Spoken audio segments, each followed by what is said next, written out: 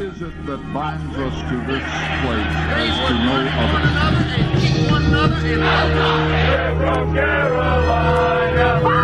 The following is a presentation of the Tar Heel Sports Network.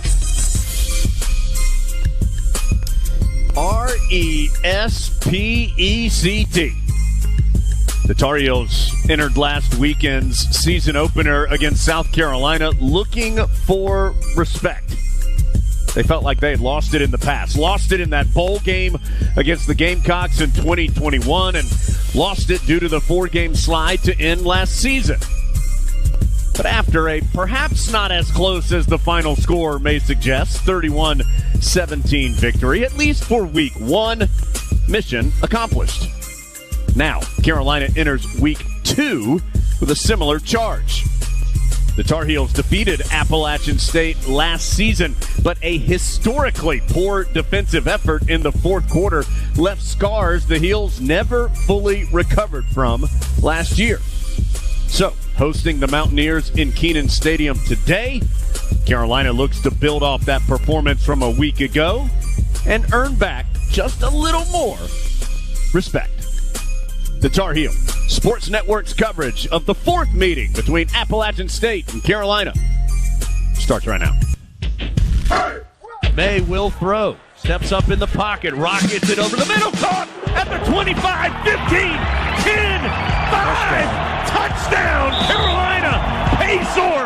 Take a bow, young man. Made a throw. Now he's going to tuck it and run. Steps through a tackle. Has the first down and more. They will run Elijah Green. Big hole. One cut. Touchdown.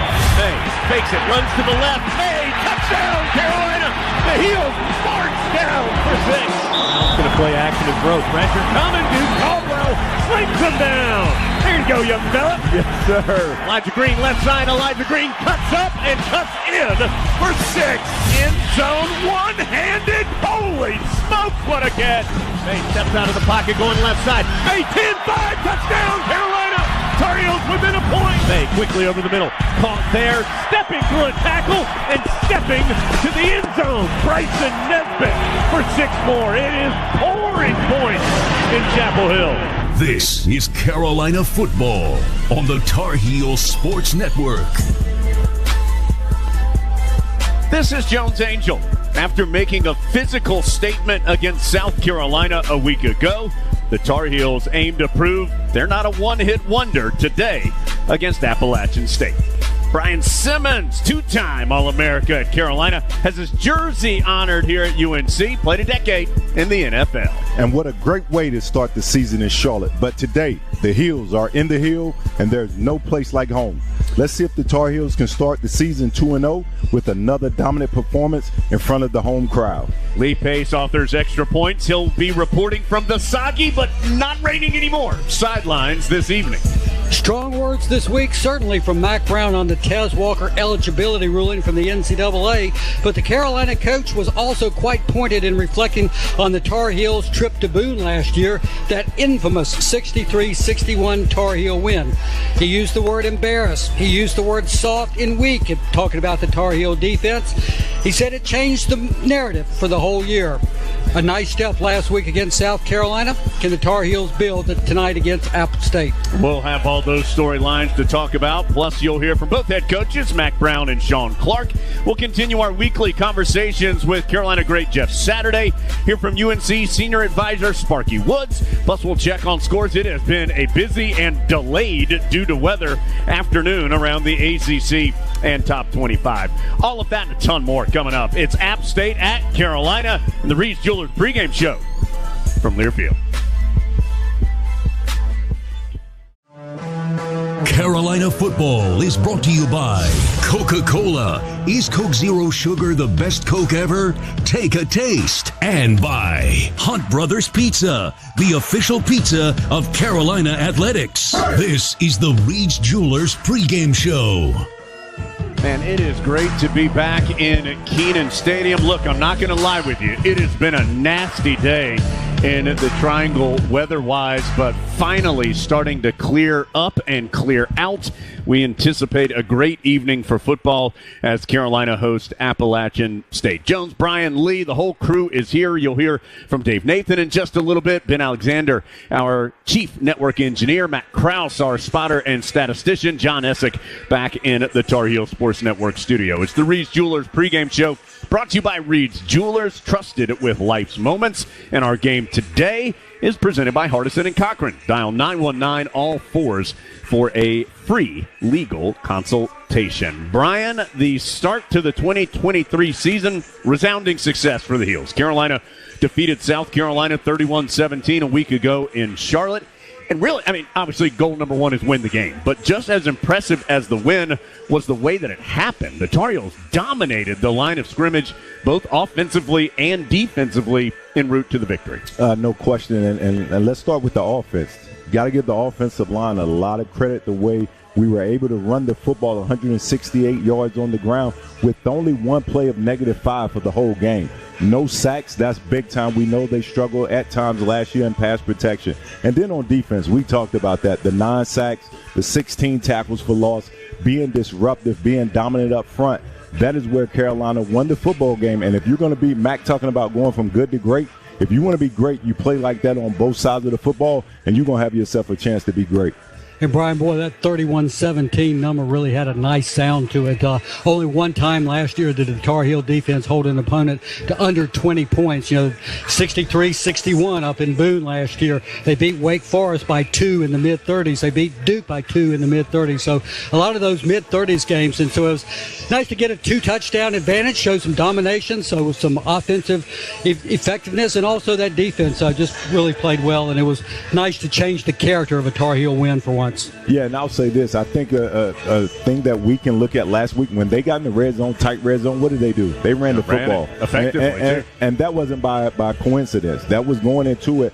They know in order to score consistently in the red zone, especially when you get down in the tight red zone, you have to be able to run the football because the passing windows get so small when the field is condensed. And how about that ability to stop South Carolina? First drive of the season, first drive of the second half. Both those were really huge for Carolina. Yeah, that stop after the onside kick at the beginning of the second half was big. And then after a couple mistakes offensively late, the defense stepped up. And just talking about Brian, or what Brian was talking about, the red zone, I mean, the first down, South Carolina had 13 players on the field, and Carolina still got in for the score. So an impressive performance, to be sure, for the Tar Heels a week ago.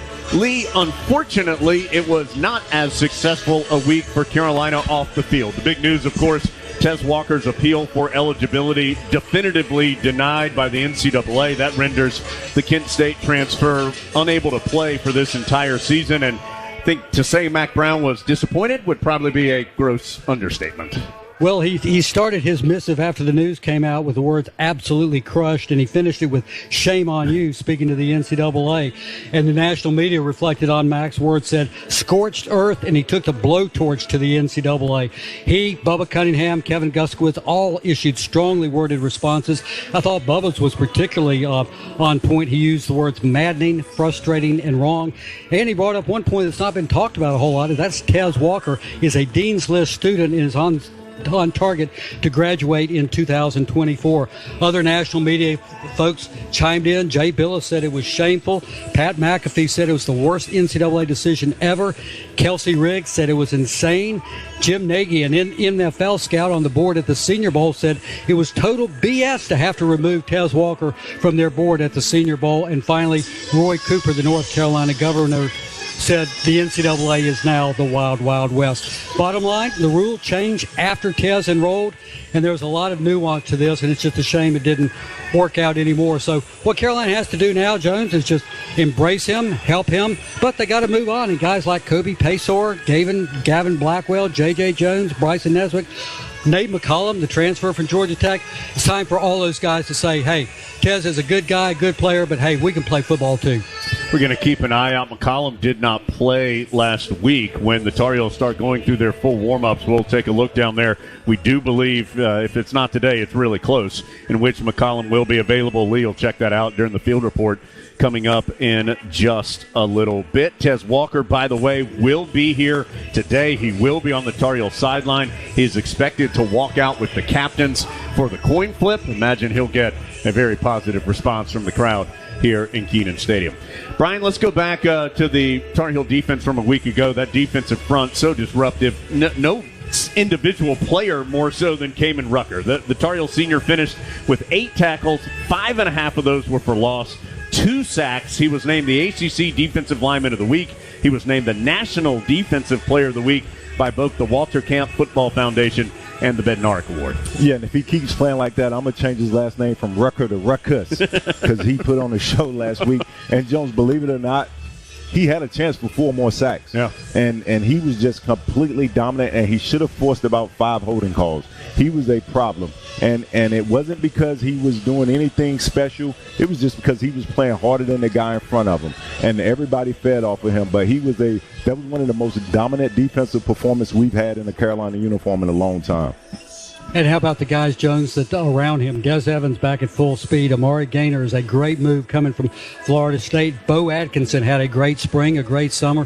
He's emerged with a sack and a half. Wonderful to see Tamari Fox back in there in the middle. He's a load. And Elijah Hussey, he was billed as a significant input to the back end, and he certainly showed that Saturday night. He had a tackle and a breakup on the first South Carolina drive. Tar Heels played 10 different players along that defensive front last week, and I believe every one of them was a 4 or 5 star. Outside Rucker was a 4 or 5 star recruit. And Mac Brown, the defensive staff, said, hey, these guys came in with big reputations. Time for them to start playing that way, and you saw some of that last week against the Gamecocks. Lee, to wrap things up here, talking about the Tar Heels, all the excitement was about the defense, and that's understandable considering the big steps forward, at least in the first week that they took. But it's a pretty efficient outing by the Carolina offense, too. I know the Tar Heels weren't happy with the way the offense closed the game. Couple turnovers, a quick 3 and out as they were trying to run out the clock. But overall, big picture, felt like a pretty good start for new offensive coordinator Chip Lindsey and the Heels. 168 yards rushing, 4.3 yards a pop. That was big, Jones. One number I really loved was 32.5. That's the number of minutes of time of possession Carolina had. Mac Brown talked last year about things were just too pretty with Drake May, too many aerial fireworks, and those drives happen really quickly, and it puts the defense right back on the field. And one thing Mac has talked about a lot this offseason is the staffs working together, the offense working to help the defense some. No sacks at all. 34, and one thing talking about an influence on the running game, a downhill running game. A good running game is the quarterback's best friend, and that touchdown to Kobe Paysour at the end of the first half, a 34-yard strike. That was set up on beautiful play-action pass. Drake put the ball in British Brooks' hand or stomach, pulled it out, nailed Kobe down the field, and just a wonderful play. A really nice play there and a really nice performance in total. We'll see if the Tar Heels can build off of it today. They'll have to do so against the quality team and quality program from Appalachian State. We'll take a closer look at the Mountaineers when we return to Kenan Stadium and the Reed's Jewelers pregame show from Learfield.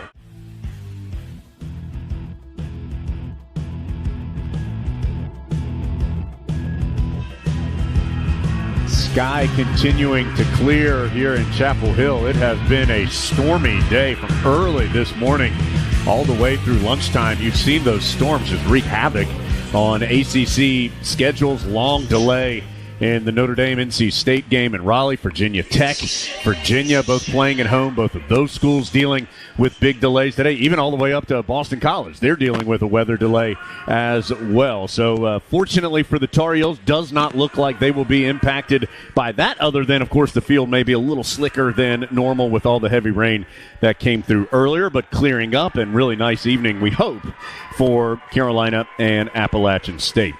Brian, it does mark the final matchup in this 3-game series between the Heels and the Mountaineers. Go back to 2019. Appalachian escaped with a 34-31 win, blocked a field goal on the final play of regulation to win it by 3.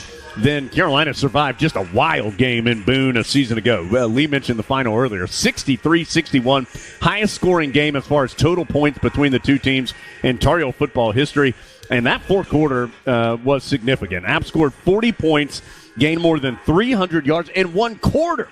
Carolina won the game, Brian, but I'm not sure the Tar Heel defense truly ever fully recovered from that performance. And how could you? Yeah, I mean, it was incredible. It was a bad performance. I remember a time where 40 points was 4 games worth around here, Lee. Yeah. But to their credit, they had a chance this year. We talked about this year being this year and last year's being last year. Carolina came out last week and said, this is what we're going to be. Now they have to answer the question or prove to everybody else because they think it.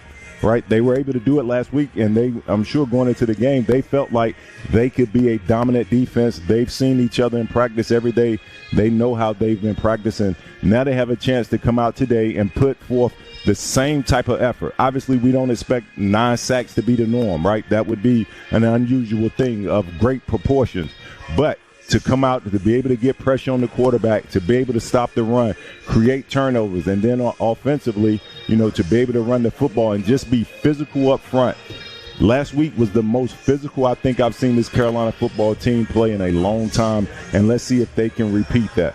Brian, last year after that Carolina 2-point win in Boone, App State went on the road and won in College Station against Texas A&M. They came back. They got all the hoopla of ESPN's Game Day being in Boone. So there for a little while in mid-September, they were the toast of college football. But then they went on a little bit of a losing streak. They lost 3 of their last 4 to finish 6-6 and miss a bowl game for the first time in some time. So they've got a lot to prove, too. Carolina's about building respect. App State's got its own respect story brewing also. They've got to get back to regaining that momentum that they've had for so long. And let me say this, and Coach Brown preaches it more than anybody. What the players in that locker room have to understand, when you play any other team in this state, you are hated. And if they come in their building, in your building, they're trying to get on your neck. And those players have to understand App State's mentality from the very beginning because they're going to come in here with that little brother mentality, and they're going to give it all they have. Brian mentioned, the number of sacks possibly not being the norm. Tar Heels currently on pace for 192 tackles for loss and 108 sacks in the regular season. We'd love it if the numbers finish that way, but it might be a little high to anticipate that. Lee, the Mountaineers have already had a little bit of drama and turnover at the quarterback position this season. Of course, Chase Bryce was there last year. He finally graduated and was finished with his college career. So the initial starter this year was a young man named Ryan Berger. Berger was injured just a few plays into the game last week against Gardner-Webb. That injury opened the door for a junior college transfer, Joey Aguilar, to take over, and he responded in a big way. Well, this time last year, Jones Aguilar was at a California junior college, and he was being recruited by then Miami quarterback coach Frank Ponce. Well, Ponce moves back to App State, where he's had a couple of tenures there, and moved back as an offensive coordinator and quarterbacks coach. And so instead of recruiting Aguilar for Miami, he recruited him for App State. Aguilar did come in. He threw a touchdown pass on his first ever snap and finished 11 of 13 for 174 yards and 4 touchdowns. And the Mountaineers scored on the final 24 points thanks to a defense that forced turnovers on 3 straight second-half possessions. Yeah, should at least be noted, Gardner-Webb led that game late in the third quarter last week in Boone. And then, as Lee mentioned, those 3 straight turnovers forced by the App State defense flipped the game, and the Mountaineers did eventually pull away for a 45-24 victory. Brian, last thing, if that game, the Gardner-Webb game, is any indication, App's going to want to run the ball. The Mountaineers ran it on nearly 2/3 of their offensive plays last week, and they have a great running back in Nate Noel. No question, and I like this guy. He's quick, he's shifty, he runs with power.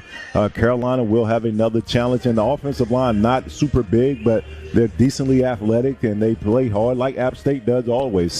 Doesn't matter who's the head coach, they run the football well, and they play physical, and they have a really strong mentality in terms of mental toughness. But Carolina, it's about being consistent, right? You can go out there and play one game, and Carolina has a great opportunity today to put that stamp of consistency on the season, especially in terms of defensively. Hey, guys, I think a big story of this game is going to be just maturity. Last year, Carolina picked off a pass in the third quarter at Boone. Cedric Gray made a big play. Mack Brown said later he turned around and saw the whole team over celebrating in front of the Carolina cheering section, that they lost their focus, that the offense shanked one out of bounds, to use golf terminology, Jones. They couldn't score and kept App State in the game. You got to put your foot on the gas. You got to put those games away, and you got to be mature enough not to over-celebrate and keep your focus on what's right in front of you. Yeah, Tar Heels, I mean, the fourth quarter was what you remember. The Tar Heels were up 20 going into that fourth quarter. Yeah. So they were in good shape until they weren't in that particular game. Noel, by the way, talking about him, he had 116 yards and 2 scores last year against Carolina. So he's coming off a game where he had 117 yards and a touchdown last week. So this guy can go. He will be a focus of the Tar Heel defense today for sure. All right, we're going to take a timeout, come back, and you'll hear from Jeff Saturday when we return to the Reed's Jewelers pregame show from Learfield.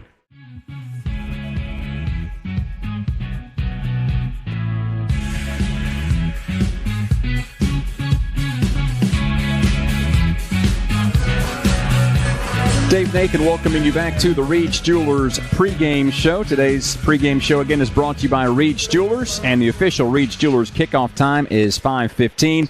Reed's Jewelers, your home for fine Swiss timepieces, beautiful diamonds, and the world's most luxurious jewelry brand. That's Reed's Jewelers, trusted with life's moments.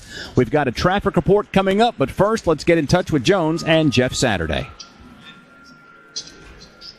Tar Heels in Kenan Stadium for the first time this season, hosting in-state foe Appalachian State. And always excited to have, as part of our Reed's Jewelers pregame show, our conversation with Tar Heel great Jeff Saturday. Jeff joining us via the telephone. And, Jeff, great to be with you again. And, Jeff, I don't know, man, are you a prophet? You said last week that that Tar Heel defense, if they could get some more pressure up front, that it would really go a long way to them taking some steps forward, and holy cow, did they deliver. 9 sacks, 16 tackles for loss. What a performance by that Tar Heel defensive front a week ago. Them boys made me look good, didn't they, Jones? Man, like, hey, there's nothing better than calling it out, and then all of a sudden they show up in a big way. That was an absolutely incredible performance. I mean, I was so fired up as I watched just the not just the sacks, obviously but the pressure, like you said, the tackles for a loss, just the physical dominance, really, of what it looked like. It's just such a great way to start a season, kind of with your hair on fire. You know what I mean? You know what you got to go change, and all of a sudden you come out and just have one of the best performances that you can ask for. And now look at what you got to build on, right? If that's your standard, now we got another week. Hey, let's go beat that standard. That's the chase, right? And in football, you call that the rabbit, right? It's like in racing. That's what you're chasing the rest of the season is you want performances like that. You've proven on tape that you can do it. Now can you meet that each and every week? So I know Mac has to be super fired up about it. I know their whole defensive staff and players, and it's just an exciting way to start the season. But, boy, they made me look real good, made me look really smart, which I appreciate. To that point, yeah, I mean, 9 sacks, 16 tackles for loss. Obviously, those are huge numbers. You're not likely to replicate those stats every single week. But what kind of things were happening physically? I mean, what kind of things are repeatable for what the Tar Heels were able to do up front on the defensive side? Yeah, I think one-on-one wins, right? I think you and I talked about it last week. It's not always scheme, right? Like, you'll see times in games where a guy's going to go unblocked, and somebody's going to miss a protection, and he's going to get a hit, or it's like a mess up. This wasn't that, right? This is when you get the matchup that you want, you got to go win, and whatever level of football in, you're always looking for mismatches, and so.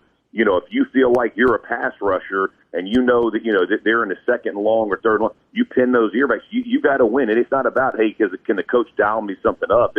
I'm going to go beat the guy across from me. That's really what you tend to build on, because as the season goes on, you're going to face better competition at a certain position than you may have faced the week before, and you're going to have those. But it's building the confidence that I'm going to win irrespective of what the play call is. It's 11 guys got to beat the other 11 guys as individuals as well as collectively. And I think that's really what you build on. Like you said, are you going to match those numbers? No. But as a player, if you're going to get that many wins against your opponent, that coach feels confident. Hey, I'm going to leave him in there for extra snaps. We're going to build around what this kid can do. And it just becomes an exciting, kind of an exciting way of playing defense and really every position. But from a defensive perspective, when you have that, like I said, listen, I played on a lot of really great Carolina teams that had some incredible defenses, and the way those guys pushed each other and the excitement, B. Sims right beside you, the excitement those guys brought to each other, the challenge of I'm going to get there before you get there,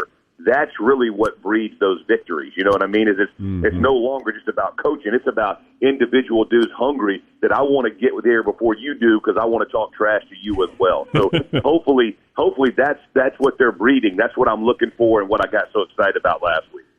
Jeff, last thing, let's flip it over to the other side.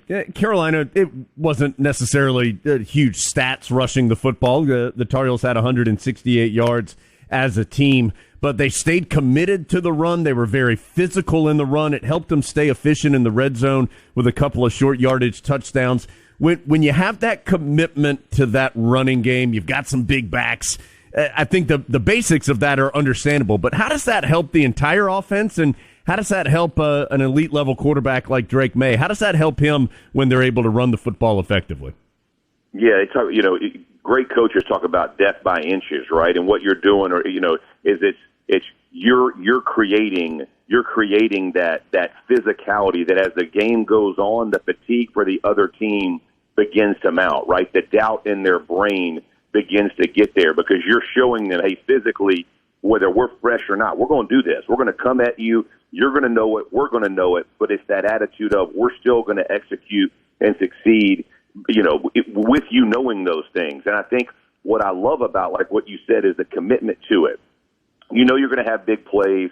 Obviously, big plays, win a whole lot of football games. But there are going to be games when you need to slow that tempo down. You need to keep their offense off the football field, or you need to give your receivers or somebody else a break a little bit. You're going to have that type of mentality where, hey, as an offensive line, tight ends, even backs blocking for each, at some point, we got to strap up the shoulder pads and go lay leather on each other. And so I think that's the part that I get, that I get excited about when you hear that commitment that Mac's talking about is that physicality. It doesn't always show up in the first quarter, even in the first part of the season. It'll take 2 or 3 games probably to find really your rhythm in a run game. Everybody talks about rhythm in a pass game, but that comes a lot faster now because of all the 7-on-7 and the way that guys go out and throw the ball around all the time now. Their run game actually takes those run game fits is what they're called, like what gaps are going to hit, when's the double team going to come off to the second level, all those like next level things that you talk about in football. It takes some time, but trusting that we're going to continue to stay with it, you give confidence to the O-line and to the back. Hey, we're not just going to, if it doesn't work, we're just going to scrap this or we're going to go throw the ball all around the yard. It's no, we're going to stay true to this. And let me tell you something, the biggest, the person who's going to help the most is going to be Drake. Yeah. Because the truth is it opens up the back end of defenses because guys got to bring another guy down the box, or they have to play closer to the line of scrimmage, or they're going to risk something to bring some a run gap or a run defensive stop type thing, or where they're blitzing for the run. And so it opens things up, but you have to stay committed because if a team knows if they get you behind the chains, you're scrapping it. It's going to be a long afternoon. And so that commitment they're talking about, I hope to see it continue to grow and move because we're going to need it as the season goes on. And as we get there, it's going to show that physicality in the fourth quarter is really where you want to make it happen. Next step for the Tar Heels comes today against Appalachian State in Kenan Stadium. Jeff, as always, man, appreciate the time. Love chatting with you, and look forward to doing it again next week. Love being with y'all, man. Go Heels. That's Jeff Saturday with Jones as we effortlessly segue over to what's happening with Chapel Hill traffic. It's always big on game day. Let's check in with Craig Green for a report. Craig? Thank you. And coming in from Raleigh, 40 West is looking good. Traveling that way. Also traveling north. If you're traveling north from Pittsburgh, 15501 north to South Columbia Street. Smooth sailing on your way in. Coming from Hillsborough, NC 86, nice and clear. But once you get into Chapel Hill, there's congestion on Raleigh Road near the stadium. Also heavy traffic on Fordham Boulevard. You're going about 15 miles per hour once you get close in. And Manning Drive, you're looking at about a 7 mile per hour movement there. I'm Craig Green with the traffic. Dave, back to you.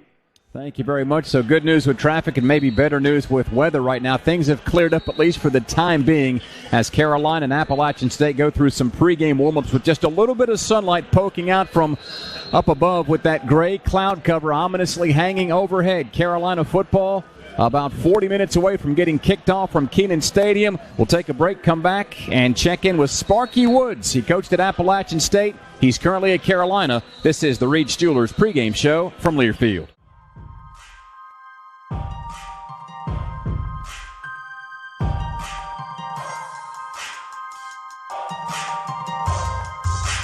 Carolina football is brought to you by Wells Fargo, official retail bank sponsor of Carolina Athletics.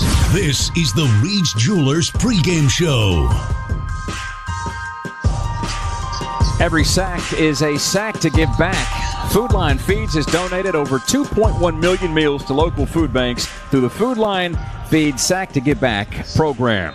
Dave Nathan welcoming you back to this program here. It's the Reed's Jewelers pregame show. And how about that sunshine beaming down high above Kenan Stadium as Carolina and Appalachian State set to meet for this the fourth time ever this evening at 5:15.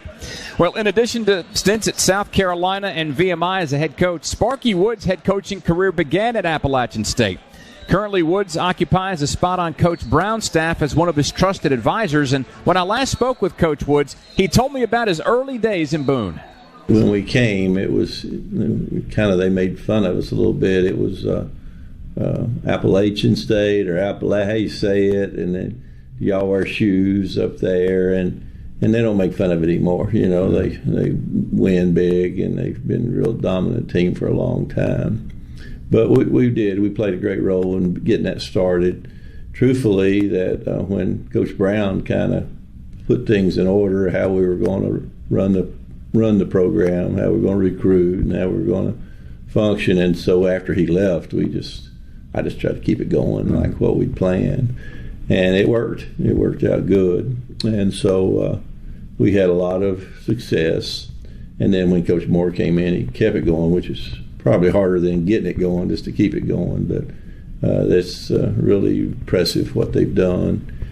Closing thought here with Sparky Woods. You've been all over the map for decades. This has been your life, coaching college football. And to be here in Chapel Hill with this program and this head coach, what is it that separates this spot from the many others that you've been a part of? And you've been a part of some really good ones. I do think North Carolina is a special place, and I think that Coach Brown sees that as well. I think that especially now, I think it's a great time to be here. I think we have a school that's so attractive to just about anybody that really wants a great education, and then our football program. There's no reason we can't set our goals as high as anyone. You know, try to be the best there is in college football, I think. And you're capable of reaching it from here. We're in a good place in terms of our footprint. You know, if you can just get the best players in North Carolina and Virginia and South Carolina and North Georgia around you can field a really talented football team. And I think Coach Brown has done an unbelievable job with this staff of recruiting players here. I think we've got players in place now. They're young, so they won't play. They got to play good, but they're in place to really set our goals to high, to challenge. You know, that bunch down at Clemson probably, because they're the ones that's kind of run this conference for a while, and I think that would be a first target, and then from there on to something he's experienced, the national championship. You know, so that's what our goal is. I know, to get that done while we're here. And this is a school that you can reach that.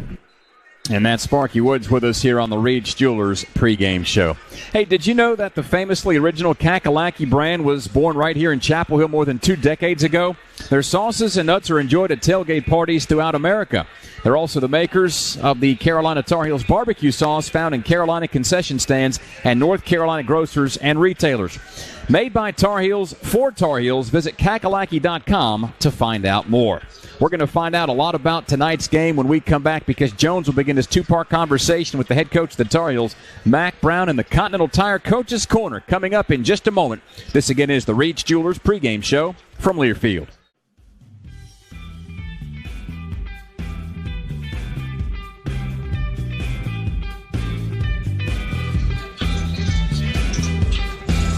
Carolina and Appalachian State about a half hour away from getting kicked off here at Kenan Stadium. Dave Nathan welcoming you back to the Reed's Jewelers pregame show.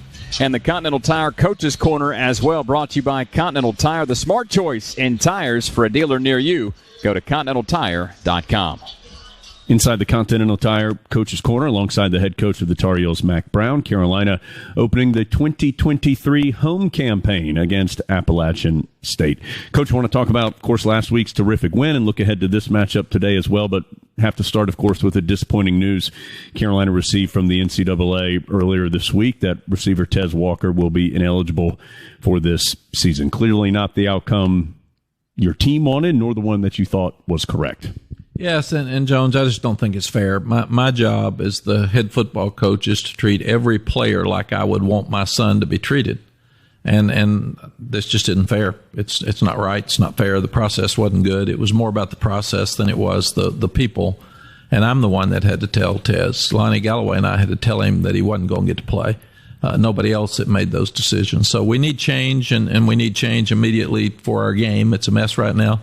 The kids aren't. We love the kids that play. We love the fans that support it. And today's game won't have anything to do with all that other stuff. But some real change needs to come, and it needs to come fast in our game. Coach, on the field, Tez's absence provides some available snaps at wide receiver. Who are some of the guys that you're hoping can step up and grab a major role? You know, Jones, one thing this team's done, we don't talk about injuries, we don't talk about absences, we talk about stepping up and who's next and opportunities. And last year we lost Josh Downs for 4 games, we lost Antoine Green, and then we didn't have either one in the bowl game.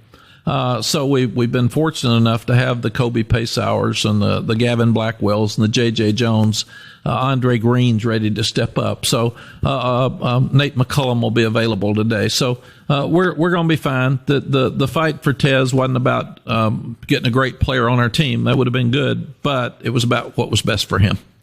Let's look back at last week. Coach, defensively, gracious, 16 tackles for loss, 9 sacks, negative 2 yards allowed rushing. What was it about that defensive front's play that made them so successful and that you hope can be repeatable through the year? I think part of it was coaching. We were much more aggressive. We moved a lot more, and we penetrated a lot more, and the guys got excited about it, and really probably scared South Carolina away from the running game, and they started throwing it every time. Then it's easier to get sacks, and when you do, you get the minus 2 yards. If they run it much, you don't get minus yards very often. But today will be a much bigger test because this is a running team. South Carolina was a balanced or passing team as we got ahead. So today, App State's going to run it, and they're going to run it, and they're going to run it. They're going to have play action off of it, and they're going to take deep shots off of it. So our guys are going to have to be tough. They're going to have to play with low pads. And they're going to have to stop the run for us to have a chance to win the game. So we'll know a lot more about is our defense as good as they looked last week in about 3 hours. Love to be in the same situation again today and throughout the year, but you said you weren't happy with the way your team closed the game offensively last week. Where can some improvement be shown in that area? Yeah, with we had the ball at midfield.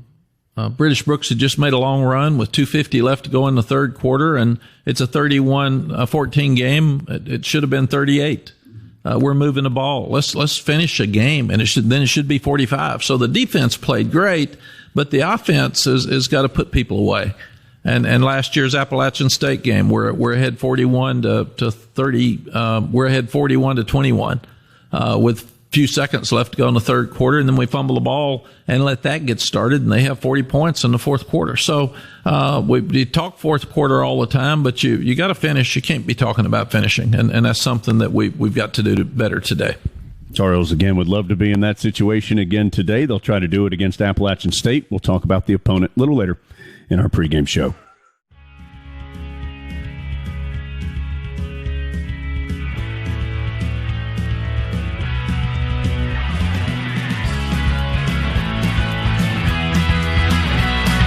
It's the fourth all-time meeting between Carolina and Appalachian State. It comes today in Chapel Hill.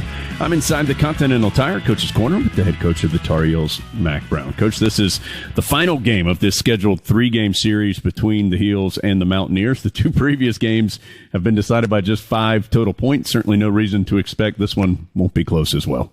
No, I'm sure it will be. We kicked a long field goal to tie in 2019, and it was blocked. And then last year, we know the fiasco that happened in that fourth quarter, and it was one of the best games ever for people that like games. It's just defensive people went and hid. They couldn't believe what they were seeing. But give App State credit. Sean Clark's done a tremendous job. I've said it over the last 20 years. They've been the best program in the state of North Carolina. They've won 3 national championships in football, and they've had tremendous coaches there and a lot of great players. And they play tough and they play with pride. And last year's game is a great example of who they are and what they are, and they are not going to quit. So we've got our hands full today, and we're going to have to play our best to have a chance to win. You mentioned App's commitment to the run. Nearly 2/3 of their offensive plays last week were on the ground, and they've got a really good running back in Nate Noel. How do you try and slow him down? Yeah, what we told our guys is Nate's an NFL guy. So if that tells you enough right there. He can play for anybody in the country, and he's tough. He's physical, but he's fast, and he can make you miss in space, and they get it to him in a lot of different ways. So the thing you got to do is you got to have all 11 committed to him. Then they've got really good receivers and skill. And the interesting thing tonight will be the new quarterback. He was a junior college player that hadn't played in college before, and he's 11 of 13 and 4 touchdown passes. So he had a brilliant performance in the latter part of the game last week. So got to stop Noel enough that you can get some pressure on the quarterback and not let him get hot like he did last week. Coach, last thing, just great to be back in Chapel Hill. It's the first of 7 home games that you guys have in Kenan Stadium this season, and excited to be back at home. Yeah, we really are. Our student body's wonderful. Our fans are great. Going on the road and winning's fun. Going to Charlotte, which is halfway between the two schools, and we've had a 3-game series with South Carolina, won 2 of the 3, so that was fun, was good, but nothing like being at home, and we're home for the next 2 weeks. So fans, bring it tonight, man. We need you to step up and let's make a difference. We got off track at home at the end of last year. We need to get back on and start making Kenan one of the toughest places to play in the country. Tar Heels and Appalachian coming in just a few minutes here in Kenan Stadium. Coach, as always, thank you for your time and best of luck this evening. Thanks, Jones.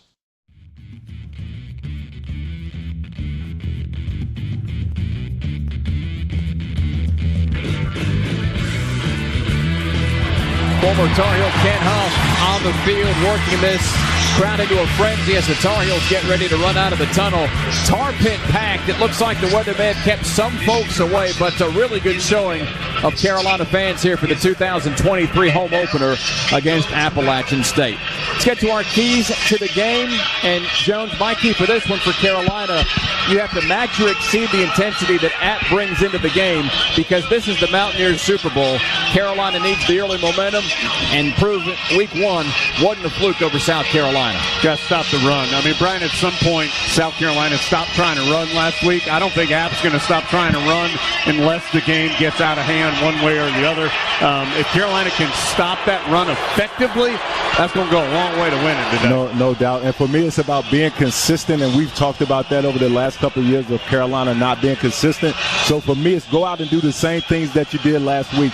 Be able to run the football, stop the run, and get after the quarterback. Lee, how about you down on the noisy field here in Kenan?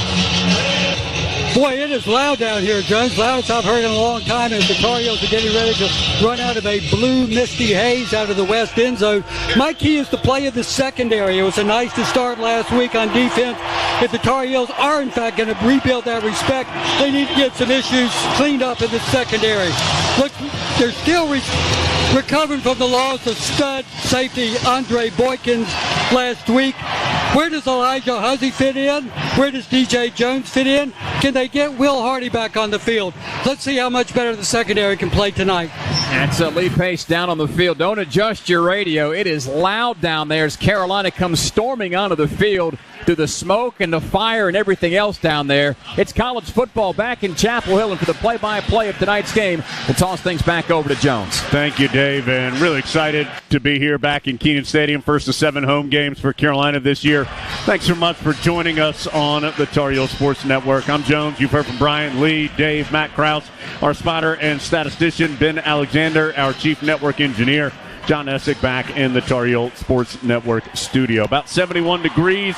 It's thick and humidity up around 88%. I'm surprised, actually, that smoke and fog as the Tar Heels ran out was able to get off the field. It's still kind of hanging around in this thick air as the captains are coming out to midfield. And one of those captains is an honorary captain today for the Tar Heels, and that is Tez Walker. Of course, unfortunately, Tez not eligible to participate today or this season after multiple appeals from Carolina to the NCAA. Tez was just announced to a big round of applause here in Keenan. He's joined by Kamen Rucker, Ben Kiernan, and Corey Gaynor. Referee today is Gary Patterson. Let's listen in on the coin toss. You won the toss. Appalachian State won the toss. Defer their option to the second half. You want the ball? Which way do you want to kick? Turn your back here, 65. So Appalachian wins the toss, elects to defer. That means Carolina's going to have the football first. Our Duncan uniform report. It's always game on with Duncan, which is why grabbing a coffee is the most important game day ritual, because the best call for a football is Duncan. America runs on Duncan. Tar Heels wearing the white helmets today with the blue NCs on the side, the Argyle stripe down the center, the Carolina blue tops with the white numbers, letters, and trim, the white breeches today with the Carolina blue Argyle down the side. Meanwhile, App wearing the black helmets with the Appalachian A logo outlined in gold on the side. White jerseys with black numbers, gold trim, and black pants today for Appalachian State. Kids champion that came out with the Tar Heels today was Luke Smith. Appreciate him joining the Heels on the coin toss. And let's get to the starting lineup. Presented by Coors Light, mountain cold refreshment made to chill. 2023 Coors Brewing Company, Golden, Colorado. Celebrate responsibly. Drake May, of course, the Tar Heel quarterback. He's going to be joined in the backfield by, we believe it's going to be Omarion Hampton getting the start. British Brooks, banged up in practice this week, was going to be a game-time decision. We believe he is doubtful and that it will be Hampton getting the start. You'll likely see Elijah Green and Caleb Hood as well. Three receivers, Blackwell, J.J. Jones, Kobe Paysour. Of course, that mixture of tight ends, Morales, Nesbitt, and Copenhaver. No Ed Montelis available for Carolina on the O-line. We expect Diego Pounds to get his first career start at left tackle. Willie Lampkin, the Coastal Carolina transfer, at left guard. Corey Gaynor at center. William Barnes moving to where he played all last year, right guard. Spencer Rollin at right tackle. App's going to kick off to the Tar Heels, who will return this from right to left. It is DJ Jones on the near hash and George Petaway on the far. Thanks for being with us. Michael Hughes jogs up to the football, end over end, short kick. DJ Jones calls for a very quick, fair catch, fielding it at the 10-yard line. And the Tar Heels will take over at the 25 on the fair catch. Defensively for App, 3-4 alignment. Sean Collins, Marcus Clark, DeAndre Dingle Prince up front. The outside linebackers, Thomas Davis and Brendan Harrington, Andrew Parker and Kyle Arnholt. The inside backers, corners, Tyreek Funderburk and Ethan Johnson, Nick Ross and Jordan Favors are the two safeties. Those are the listed starters for App. We are just going to double check that O-line, and it will be Pound starting at left tackle, left guard, Lampkin, then Gaynor at center, Barnes at right guard, and Rollin at right tackle, as we expected. And it will be Omarion Hampton in the backfield, joining Drake May. Hampton is standing to the left of May, who's in the shotgun for the first snap of the ball game. And officials come in. Carolina takes a timeout. Prior to the delay of game, timeout, North Carolina. That's their first charge timeout, 30-second timeout. So the Tar Heels, almost caught in a delay of game, take a timeout with no time elapsing in the ball game thus far. So, Brian, I'm not sure I've ever seen that. 15 minutes on the first quarter clock, and Tar Heels take a timeout. Yeah, and I can tell you as a head coach, those kind of plays burn you up because you knew exactly what you were about to do. Your offense was out. It wasn't like it was a change of possession, a quick change on a turnover. You knew your kickoff return team was out. So the next play, your offense is out, and you should already have your play and ready to go. So Tar Heels will take the opportunity to come to the near hash and huddle up. Just trying to get the binoculars on Mac Brown, see if I can read his blood pressure from up here. I'm going to guess it may be a wee bit elevated. after that sequence. And Carolina comes back out. J.J. Jones and Morales to the short side of the field. That's the right. Gavin Blackwell, the lone receiver, to the near side. Now Morales comes in motion. Heels will keep it on the ground with Hampton. Hampton lowers his shoulder with first contact against Andrew Parker and pushes the pile for a gain of 6. A physical first run by Omarion Hampton. The sophomore from Clayton makes it 2nd and 4.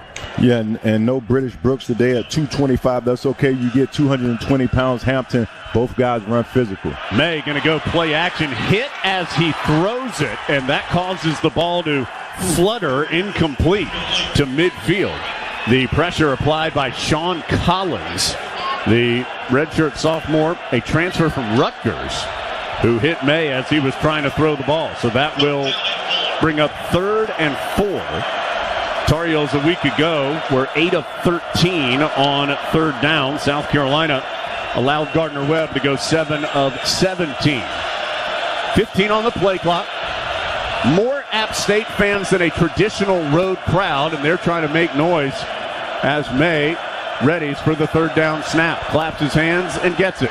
Quick throw is caught by Paysour, cuts back, has the first down in the flat right side. He caught it about a yard shy of the first down, but then cut away from Ethan Johnson to move ahead to the 39-yard line. Gain of 8 and the first down. Yeah, Jones, that's why accuracy is so important for a quarterback, because if you put the ball in stride for the receiver, he has a chance to turn upfield and pick up the first down. May quickly throwing. I'm not sure Paysour was ready for it. He turned and looked at May, and the ball was right on him, but he was able to squeeze it and cross over the 45 to the 48-yard line.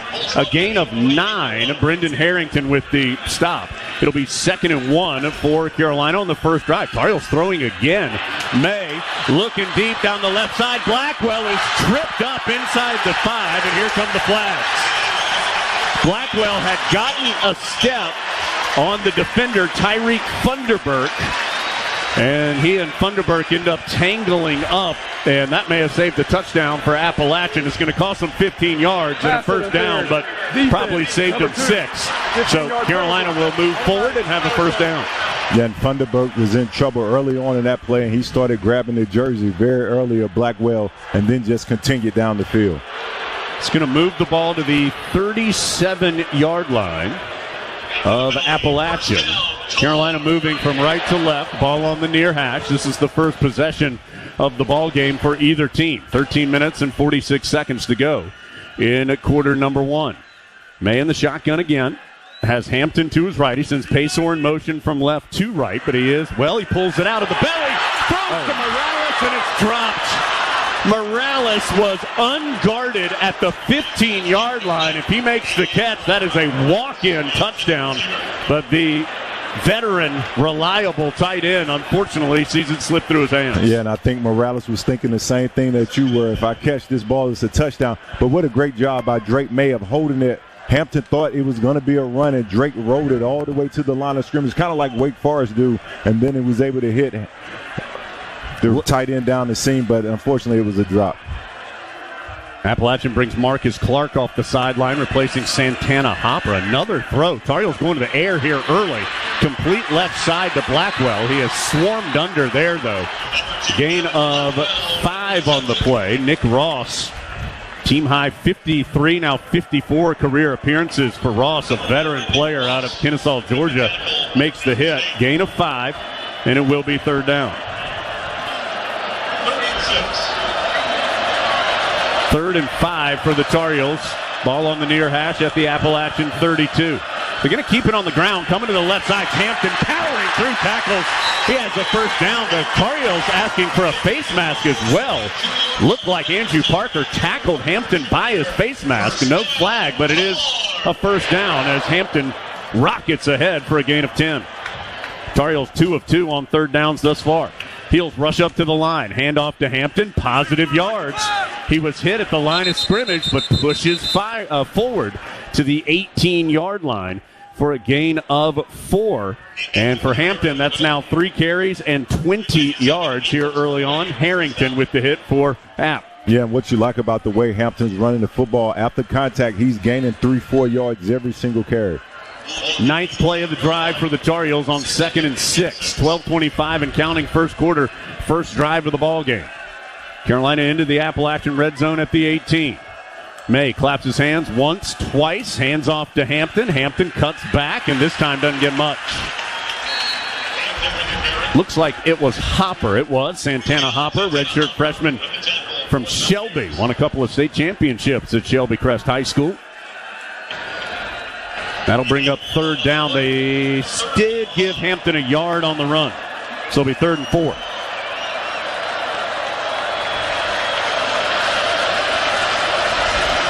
Tar Heels, ball in between the hashes. Let's call this 3rd and 5, actually. From the 17, they need the 12. May will throw. Plenty of time to do so. Complete. Caught right at the sticks. And I believe J.J. Jones was knocked back a yard shy by Andrew Parker. And it will indeed be 4th down for Carolina, as they now are facing a 4th and short. Not even a full yard needed. Yeah, J.J. Jones had an opportunity to pick up the first, but he started running lateral instead of putting his foot in the ground and getting positive as soon as he caught the football. Tar Heels bring in the Wildcat. Hampton set to receive the snap. He's joined by Elijah Green. Hampton will go forward. I think he's going to be short. I don't think he got it. Yeah, he's going to be short. Appalachian fires off the sideline, excited that they stopped the Tar Heels on 4th down. Jordan Favors comes up from his safety spot to get the stop. So Carolina moves down the field with relative ease, but then on 4th and short can't get what they need. They'll turn it over. First time this year the Heels have failed to score in the red zone. Appalachian will take over after this. 11-1 to go. First quarter, still no score from Learfield.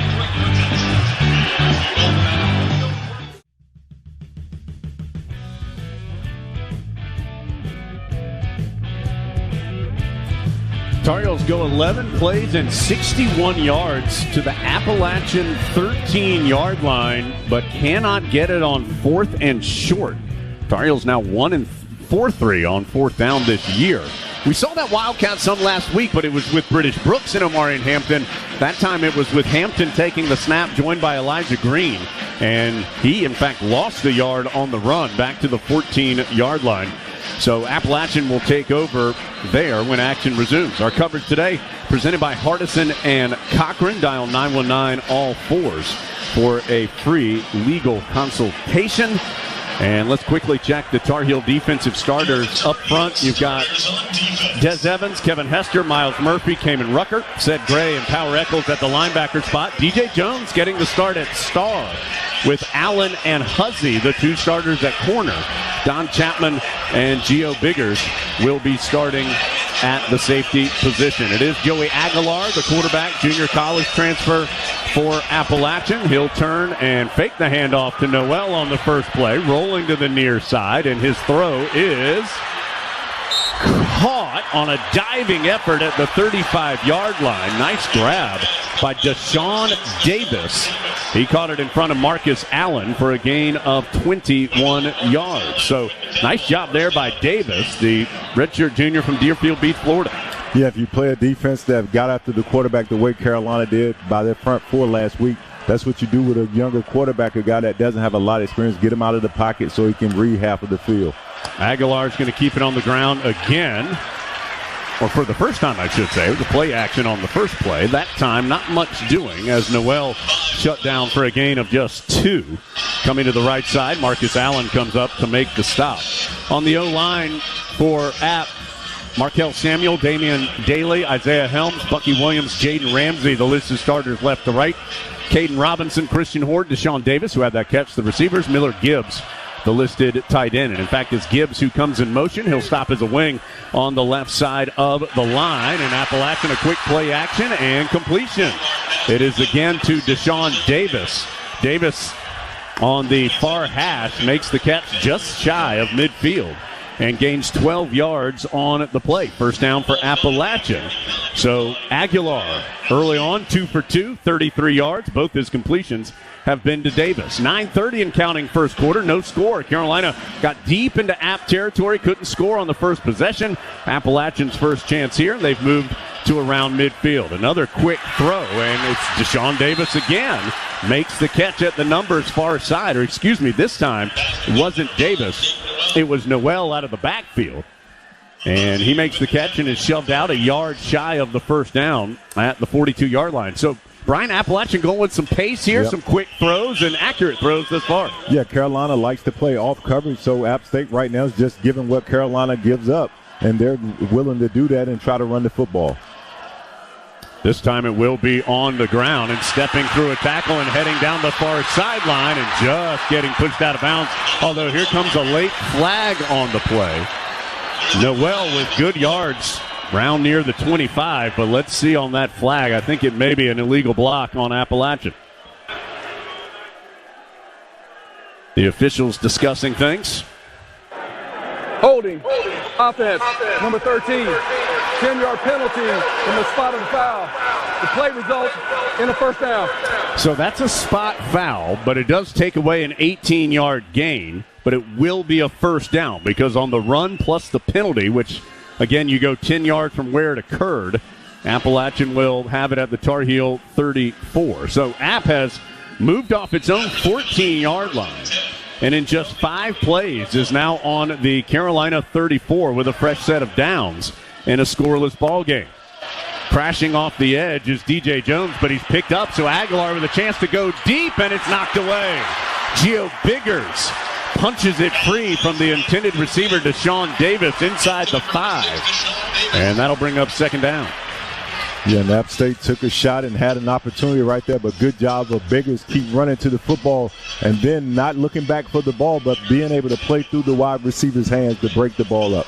Appalachian averaging better than 10 yards per play right now.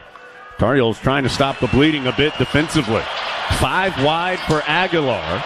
As he now comes up to the line of scrimmage, we'll take a peek at the sideline. Ball on the far hash as App goes left to right. 2nd and 10, 8:28 to go first quarter, no score. 3 receivers to the open side of the field, that's the right. 2 to the left for the Mountaineers. Quick hitter to that near side is to Davis. Good open field tackle by DJ Jones as he trips up Deshaun Davis, who has been active here early. That's already his 3rd catch. It brings up 3rd down. Let's check in with our Pinehurst Resort sideline reporter, Lee Pace.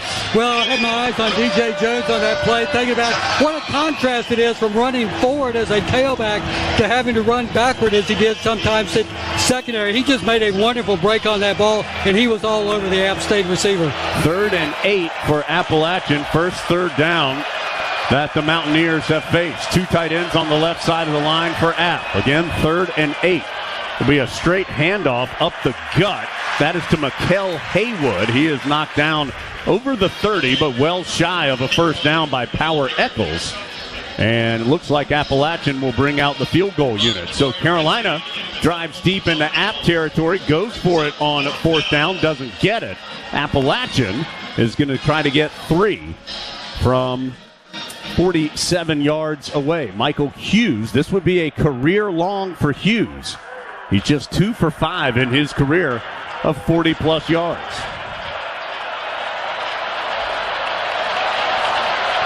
In between the hashes, this is straight on. The kick is away, and it is no good. So Hughes with an opportunity for a career long, but he missed it wide left. And so both teams move the football well, but neither team can make it pay off. Carolina 11 plays 61 yards, App 9 plays 57 yards, but neither one of them scored. Still 0-0, 7:01 to go. First quarter in Chapel Hill from Learfield. All the action, all season long. You're listening to Tar Heel Football. North Carolina Farm Bureau scoreboard reads 0-0. 7:01 to go first quarter. Tar Heels about to get the football. It's brought to you by Farm Bureau Insurance. Helping you is what they do best. Couple finals in the ACC. A lot of games been delayed due to weather. But Wake Forest beats Vanderbilt 36-20. By the way, ACC now 3-1 against the SEC this year. James Madison, though, upends Virginia and Charlottesville 36-35. Notre Dame beats State 45-24 in Raleigh. Clemson all over Charleston Southern after a slow start 66-54. 22-17. We're going to check in with Lee, our Pinehurst Resort sideline reporter. Well, Lee, what you got? Tar Heels about to snap it here in a few seconds. What's going on? Randy Clemens spent a good bit of time before he even addressed the offensive line talking with Freddie Kitchens, the tight ends coach and running game coordinator up in the press box. So they had a lot to work out after that fourth down snub. Elijah Green into the ball game, and he fires forward for a couple yards. It's Green's birthday today, Lee, and on his first carry on his birthday, he gets Carolina 4 yards for 2nd and 6. Tez Walker is on the field here. Of course, we saw him as an honorary captain. Tar Heels have also created number 9 decals that they're wearing on the back of every helmet with 9 in a Carolina blue background. Still 0-0 here. Both teams moved the ball well on their initial possessions. Carolina stuffed on a 4th and short. Appalachian missed a field goal. May's going to throw on 2nd and medium. Some pressure coming. Rolls out of the pocket near side. May on his horse is able to get very close to the first down. Pushed out of bounds. It will be a first down. Darrell Farrar shoves him out at the 40, but the scramble gain of 7 will move the chains.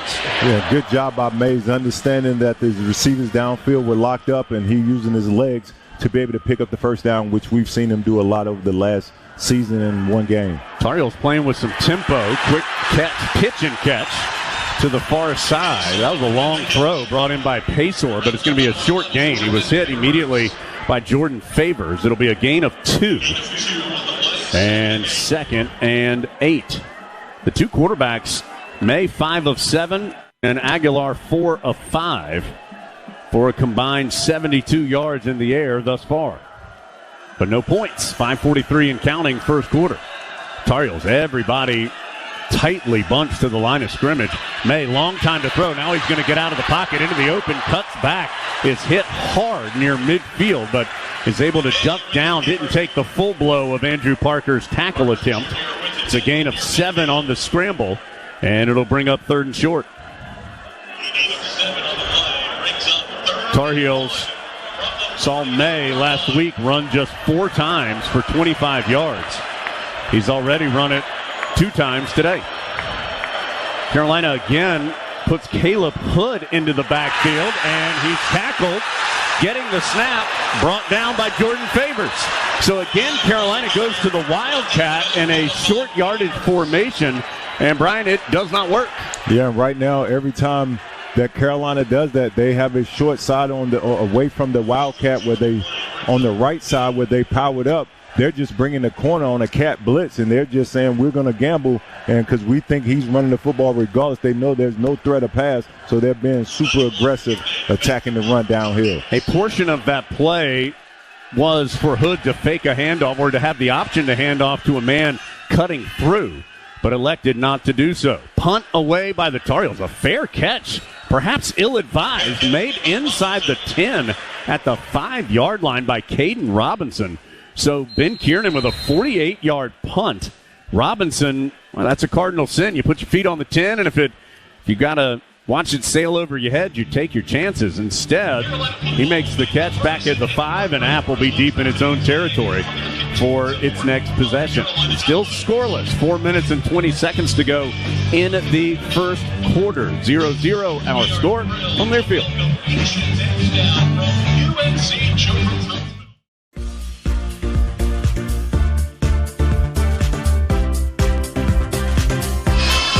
Still 0-0 with 4:20 to go in the first quarter. When you're out of town and want to keep up with live college sports, be sure to download the new Varsity Network app, available for both Apple and Android. Listen to college sports live with the Varsity app. All of us on the Tar Heel Sports Network would like to send some positive thoughts the way of Jim Hickman of Maiden, North Carolina. Jim's a lifelong Tar Heel fan, longtime Tar Heel Sports Network listener. He's famous for celebrating in advance when the radio call is ahead of the TV feed. We know that Jim's going through a difficult health challenge. He and his family can use all the Tar Heel support they can get. So, Jim, please know that all of us on the Tar Heel Sports Network and throughout Carolina Athletics are keeping you, Mary Beth, Jamie, and Brian in our thoughts. Here in Keenan, 1st and 10 for Appalachian off its own 5-yard line. Aguilar going to try and go deep down the far sideline, and too deep and wide as well as it sailed out of bounds. The intended receiver on the play was Dalton Stroman for App. And Appalachian will play action, a little bit of max protect there, Brian, to try to give Aguilar a chance to throw out of the end zone. Yeah, tried a little double move to see if the DB would bite on it, but great job by Carolina being disciplined with his eyes and staying on top of the route. Second down. App keeps it on the ground. The ball's on the ground as well. It's still loose inside the 5, and eventually Appalachian able to jump on it. Noel had it punched out, and it was rolling towards the end zone that Carolina wants its feet in. And eventually Milan Tucker was able to save the day. But the ball back to the 2.5, maybe the 3. We'll call it the 3. And it's 3rd and 12. Yeah, those are the big-time plays. Carolina defensively, those are the type of plays you want to start making, especially if you can get the opposing offenses backed up in their own end zone. Aguilar keeps it on the ground, nowhere to go, but here comes a flag. That may be a face mask. Kevin Hester with the stop, but may have gotten his hands up into the face mask area.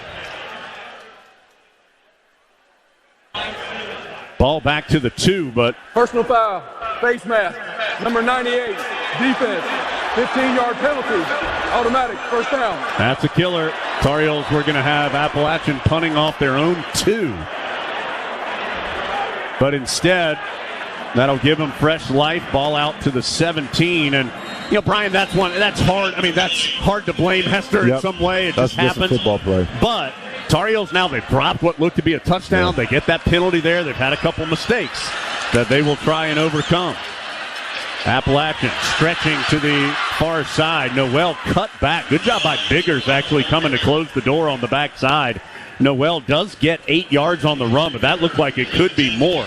Instead, it will be 2nd and short. Let's check in with Lee Pace, our Pinehurst Resort sideline reporter. Jones, we've gone from rain at noon to heat and muggy and sunny during warm-ups. Now the clouds have moved back in. It's down in the low 70s, so much more comfortable right now. Appalachian keeps it on the ground, and the Tar Heels slam them down. Hester, Evans, DJ Jones all pile off of Nate Noel after taking him down in the backfield. Pretty significant loss. That moves the ball back to the 23-yard line, so that's going to bring up 3rd and 5. So from 2nd and 2 to 3rd and 5 for Appalachian. Yeah, and you see Carolina's continue that trend of being able to play in the other offense's backfield, and they're coming up with a big play on 2nd down to force a 3rd and long situation.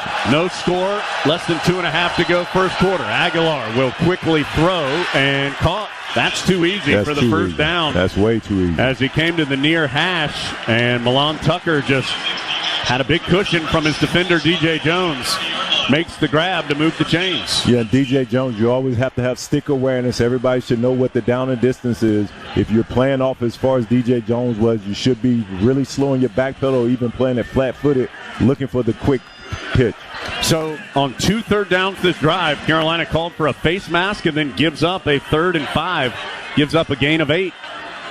Appalachian flips its big personnel from the right of the line to the left, and Aguilar will throw that way. Tar Heels do a good job snuffing it out. First hit was missed by Huzzy, but Des Evans chases it down for a short gain. It'll be 2nd and about 8. 1:20 and counting in the first quarter. Still scoreless. Carolina's had the ball twice, got stopped on 4th down deep in App territory, and then had to punt. Appalachians missed a field goal and is now looking at a 2nd and 8, maybe 2nd and 7. Aguilar, plenty of time to throw. It's going to go deep now down the near sideline and knocked away at the last moment by Marcus Allen. He was able to poke it free from Dalton Stroman. Brian, I don't mind telling you, I was a little concerned near the end of that play. Didn't look like Allen was in great position, but he got his hand in there and knocked it free. Yeah, it seemed like both the receiver and Marcus Allen didn't think they were going to get live action, and then at the last minute, the quarterback throws it, and great job by Marcus Allen of picking up the football and able to get a hand on it to break it up. 3rd and 7. Appalachian has made 2 third downs this drive, one via penalty and one on an 8-yard gain. They'll keep it on the ground this time, and they're going to get the first down left side. They spread out the heels and hand it off to Mikkel Haywood. And Haywood able to angle around the left side of the line to the 43-yard line for a gain of 10. Yeah, and Carolina has had two great opportunities to get off the field, and App State were able to convert both times. So Carolina has to be, if you want to be good on defense, you got to get off the field. When you do your work on first and second, you got to get off the field on third down. Already 6 first downs for Appalachian State in this quarter, still scoreless. As Aguilar is going to pull it and run around the left side. Boy, Cedric Gray, what a great job and athletic play by Gray to catch Aguilar from behind. It's still going to be a good gain to midfield, but Gray showing off his athleticism there and dragging Aguilar down after a gain of 6 to the Appalachian 49. That's likely going to be the last play of the quarter. The quarter will expire here in Kenan Stadium. So Carolina and App have each had good opportunities to score in the first quarter, but have not been able to do so. All the Appalachian strength staff is waving to their crowd, trying to get everybody excited as they feel like they had the better of it in the first 15 minutes. Still scoreless in Chapel Hill. App facing a second and short when we return from their field. North Carolina Farm Bureau scoreboard still reads 0-0 through the first 15 minutes here in Chapel Hill. Appalachian State and Carolina. It's App's ball, 2nd and 4. They'll be snapping it off their own 49-yard line. Jones Angel here with you. Brian Simmons, of course, joining as well. Brian has stepped out of the booth. He's going to be honored as the Kenan legend in the first time out here in the second quarter. So Brian is headed down to the field to be honored. He'll be back with us in just a few minutes. Everyday style is easy with favorite looks for family fun and saving a ton. Whether you're savoring summer or gearing up for fall, we've got you covered at Kohl's. Shop Kohl's or Kohls.com today. Quick check of the Lenovo stats through the first quarter. Appalachian 98 yards, Carolina 64. Appalachian been balanced, 54 in the air, 44 on the ground. Carolina 28 yards passing, 36 yards rushing thus far. Appalachian now going from right to left in quarter number 2, and they'll hand off to Nate Noel. Not much doing there. Bo Atkinson, the young freshman who had a redshirt freshman, a nice game last week, couple tackles, including 1.5 sacks, makes the stop. It's a gain of 2, and will bring up 3rd and 2 at the Carolina 49-yard line. Appalachian has converted 2 third downs and then also had a third down convert due to penalty on this drive. They've moved off their own 5 to the Carolina 49. Aguilar running out to the right, throws it down the field and knocked away. Nice job, Huzzy, knocking it free. Good pressure on the play, too, by Atkinson as he popped Aguilar as he tried to throw. But Appalachian, it appears, will leave the offense on the field for this 4th down. App went for it 3 times last week and got it all 3. They're 2 for 4 on 3rd down. This will be their first try on 4th down in this ballgame. Aguilar claps his hands twice, tried to get Carolina to jump. They wouldn't do it. Let's see if App's going to call a play or not. The play clock's down to 6. 5. Aguilar in the pistol with 2. 1. And the play clock expires. Well, hold on. Appalachian took a timeout right before. The play clock goes to 0. And so we'll go to a full timeout. And they'll try and figure out if they're going to go for it on this 4th and 2 or not. It did appear as though the Mountaineers were going to run a play, but called the timeout with the play clock getting low. 14:22 to go in the second quarter. Still scoreless between the Heels and the Mountaineers from Learfield. 14 minutes, 22 seconds to go, second quarter. Still scoreless, Carolina and Appalachian. Let's check in with Lee Pace, our Pinehurst Resort sideline reporter. Lee. Travis Shaw and Javari Ritzy in at the middle positions on the D line here on this possession. Travis Shaw, boy, he looks a lot different than he did as a freshman. Dropped 40 pounds, 375 to 335. But, boy, he still likes to talk and have fun. You can see that helmet bobbing up and down when he's talking right before a snap. Lee, Appalachian does bring the offense on the field after the timeout.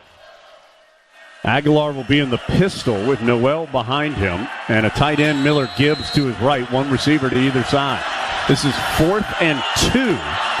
Aguilar keeps it on the ground, and Noel's going to get it, going over the left side. So that is now 2 third downs converted.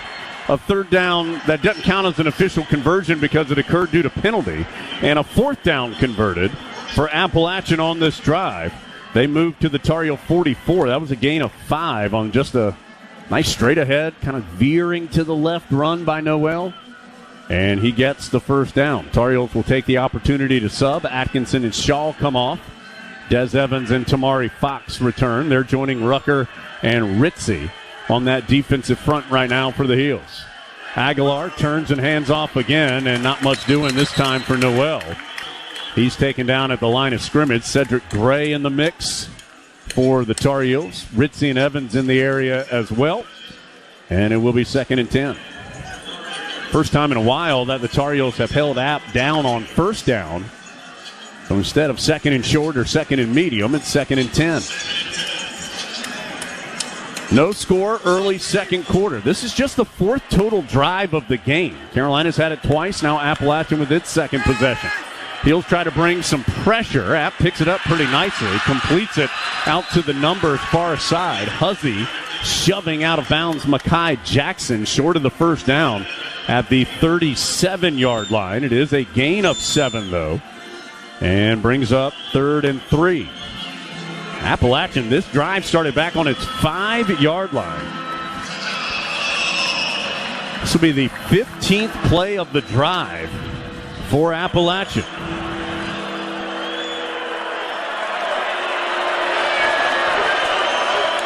Aguilar going to pull it, roll to the right, and is knocked down hard by Gray, but not before Aguilar gets the first down. So this methodical drive for the Mountaineers continues as Aguilar gets 5 on the run.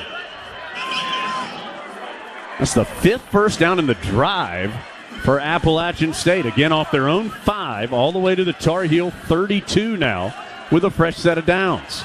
12:03 to go, second quarter, still no score.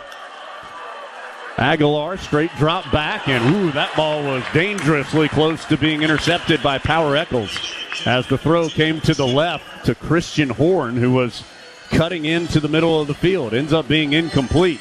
2nd and 10. By the way, I told you Brian went down to the field. That timeout occurred so quickly that they couldn't actually get Brian down there in time to do the Keenan legend. So he's going to be honored at this next timeout, and then we'll be back up in the booth to join us. Right now, just me, Jones Angel, here with you in Keenan Stadium, Carolina and Appalachian State. The Mountaineers running it on 2nd down, gain of 3. Up the middle will bring up 3rd and 7. Cedric Gray with the tackle on Nate Noel. So, Appalachian 3 for 5 on 3rd downs in the game. They've completed 3 third downs, a 4th down, and had a 3rd down converted due to penalty on this drive. Tar Heels trying to get a 3rd down stop. Ball now at the 29 of the Tar Heels on the far hash as App goes right to left. Aguilar going to throw. Goes over the middle, incomplete. Deshaun Davis was there at about the 5, guarded by Biggers, but the throw off the mark. And Appalachian's going to try for the 2nd time today to convert with a field goal. Michael Hughes missed a 47-yarder earlier. This is going to be 46 yards for Hughes off the right hash. 11:15 to go, second quarter. This would be a career high for Hughes. Snap back, spot down, the kick is up, and it is good. So Hughes, after missing a 47-yarder earlier, is able to send that one through and cap off the long drive for Appalachian State. 18 plays, 66 yards, 8-10 off the clock. Appalachian has held the ball for 12 minutes and 10 seconds so far, and they now lead it 3-0. 11:10 to go in the second quarter from Learfield.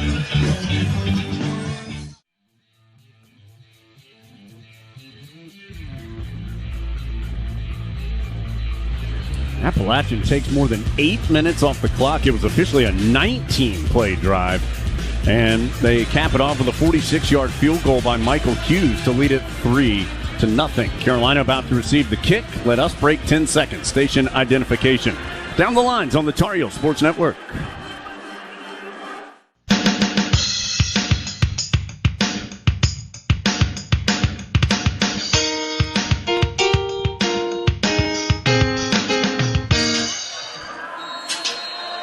Three 0 Appalachian State with the advantage over the Tar Heels. 11:10 to go in the second quarter. Short kick.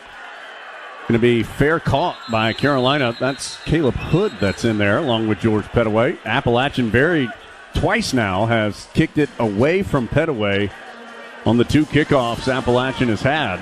And each time it has been a fair catch. One by DJ Jones and then there by Caleb Hood. Let's check in with Lee Pace, our Pinehurst Resort sideline reporter. Well, if you missed the field report before the game, John Copenhaver is out on the field right now, but he's got a huge conglomeration of pads, bandages, and tape on his right arm or his right hand. It looks like a little bowling ball, but he is in a blocking position right now in the backfield right in front of Drake May. May is going to hand off. Wrapping to the near side is Hampton, and he's spun out of bounds after he crosses the 30 to close to the 33-yard line. Nick Ross with the tackle. They'll say he stepped out at the 32, so a gain of 7. And it will be second down. Nate McCollum is in for the first time. The Georgia Tech transfer will walk out. Here comes Hampton left side. He's into the open. Hampton 40, one man to beat 30. Goodbye. Touchdown, Carolina. Tar Heels on top, baby.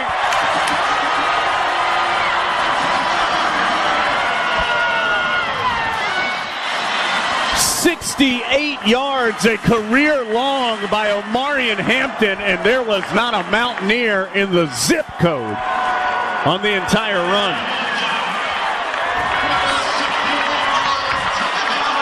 Man, that makes you feel a little better, doesn't it? 2 plays, 75 yards, 27 seconds off the clock. There's a Tar Heel down. One of the linemen, looks like it's Travion Green. Green was, I don't believe, he was not out there for the touchdown run. A reserve O lineman who's part of that field goal and extra point protection unit. But he is down and in a pretty significant amount of pain. We're going to take a timeout. Hampton's 68-yard touchdown run has Carolina on top. Now remember, the Tar Heel defense was just on the field for 8 minutes and 10 seconds. And Carolina comes back with that explosive run to take the lead. But that D will have to be back out there in just a moment. They do have to lead 6-3. Extra point on the way from Learfield.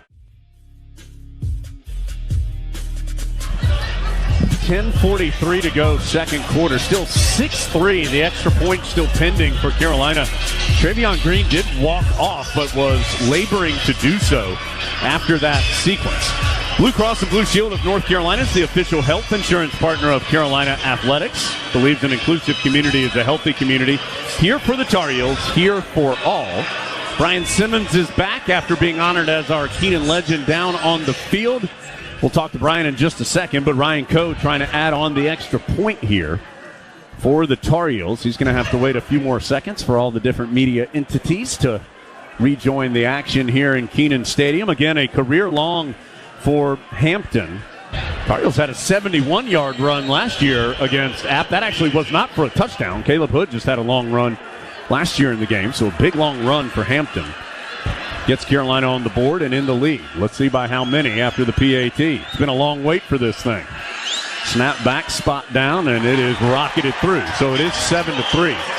So first of all, Brian, congratulations on being honored as a Keenan legend. And just a reminder, Brian's one of the very best to ever play linebacker at Carolina. We're so honored that he joins us every week and brings his expertise on Carolina football and football in general. So, Brian, congratulations there. Thank you. And you missed a bunch. Yeah. You know, App able to get that long drive, more than 8 minutes on the drive, thanks to some third down conversions. Eventually get the field goal, and then Carolina answers right back. Good news is Tar Heels have the lead. Bad news, it happened so quickly that after that 8-minute drive, defense is going right back out on the field. Yeah, but I don't have any you'll sympathy take the for points. the Yeah, you always take the points. Hey, it's always interesting when people complain about not scoring, and then when you score too quick, we scored too quick. No, keep scoring quick. I'm okay with that. So 7-3, the score now. App kicks the field goal at the 11-10 mark, and then 27 seconds later, Hampton rips off the 68-yard score. Again, where a Mountaineer did not touch him on the play. So Coe will kick it off. Returning from right to left will be Milan Tucker, but it will be a touchback. So, App will start on the 25. Total Lenovo stats. Carolina has 139 yards, App 118. That time of possession, though, now at 12:10 for App, 7:07 for Carolina. This feels, Brian, like a big spot here for the Tar Heel defense, just to try to. App's been able to move it twice. Yes. Try to slow them down a little bit, get off the field quickly, and get that ball back in Drake May and the offense's hands. No, I agree with you completely. App has been able to move the football. For me right now, Carolina coverage-wise has been playing a little too soft for me. So let's see if we can tighten up the coverage a little bit and make plays like that. Well, that was pretty tight coverage on the tunnel screen. Don Chapman comes in and makes the immediate hit on Christian Horn for a loss of a yard. Let's check in with Lee Pace on the sideline. Jones, two things. Trevion Green is just incredibly large human being. He is almost 6'8", 340 pounds. He's standing right in front of me. Good news is he's okay. It looks like his left foot is okay. He's up and moving around on his own power. Amari Gaynor and Jacoby Cowan both in the game for the Tar Heels for this second down play. Carolina brings pressure. Aguilar gets out of there, steps through a tackle in the open field, and because of that, with Eccles missing the tackle that would have made that about a 5-yard gain, instead Aguilar gets 12 and a first down. Yeah, and that's one thing you very rarely see is a runner run out of power. Eccles tackle right there, just decided to dive instead of running through the tackle. Aguilar was able to continue upfield and pick up the first down. Actually, a gain of 13 on the play to the 37-yard line. 7-3, Carolina. Appalachian State, though, with the football. Will be a play action and a quick throw, incomplete. Well, I think Aguilar's probably happy that throw was short to Deshaun Davis on the right hash because Will Hardy was knifing in front, and the sophomore safety would have had a better throw, would have honestly given Carolina a better chance at an interception. Absolutely. Good job by Will Hardy reading that quick toss and playing flat-footed and able to break on the football. And Jones, as you said, a better ball would have been a better opportunity for Will Hardy. Good to see Hardy in there. He was banged up in the preseason. Didn't play last week defensively. Sophomore out of Lawrenceville, Georgia. Run to the near side, and Carolina reads it well.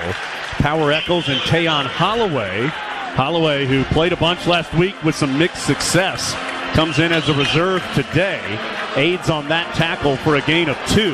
And here's that big third down. If you're Carolina, you just got to get off the field here on this 3rd and 8 from the 39-yard line. You have to. And like I said early on, you do good work on 1st and 2nd down. Reward yourself by getting off the field on 3rd down. Let's see if we bring pressure or play it straight man. 3-man bunch wide right, 1-man Horn alone to the left. Aguilar will throw. Tar Heels do bring some pressure. Miles Murphy trying to chase down Aguilar. Aguilar gets out of trouble, but Eccles drags him down.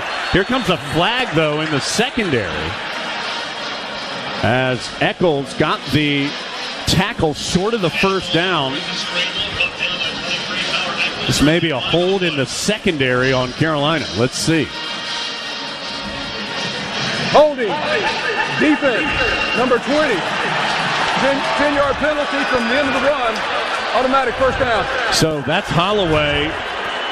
And, Brian, that's twice now that Carolina's had penalties that have given the Mountaineers first downs. The face mask earlier on Hester, and now the defensive holding. It would have been 4th and about 2 or 3 for the Mountaineers, and instead it's a free first down. They'll be snapping it on the Tar Heel 44. Yeah, and based on where the flag came from and the point of the play, the receiver had no opportunity, would have had no chance of getting the football. The quarterback would have had no opportunity to even see him because he was running for his life trying to pick up the first down on the right side. Just 2 penalties for 25 yards, but they've been costly for the Tar Heels.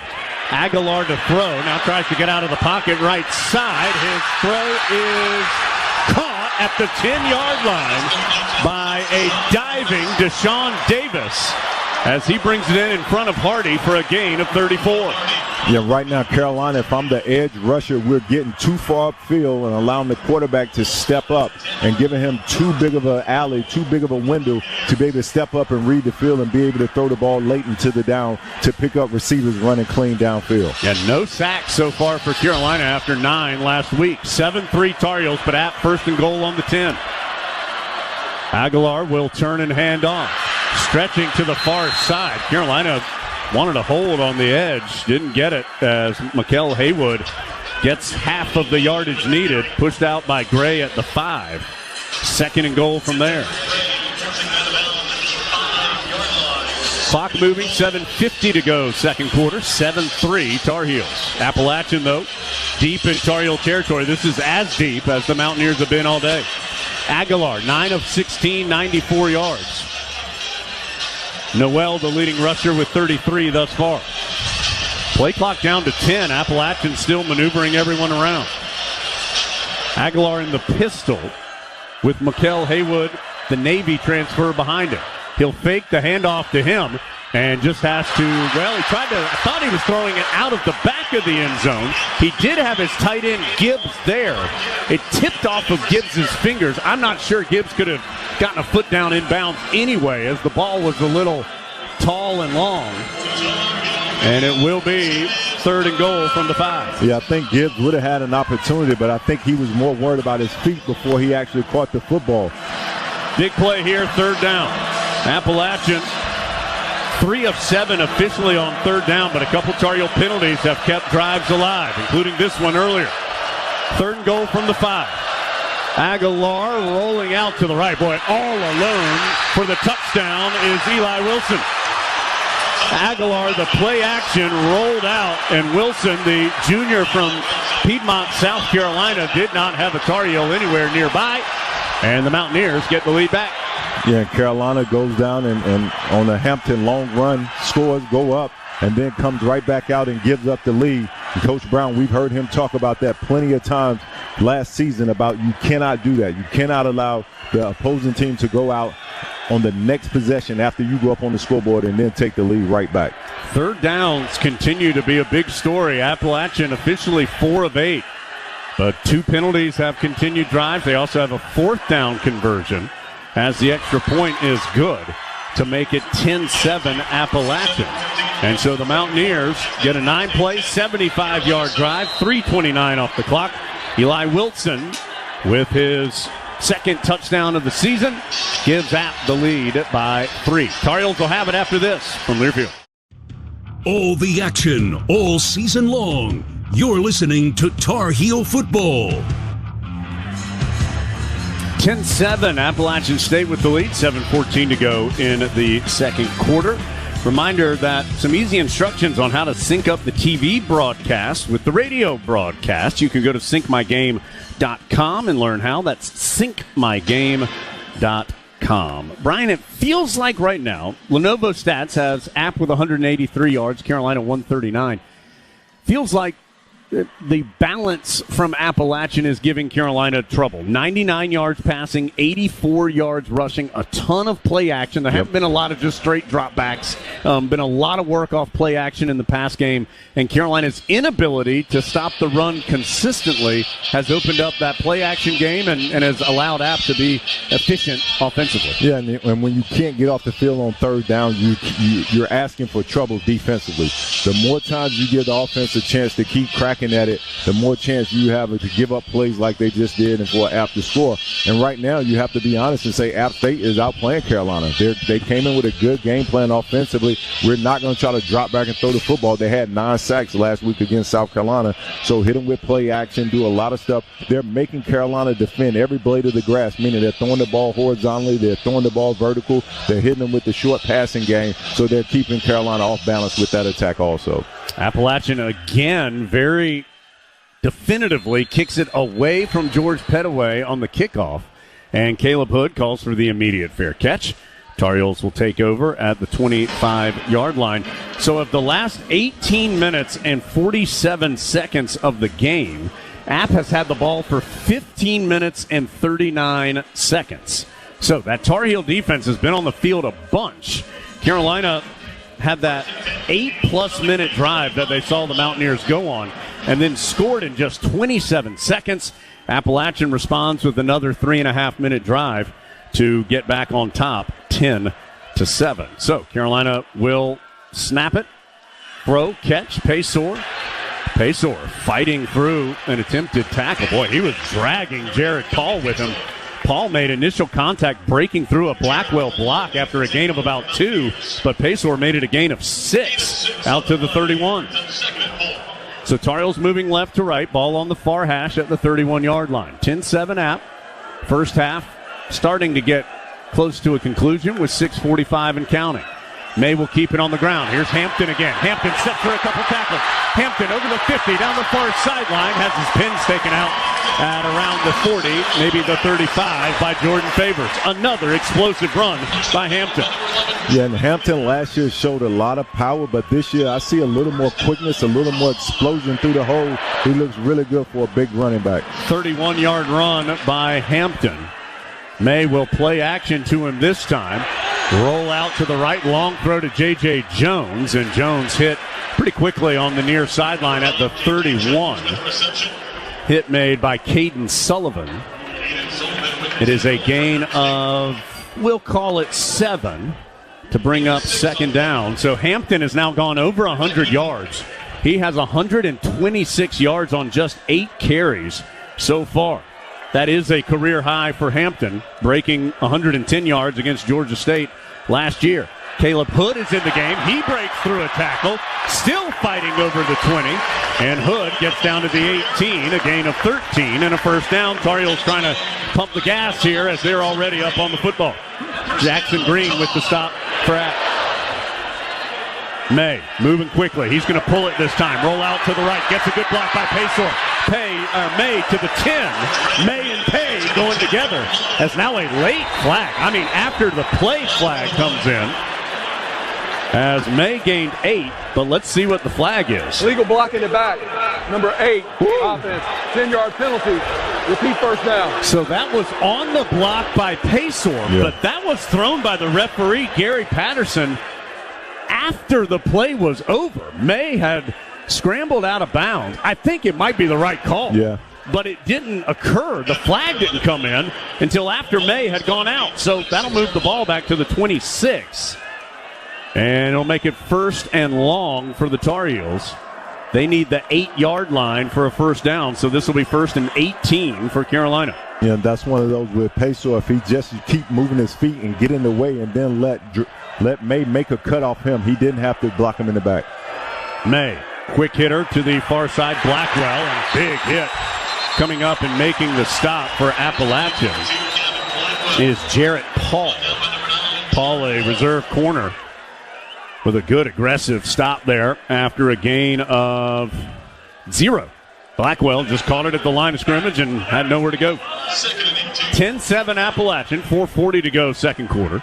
Tar Heels moving left to right, ball on the far hash. This is a second and long, though, second and 18 for the Heels. Boy, App really pressing from their cornerback position as May in trouble, and he's going to get thrown down. First sack allowed this season. Brendan Harrington came off the edge, and May just didn't have time to pull the trigger. So back all the way now to the 31, and it'll be third and very, very long. Third and 23. Heels have to get to the 8 for a first down. Yeah, they tried to play action and pull the backside guard, Lumpkin, but Lumpkin couldn't get there fast enough. And then they were able to get a big sack by App State. So third and very long. Appalachian leads it 10-7. Tar Heels need 23 yards. They'll set up a screen on the far side just to try to get a little bit back. And Blackwell is able to get to the 29-yard line for 2. Jackson Green with the stop, and the Heels will send out the field goal unit to try and tie up the ball game. Ryan Coe made his only attempt a game ago against South Carolina, 37 yards. His career long is 53. This will be from 47 off the left hash. Spencer Triplett, the snapper. Kiernan, the holder. Snap back, spot down. Coe's kick is up and right down Broadway. So Ryan Coe boots it home. And the Tar Heels knock things up at 10 with 3:05 to go in the first half. Now, worth remembering, Appalachian due to get the ball to start the second half. So they will get the ball now with 2 timeouts, 3:05 to go, and scheduled to get the ball to start the second half. Game currently tied at 10 after the Tar Heels go 9 plays, 44 yards in 4:09. Coe with a Carolina career long in a very small sample size, 47-yard field goal. Yeah, Jones, all that is said to set up that this is a very important drive for Carolina defensively. You haven't been really good against App State in terms of keeping them from moving the football, and this is a drive that you can't allow them to put any points on the board.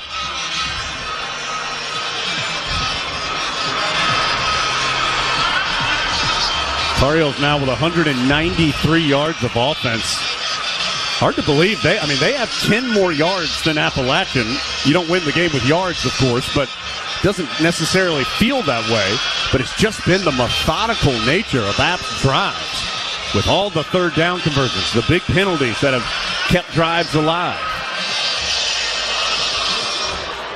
Coe, line drive, kickoff. A yard or two into the end zone. Tucker will watch it hop. And with 3:05 to go, Appalachian will start on its own 25. Fourth all-time meeting. Carolina won the first back in 1940. Since then, Appalachian winning 34-31 here in Keenan in 2019. Tar Heels surviving 63-61, highest scoring game in Tar Heel history for both teams combined a year ago in Boone. And this one's been neck and neck so far as well. 10-10 our score. See how this Tar Heel defense reacts. Aguilar has been very efficient back there at the QB spot. Hands off to Noel. Pops out of the first tackle, but Cedric Gray able to push him out of bounds after a short gain. Well, I tell you, Brian, that's a couple times. I mean, Gray, the way Gray can run at that linebacker spot, I mean, he was able to close that angle and forced to just a 2-yard gain there. Absolutely. That's what makes him a really good player. He's long and he can run and he plays with a really high motor. Noel still standing in the shotgun to Aguilar's left. 2 receivers to either side for Appalachian. 2nd and 8. Aguilar hit as he throws, and that causes the throw to come up well short. Des Evans with the contact on Aguilar to bring up 3rd down. Yeah, good job by Des Evans. Just the speed rip and continue to run his feet through contact and able to get pressure on the quarterback to throw an errant throw, to force an errant throw, excuse me. Tar Heels bringing some subs. The front 4 is going to be Gaynor, Rucker, Murphy, and Fox. Carolina trying to get off the field on this 3rd down. Appalachian has been lethal on 3rd down thus far. Game tied at 10, late first half. Tar Heels will rush 4. Aguilar's quick throw, caught right at the sticks, and it will be a 1st down as the catch made in front of Huzzy. And, Brian, there you go again. This time it's Tucker who moves the chains. And Jones, listen, I'm not going to put this on the player. It's the coverage. Like, we're playing too soft. It's 3rd and long, and we're giving too big of a cushions, understanding that once we understand that we can get pressure on the quarterback, now the coverage has to respond accordingly. 5 for 9 on 3rd down, and now on the ground, Noel able to get outside left side. Holloway chases him down and pushes him out, but he crosses the 50 to the Tar Heel 49 for a gain of 15. Clock still running. It's at 2 minutes right now. Each team with 2 timeouts. Game tied at 10. App 5 of 9 on 3rd down, 1 of 1 on 4th down. Feels like every 3rd down has been enormous for the Mountaineers. Need a big play here. Need a minus yardage play right here by the Carolina front. Will be a run. And a couple of yards. Well, maybe more than a couple. Chapman stops Haywood, but it is a gain of 5 to the 44. Right up the gut.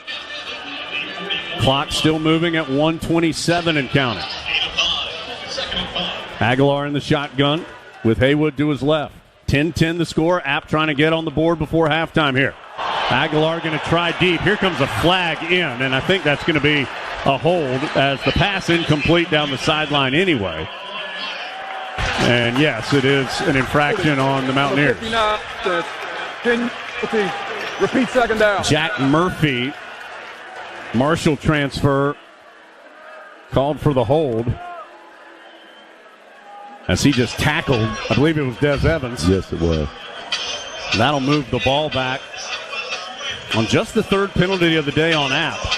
It'll move the ball back to their own 46. Clock does stop with 1:14 to go. 2 timeouts each side. It will be 2nd and 15 now for Appalachian after the foul. Aguilar in the pistol. He'll turn and hand to Marshall. Stretching to the right side. Steps through the first tackle of Ritzy, but then Carolina swarms in. Kamen Rucker with the stop. Appalachian will take a timeout after a gain of 1. And it will be yet another 3rd down. Again, App 5 of 9, and that doesn't tell the whole story. On my signal. Not sure. Oh, Appalachian chooses not to take the timeout. Yep. Rucker got his helmet knocked off, so he has to come off the field. That's why there was a stoppage of play. And Appalachian taking its time. They're not in any hurry here. 3rd and 14. Play clock at 22. They can milk the game clock down to about 26 seconds here if they want to, and they do have the 2 timeouts. 3rd and 14. Yeah, Jones, I'm surprised Carolina didn't choose to use their timeouts, having 2 remaining. App going to stay conservative, keep it on the ground, and Haywood gets a couple. And now a timeout is called by Carolina. So it's a gain of 4 on the run. It is well short. It is 4th and 10.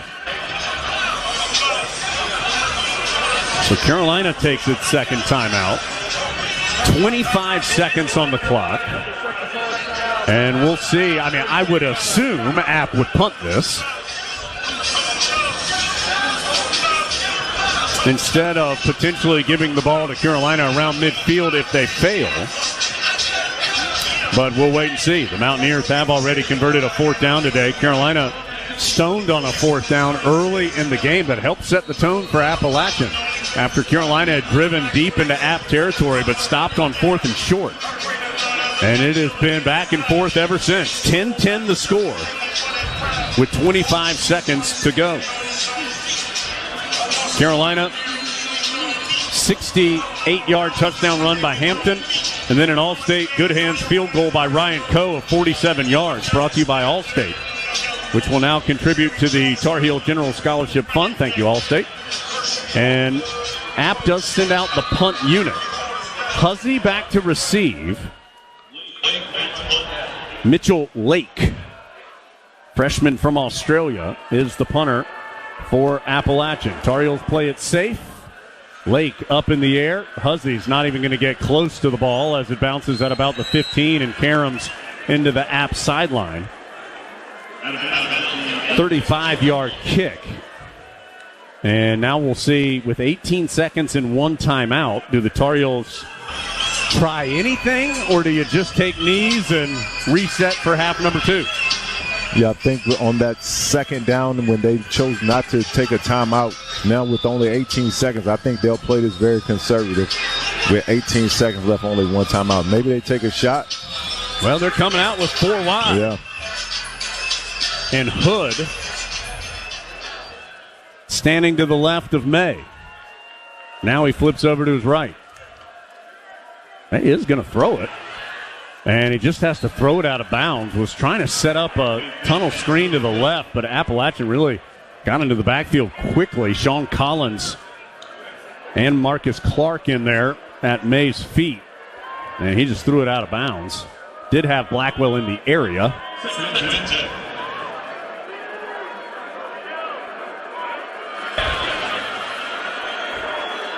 Clock stops on the incompletion.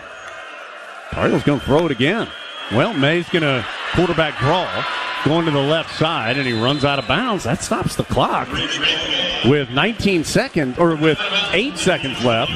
The ball at the 20-yard line. And, Brian, I mean, now you don't get the first down. App does have a timeout. Yep. If it wants to use it.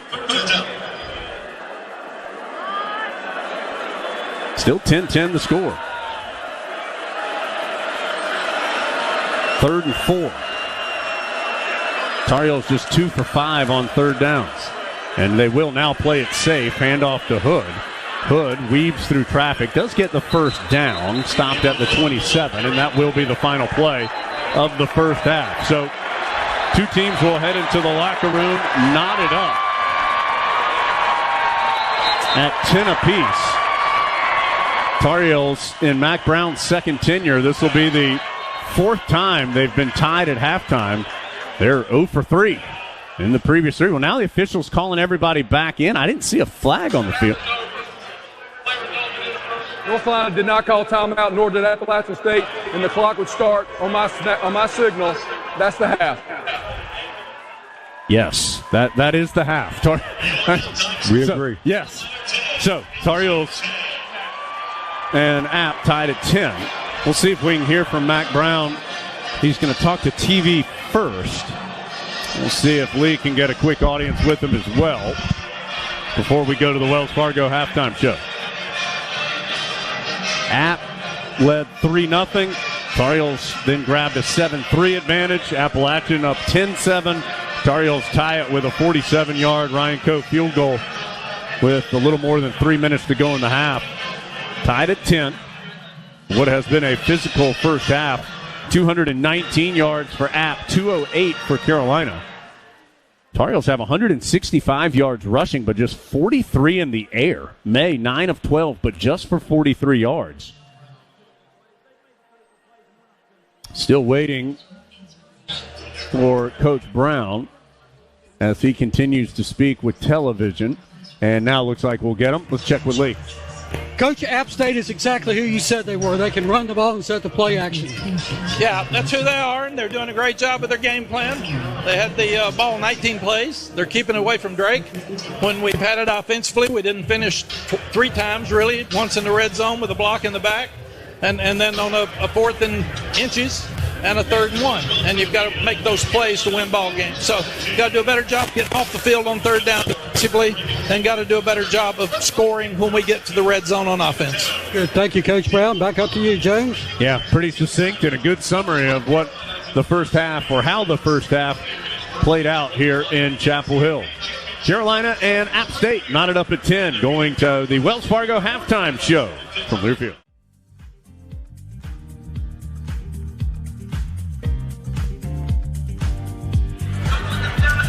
That'll do it for the Wells Fargo halftime show, brought to you by Wells Fargo, official sponsor of Carolina Athletics. App State due to get the football to start the second half. Before that happens, let's get to the trusted choice of the game. Brought to you by the Trusted Choice Independent Insurance Agents of North Carolina, who want you to stay safe behind the wheel. Put down that phone while you're driving, and let's have a hands-free NC. To learn more and find an agent near you, visit trustedchoice.com/GoHeels. Brian Simmons joining me, Jones Angel here in Keenan. And Brian, feels like 2 things. I mean, a lot of things are important, but feels like 2 things. One, we talked about a bunch. That's the 3rd downs. Appalachian 5 of 10. That does not even include 2 that Carolina gave them via penalty, and 1 for 1 on 4th down. And then the Tar Heels in the pass game. Drake May has just 43 yards passing. The longest pass is 9 yards. His average yards per completion is under 5. Yeah, that's not going to do it. And towards the end of the season last year, when Carolina slowed down offensively, it was because teams decided, listen, we're not going to give up the big plays against this passing game. And that's what App State came in doing. Also, for Carolina defensively, we talk about pressure and coverage going together. You have a front 4, or you have 4, 5, 6, 7 guys that can get pressure up front. Now you have to change the way you play coverage, because right now we're getting to that. We're getting there in order to get pressure, but because of coverage and alignment, we're allowing the quick throws to be completed and not giving yourself a real chance for the pressure to come home. Coe will kick it off for the Tar Heels. Looks like it'll be a touchback. It will be. Milan Tucker sees it soar over his head, about 5 or 6 yards deep into the end zone. Just one stat to back up those explosive plays that Brian was referencing from last year. Through the first 10 games, Carolina was 9-1. They averaged about 7 plays per game that went for 20 yards or more. In that 4-game losing streak, they only averaged 3 plays per game that went for 20 yards or more. They have none in the pass game. They've had some explosive runs today, but none in the pass game thus far. And, Jones, I will say right now, so far in this early season, that is the difference in this Carolina offense, the way they are able to run the football and to generate explosive plays with the run game. You do miss, I think, Tez Walker some in that explosive pass as well. First play of the second half is a pass, and making the catch in between the hashes is Deshaun Davis. He's had a good game. That's his 5th catch for Appalachian. That's enough for the first down as it gains 12 on the first play of the half. So App, just like that, is on its own 37. Davis now with 81 yards receiving, including along the 34 that set up a touchdown in the first half. Stretch play to the right. That ends up being a good gain for Appalachian. Des Evans makes the tackle, but it'll be a gain of 5 by Noel. Bring up second and medium. And Brian, a lot of that App run game has been that stretch to one direction or the other. Yeah, and you do that because Noel is a guy that can put his foot in the ground and make the cuts. He can continue front side, or he can put his foot in the ground and come backside. They give him a lot of credit with having vision and being able to pick the hole. It'll be a gain of 4 officially. And now App State on a jet sweep coming to the near side, crosses midfield and pushing Davis out of bounds. For the Tar Heels was Gio Biggers. But it's another first down for Appalachian, as they're now at the Tar Heel 49-yard line. And right now, App State run the ball, stretch the field horizontally, then take a shot. App now with 245 yards total, 120 passing, 125 rushing. Been very balanced all night. Aguilar going to roll out, now try to set up for a little dump off, and it's incomplete. It popped off the hands of the intended receiver, Eli Wilson. Huzzy was coming in to try and jar the ball loose from behind, and because of that, he wasn't in position to have a chance for a pick, because had he not been trying to lay the hit, that ball was just floating in the air with no one around. As it is, it's incomplete and second down. Yeah, and I think Aguilar really wanted to go to Stroman running the post down here from the left side of the formation. First possession of the second half. Game tied at 10. Appalachian with the ball going right to left. Ball on the near hash at the Tar Heel 49. Second and 10. Shotgun snap to Aguilar is low. He's able to make the catch on the snap and then make the throw complete to the Tar Heel 35-yard line. Another positive gain, this time to Dalton Stroman. Marcus Allen had a chance to make an initial hit, couldn't do it. Stroman ends up gaining 16. And, Jones, that was a perfect example right there, what I'm talking about. Rucker is there, right, with the pressure, but because of coverage being so soft, he's able to get the ball out, even though Rucker beats his man with just the speed rush. Aguilar in the pistol is going to play action and look for something down the field. Tries it deep and into the hands of his receiver for the touchdown. Making the grab is Deshaun Davis. His big day continues as he got behind a couple Tar Heels and brings it in on the front left portion of the end zone for the score. Chapman and Biggers were chasing, but several steps behind. A surgical opening drive for App. Needed just 6 plays to go 75 yards for the touchdown and 2:17 to take the lead. Yeah, right now offensively, App State is just one step ahead of Carolina. Yep. Yeah, that's a good way to put it. Tar Heels are doing a lot of reacting defensively right now. App to try to add the extra points from Michael Hughes, and he does so. We'll head to break. So Appalachian, this is the now 3rd time App has led in the game, and the first time that the Mountaineers have led by more than 3. They're up 17-10, 12:43 to go, third quarter from Learfield.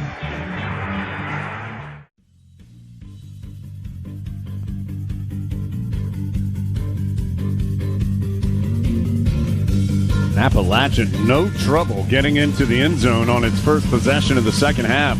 takes a 17-10 lead over the Tar Heels with 12:43 to go. Our game covered today brought to you by Hardison and Cochran. Dial 919-all-4s for a free legal consultation. Lee, the Tar Heel defense was feeling really good after the performance a week ago, but right now, Carolina on its heels defensively. Appalachian with the lead and seemingly moving with ease. Well, a couple players really aggravated. Cedric Gray and Des Evans very animated and angry with themselves and just the unit as a whole, not any individuals in person, but both of them been roaming up and down the sideline in aggravation, raising some noise and trying to motivate their players to clean some stuff up. Meanwhile, Jones, looking back to the west, a lot of dark clouds. The weather app is saying there's a 60% chance of some rain within the next hour, so we'll keep our fingers crossed that it does stay dry the rest of the night. All those reports from Lee brought to you by the Pinehurst Resort, home of the 2024 U.S. Open. History is made in Pinehurst, one moment at a time. Appalachian has 12 first downs that they've made on first or second down, in addition to all the third down conversions. And that's why that time of possession app is at 20:43 to just 11:34 for Carolina, as it will be a sky kick for App, and the Heels immediately call for a fair catch. That time of possession is swelling for the Mountaineers, and now, of course, they have the lead as well at 17-10. We'll see what the Tar Heels do, moving off their own 25, going from left to right. In that particular drive, Appalachian never faced a third down.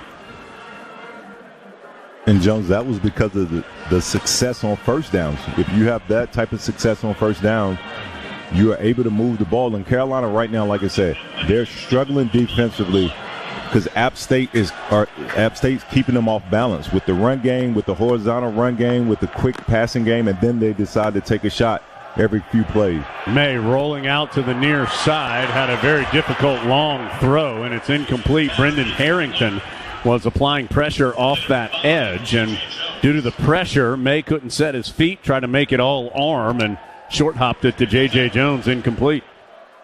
Even if the catch was made, it wasn't going to be much. But as it is, it's 2nd and 10. 12:38 to go third quarter. Appalachian 17, Tar Heels 10. Carolina trying to answer an early second half touchdown for the Mountaineers. They'll go on the ground.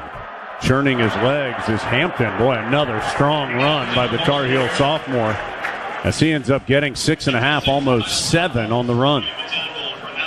Hampton's had a heck of a day. He's at a career high 133.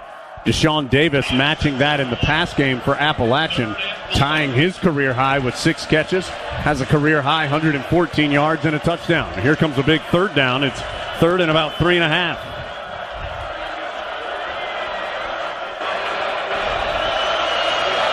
May in the shotgun. Heels looking for a big conversion. Appalachian applies pressure. May gets out of it and flips it ahead for the first down. What a special play by May as he just shovels it forward to Hampton to move the sticks. Be a gain of 10 on the play. Tar Heels trying to go fast. They'll keep it on the ground. Boy, some big blocks up front. Space for Hampton, carrying tacklers to the 47. Andrew Parker going for a ride, gain of 6. Yeah, and if I'm Carolina, I keep this up. I keep pounding Hampton. I try to change the momentum with the run game, be physical, set the tone for the team, give your defense a chance to sit on the bench, make some adjustments, catch their breath, and hopefully can come out and get a stop. Ball on the near hash as the Heels go left to right. They have it on their own 47, 2nd and 4. Everybody tight to the line as the Tar Heels ready for the shotgun snap. May's going to hand off, stretching to the near side, and getting to midfield is Hampton. Kyle Arnholt, linebacker, makes the stop. It'll be a gain of about 2.5 and bring up a 3rd and short.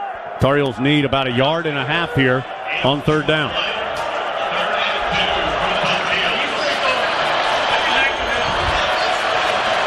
May in the shotgun. Hampton to his left. Morales comes in motion. Stops as a wing. May hands off to Hampton, and he does have the first down up the middle.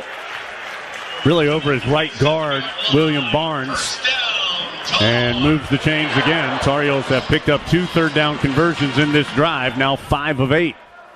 Michael Fletcher with the stop. Tar Heels now at the App 47-yard line. They've already snapped it. Boy, a long throw. Tried to go to Blackwell on the far sideline. Blackwell did not appear as though he knew the throw was coming, and it sailed behind him out of bounds. Yeah, I wasn't sure who he was throwing it to, Morales or Blackwell.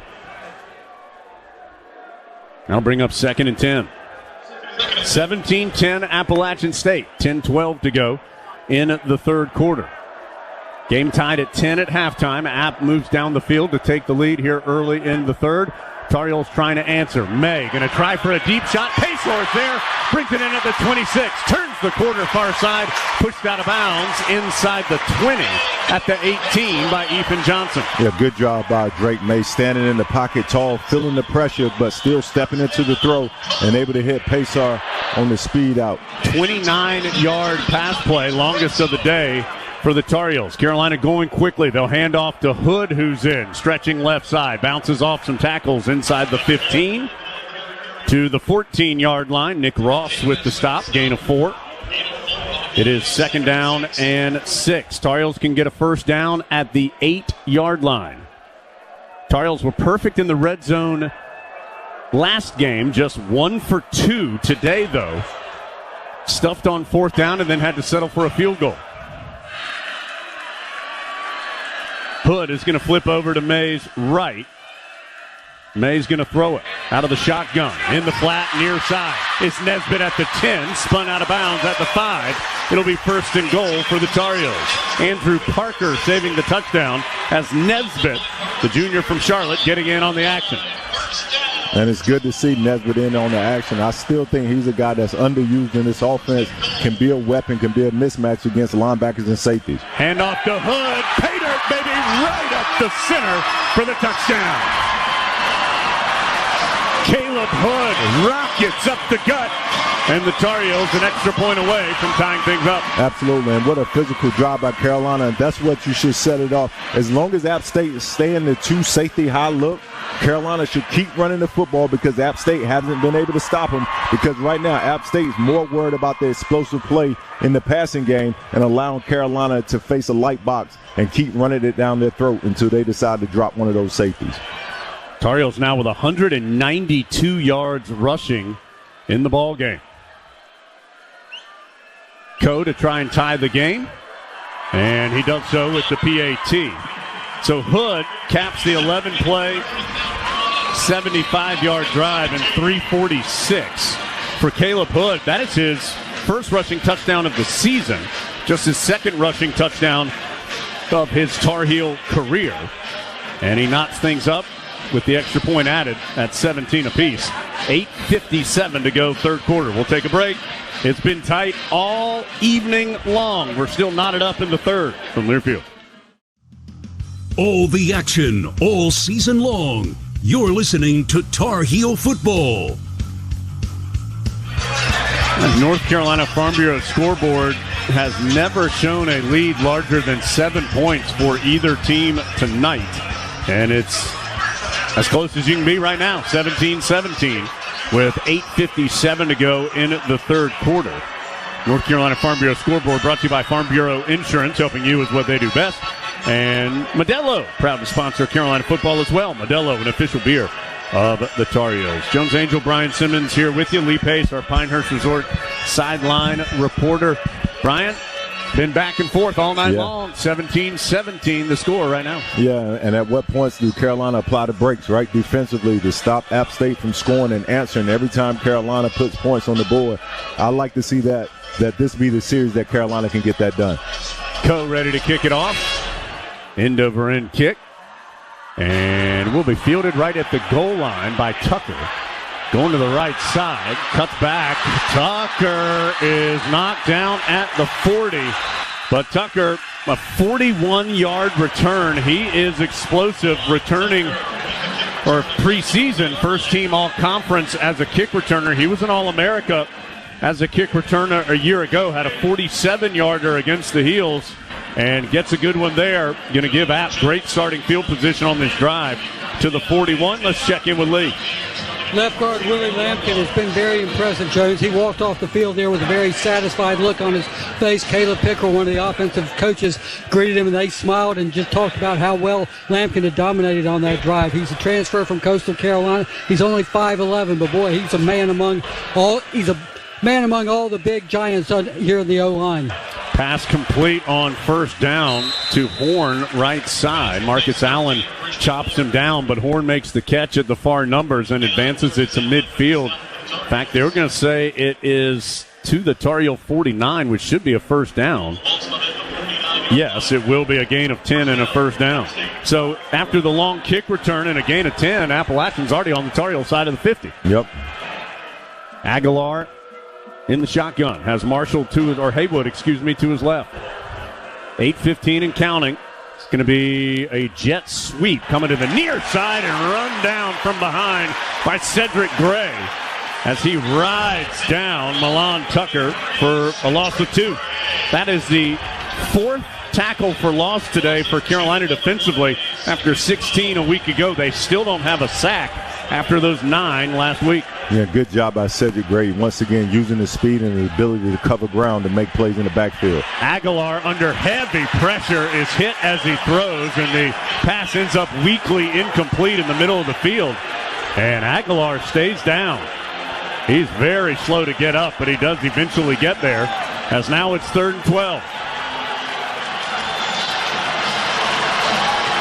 Pressure applied there. Ritzy and Gray in Aguilar's face.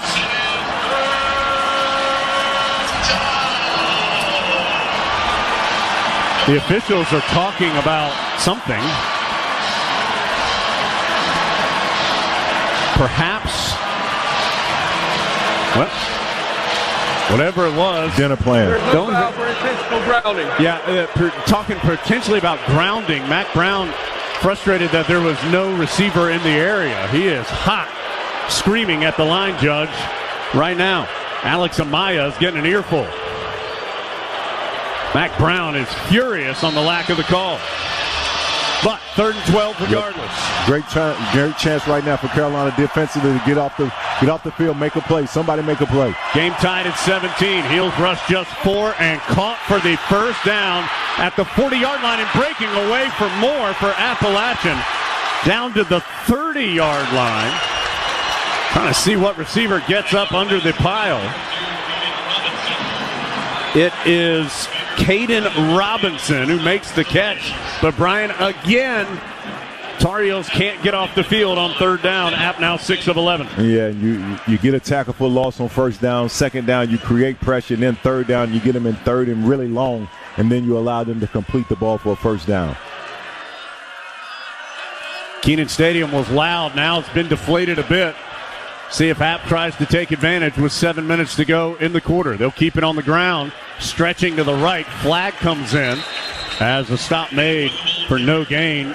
Maybe even a lack of, or maybe even a loss of a couple yards by Ced Gray. The infraction's on App for an illegal shift. Illegal shift. Offense. 2 players moving and not getting the step for 1 second. Penalty. Still 1st down. The microphone of Gary Patterson cutting out a bit, but Carolina does accept the penalty. It would have been 2nd and 11. Instead, they'll move the ball back, make it 1st and 15. Moving the ball to the Tar Heel 36-yard line. 17-17, 6:45 and counting, 3rd quarter. App has scored points on 3 of its last 4 possessions, 2 touchdowns and a field goal. Aguilar out of the pistol, will play action, roll to the right. Pressure coming from Ced Gray. Intercepted! Don Chapman with the pick! Carolina has the football! Gray applying pressure, forced the difficult throw. Chapman with the interception.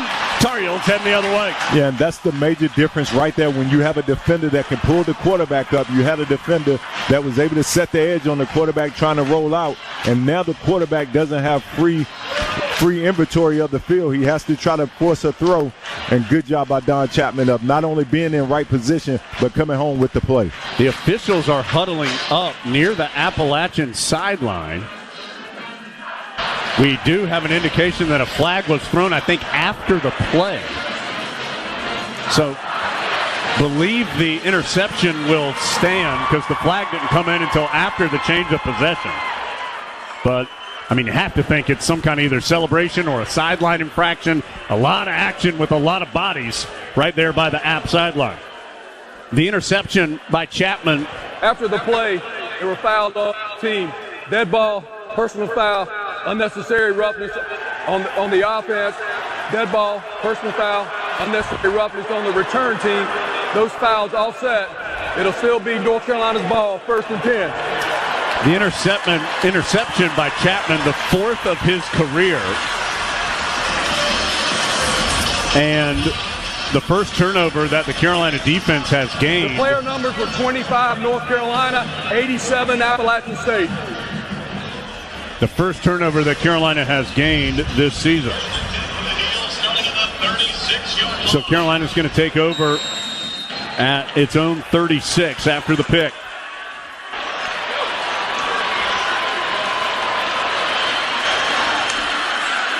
It's going to be a jet sweep coming to the near side. That's McCollum, the Georgia Tech transfer. Crosses the 40, taken down at the 44 by Andrew Parker, but a gain of 8.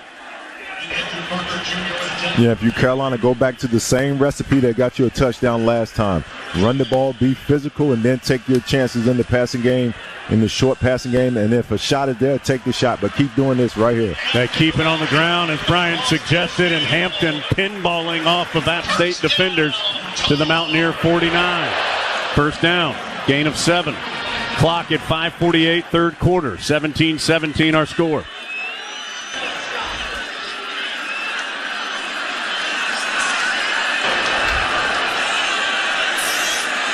May will be in the shotgun. Hampton to his left. Blackwell tight to the line, left side. Andre Green, Pacor in the game on the right side. Pacor comes in motion. Tar Heels faking into round 2, and pressure coming at May. Gets out of the pocket right side. May keeping his eyes downfield. Now he cuts up and is hit hard as he crosses the 45. Darrell Farrar, the first man to make contact for Appalachian. Then Thomas Davis cleaned it up with a hit from behind. May does scramble and gain 5. Still a productive play on first down. Sorry, Jones. No, it's going to be 2nd and 5. Yep. Yeah, absolutely. Productive run for May. The Tar Heels have been bottled up in the pass game, just 99 yards, but 204 yards on the ground, led by Hampton's career-high 151. 2nd and 5. May, hands off. Hampton, left side, leaps over a defender. Think he'll have the first down. He ended up being wrapped up at the 39, which is right what the Heels needed to move the chains. And, Jones, that's one of the benefits of having a Drake May. Everybody want to look at his passing numbers, but also look at how teams have to play you, and this allows you to have a light box and be able to run the football. Long throw by May to the near sideline. Andre Green with the catch, but an immediate hit by Tyreek Funderburk. It is a gain of 4. May threw that from the left hash to the right sideline as the Heels go left to right. Gain of 4, 2nd and 6. Game tied at 17, 4:05 to go in the third quarter. Tar Heels trying to make a Don Chapman interception pay off. 2nd and 4 off the right hash. May claps his hands, keeps it on the ground. Big hole right side. Hampton into the secondary again. Crosses the 25. He's at the 22. Choo-choo. First down, Tar Heels. Gain of 13 for Hampton. Carolina moving fast. They're feeding the beast. Hampton up the gut. Spins through a tackler. He's almost to the 10. Omarion Hampton's coming out party. The sophomore from Clayton pounding the Mountaineers. He'll get a breather with Hood coming in. Yeah, Jones, I'll say this. I don't know if Andre Green has caught a football, but he's out there putting in the work on the perimeter in the run game, run blocking. Good job by Andre Green of getting involved, not only trying to be productive when the ball is thrown, but also understanding that they need to run block, and he's out there putting in work. So Hood now the back in there with May, standing to his left as May's in the shotgun. 1st and 10 at the 11. Carolina can get a first down at the 1-yard line. They're going to keep it on the ground. Why not? But Hood this time stopped for a short loss as he tried to go to the right side. It will be 2nd and 11. Jackson Green, reserve safety, comes up to make the stop. Clock getting low in the third quarter, 2:35 and counting. Heels and Mountaineers tied at 17. Carolina now with 232 yards rushing, 180 of them by Hampton. Bunch set, tight to the line, left side. Green by himself on the right. May, shotgun snap, looking to the left. Looking a long time to the left. Now he's scrambling. He'll throw it to the left. Caught at the 12 and pushed out of bounds right there is Gavin Blackwell. Ethan Johnson shoved him out. Ended up being no gain, maybe even a loss of one. We'll see where they mark it. It's going to be marked at the 13, so that play does lose a yard. And now the Tar Heels looking at 3rd and 12 from the 13-yard line. Then get a first down at the 1. Carolina 5 of 8 on 3rd down. 5 wide, 2 to the left, 3 to the right. 3rd and 12. Made a throw. Time to do so. Back portion of the end zone. Caught but out of bounds by Bryson Nesbitt. We'll take a look at the replay. Nesbitt was, our view was shielded. We'll get a look here on the Jumbotron in Keenan.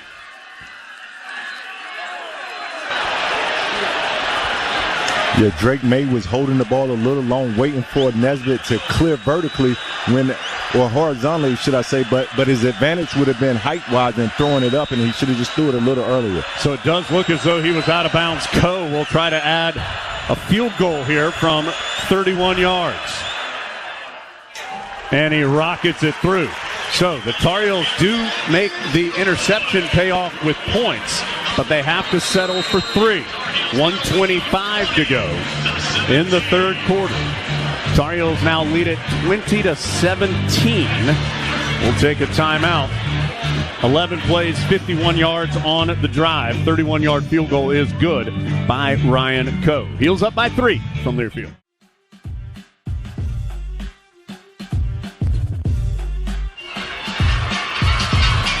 Tar Heels 20, Appalachian State 17. Again, that drive after the Don Chapman interception was 11 plays, 51 yards, 5:01 off the clock. That's the longest drive for Carolina time-wise tonight. And, Brian, the time of possession has been so heavily in favor of App. The Tar Heels, though, starting to claw back there.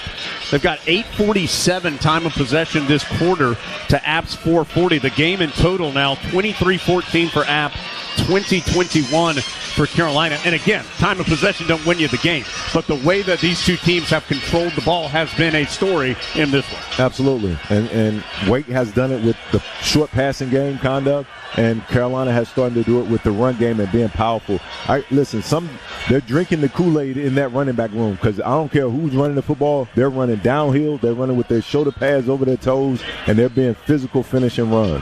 Hampton, 16 carries, 180 yards. He's the first Tar Heel with 150-plus since Ty Chandler did it against Wake Forest in 2021. Caleb Hood also has 26 yards on 6 carries. Drake May, 22 yards. Elijah Green has 1 carry for 4 yards tonight as well. Tar Heels want to put this in the end zone. Tucker, big-time return man, and Coe leaves no doubt on that one as it hits 9 yards deep in the end zone. Let's check in with Lee Pace, our Pinehurst Resort sideline reporter. Cedric Gray came back because he wanted to win an ACC championship, win a bowl game, raise his stock in the NFL draft, and boy, he is involved tonight. He pulled the entire defense around him during that last timeout. A lot of saliva was throwing, a lot of loud noises and loud words were throwing. He put his finger in the chest of a lot of his teammates, said, let's go, get a 3 and out here. Cowan, Shaw, Murphy, and Rucker on that defensive line. So the Tar Heels with a couple of reserves as the first down run goes to Noel for 4 yards. The aforementioned Cedric Gray with the tackle. Some rain starting to fall now here in Chapel Hill. It'll be 2nd and 6. 1 minute and 3 seconds to go in the third quarter.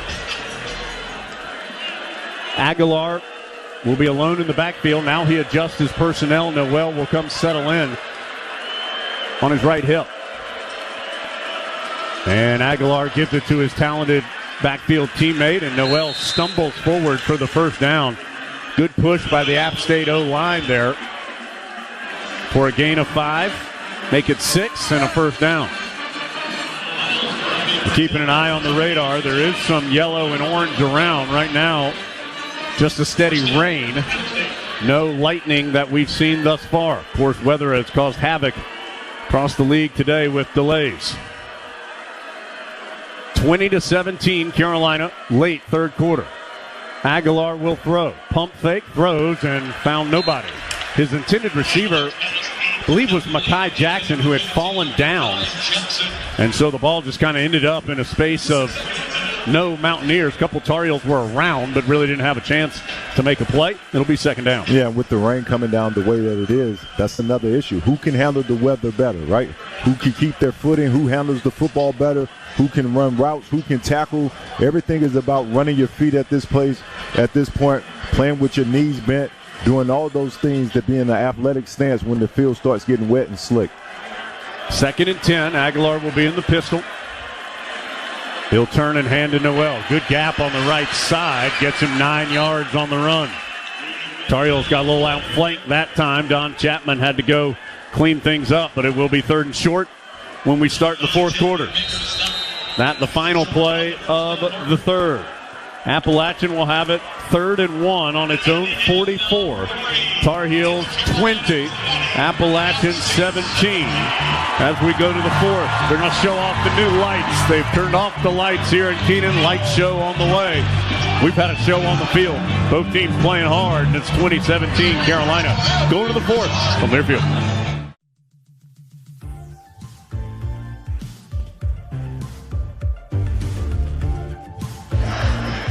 Going to the fourth quarter, Carolina 20, Appalachian State 17. Tar Heel football brought to you in part by the Good Feet store. Foot, knee, hip, or back pain. Good Feet arch supports are engineered to support all 4 arches to provide pain relief, balance, and comfort. Try them for yourself. Book your free fitting today at goodfeet.com. Close on the scoreboard, close on the Lenovo stat sheet. App 341 yards, Carolina 334. Heels 232 rushing, 102 through the air. App 199 passing, 142 on the ground. Third downs continue to be a big story. Appalachian 6 of 11. Carolina is 5 of 9. It'll be 3rd and 1 for Appalachian State. Lenovo, global technology leader that has called North Carolina home since 2005. Visit Lenovo.com. Smarter technology for all. Here we go. Appalachian's already snapped it, and Noel comes up short. Noel does not get the first down. Cedric Gray with the hit. It is 4th and inches for Appalachian. And they're going to keep the offense on the field, it appears. Heels up 3. Ball on the Appalachian 44. If you Carolina, watch the football. Don't give up a cheap one. A penalty right here doesn't hurt App State in terms of taking 5 yards. Aguilar under center. He's going to drop back and throw it, and it is caught. What a catch by Miller Gibbs down the seam right side. Cedric Gray was there in coverage, and Gibbs just makes a terrific catch with Gray bothering him as best he could. That is a gain of 19. So App now 2 for 2 on 4th down. Gutsy call by App State. Great execution by them. Yeah, and I mean, Carolina had to defend it decently well. Gray was there. Just the catch made. So a fresh set of downs. App going left to right now in the fourth quarter. Ball on the near hash. At the Tar Heel 37. There will be a run. Noel slowed down in the backfield by Ritzy first, and then a bunch of Tar Heels, including Bo Atkinson, came to finish things up. Gain of 1. 2nd and 9. 20-17, Carolina, early fourth quarter. Neither team has led by more than 7 tonight. And Carolina, when they watch this tape tomorrow, they'll look at the film and see a lot of opportunities they had to get off the football field and just was unable to come up with that big play in that moment. Aguilar in the pistol again. He'll drop back and throw. He's going to try one deep. Tar Heels have some men there and knock it free. Marcus Allen, Gio Biggers came over to help as well. The intended receiver was Dalton Stroman on the near hash right at the goal line. But Allen was step for step. Biggers gave some support. Here's another 3rd and long. Yeah, good job by Biggers coming from the backside. Quarterback never saw him. Biggers just didn't time it up good. Biggers saw it the whole time, saw the ball released from the quarterback's hand, had a great opportunity to make a play there, just mistimed his jump. Can Carolina finally get a stop on 3rd down?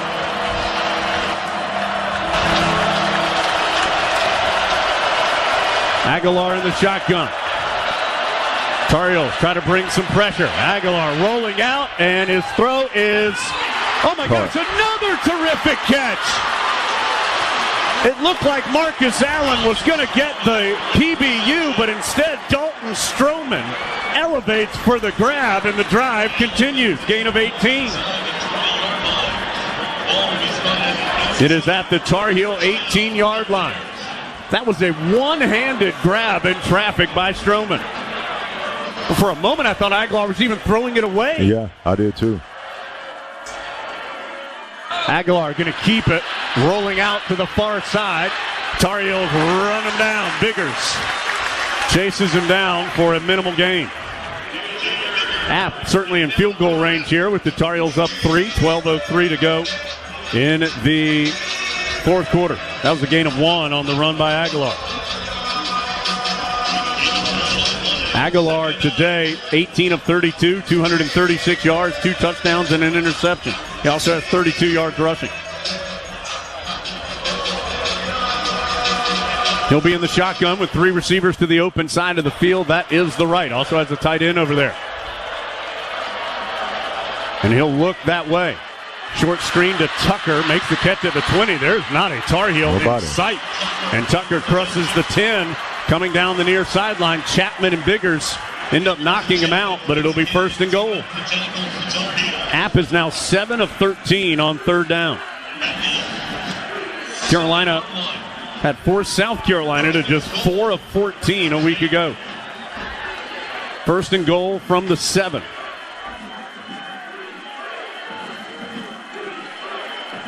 App has actually faced 13 3rd downs in total. They have 9 first downs, including some 4th down conversions in there. 1st and goal from the 7. App trying to take the lead. Tar Heels up 3. Stretch play to Noel, left side. Stiff arm, gets Eccles off of him, and he gets him to the end zone. Big response by Appalachian as the Mountaineers have the lead with 10:44 to go. Timeout, injured Appalachian State player, number 70. 7-yard run by Noel.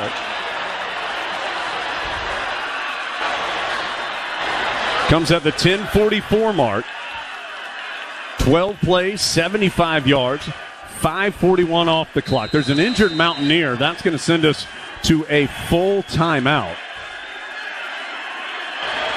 as there is an offensive lineman, Markel Samuel, who is down on the play. Let's go to that break. Appalachian 23, Carolina 20. Extra point on the way from Learfield. All the action, all season long. You're listening to Tar Heel Football. 4th quarter in Chapel Hill. Appalachian answers the Tar Heel field goal drive to take the lead with a touchdown drive. Extra points still pending due to the injured Mountaineer Markel Samuel. So it's 23-20. App with the lead. 10:44 to go here in Kenan Stadium. Appalachian has scoring drives of 19, 12, 9, and 6 plays. That last one, 12 plays, 75 yards, and 5:41, including converting a 3rd and 12 and a 3rd and 9 on the drive. Both teams have all 3 timeouts, so still a long way to go. Aguilar, 19 of 33, 246 yards, 2 scores. May, 15 of 21, but just 102 yards passing for Drake May tonight. Tar Heels have been very effective on the ground. App trying to make that lead 4, and they do with the extra point. So it is 24-20. Carolina due to receive the kickoff. Let's check in with Lee. Well, Jones has been back and forth on the field all night and back and forth in the stands as well. The edge right now to the App State fans who are making a lot of noise from that southeast corner. Sean Clark came out to help attend to Manuel just a moment ago, and when Manuel got up, Clark used the occasion to jut his chest out, raise his hands, and look up into the App State crowd and generate more noise and more emotion right now. So everybody's kind of settled down right now, but the momentum going back and forth. Carolina, it's up to Carolina now to take advantage. Yeah, it has been a game in which each team has made some key plays. Each team has grabbed that momentum Lee's talking about. And right now it belongs to the Mountaineers with the 4-point lead. With 10:44 to go, Petaway and Hood back to receive the kickoff. Fields going right to left.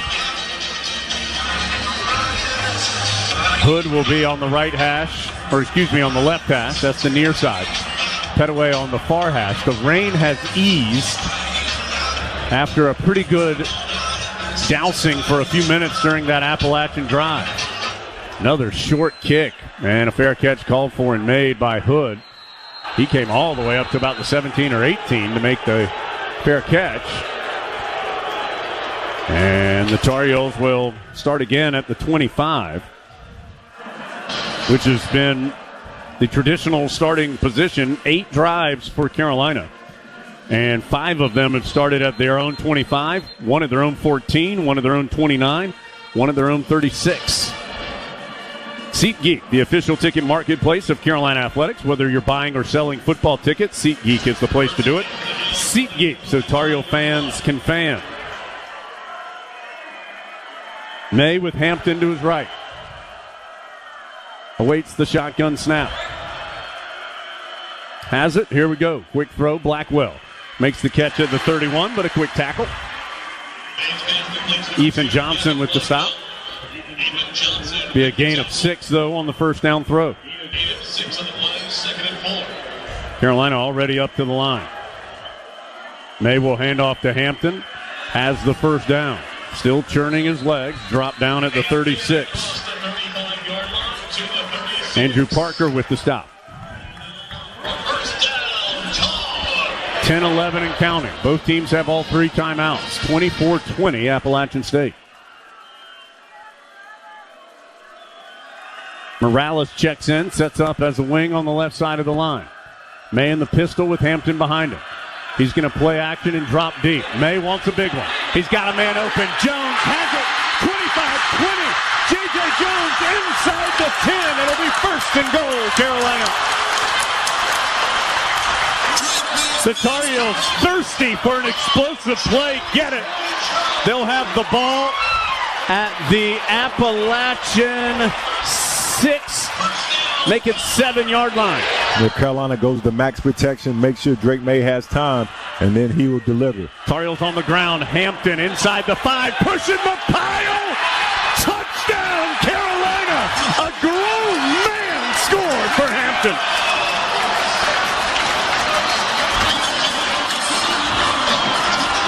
Brian, he would not be. He got some help from his friends. Absolutely. But he wouldn't be denied. Yeah, and he kept his feet moving. And listen, that's not atypical of what's been going on today. Mario Hampton has been running the football hard. Unnecessary roughness, number 11, Appalachian State. There was a dead ball foul, an unnecessary roughness call on Jordan Favors. So that'll be enforced on the kickoff. The Tar Heels go 4 plays for the 75 yards in a minute 25. And answer the App State touchdown. Hampton with his second score of the day. 26-24 with the extra point on the way from Coe. Snap back, spot down, kick is up, and it's good. 27-24. The 57-yard pass to J.J. Jones sets up the 7-yard touchdown plunge by Hampton as his big uglies up front gave him some help from behind. Hampton now up to 192 yards on 18 carries and 2 touchdowns today. 9:19 to go. Carolina back on top by 3 from Learfield.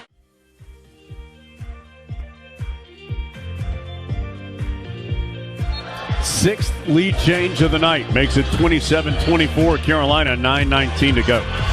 All of us on the Tar Heel Sports Network would like to send a get well soon to an enormous Tar Heel fan and someone whose family has been deeply connected to Carolina athletics for decades. That's Brian Smith. Brian is currently in the hospital battling a severe infection that has progressed to the point that surgery will be needed next week to help him recover and return home. Even with those challenges, Brian's been keeping up with the Heels, and there's no doubt that he is cheering on Carolina best he can this evening. All of Carolina athletics sends our love and support to Brian, his wonderful parents, Scott and Kelly, and the entire Smith family as they navigate this challenging and scary situation. Back here in Keenan, Coe can kick off from the 50 due to the infraction on the touchdown, the dead ball foul. Coe sends it through the uprights just to show off his leg strength, but it will be a touchback. Appalachian will start on the 25. Another final, Miami 48, Texas A&M 33. So that means the ACC now is 4-1 against the SEC this season. Wake Forest also beat Vanderbilt 36-20 earlier today. Here, though, still a lot to decide. 27-24. Carolina with the lead, but Appalachian with the football. Noel gets to the outside, around the left side, and is able to get positive yards. In fact, enough for the first down. Although, hold on. There's a flag down in the backfield. Holding, offense, number 54. 10-yard penalty, repeat first down.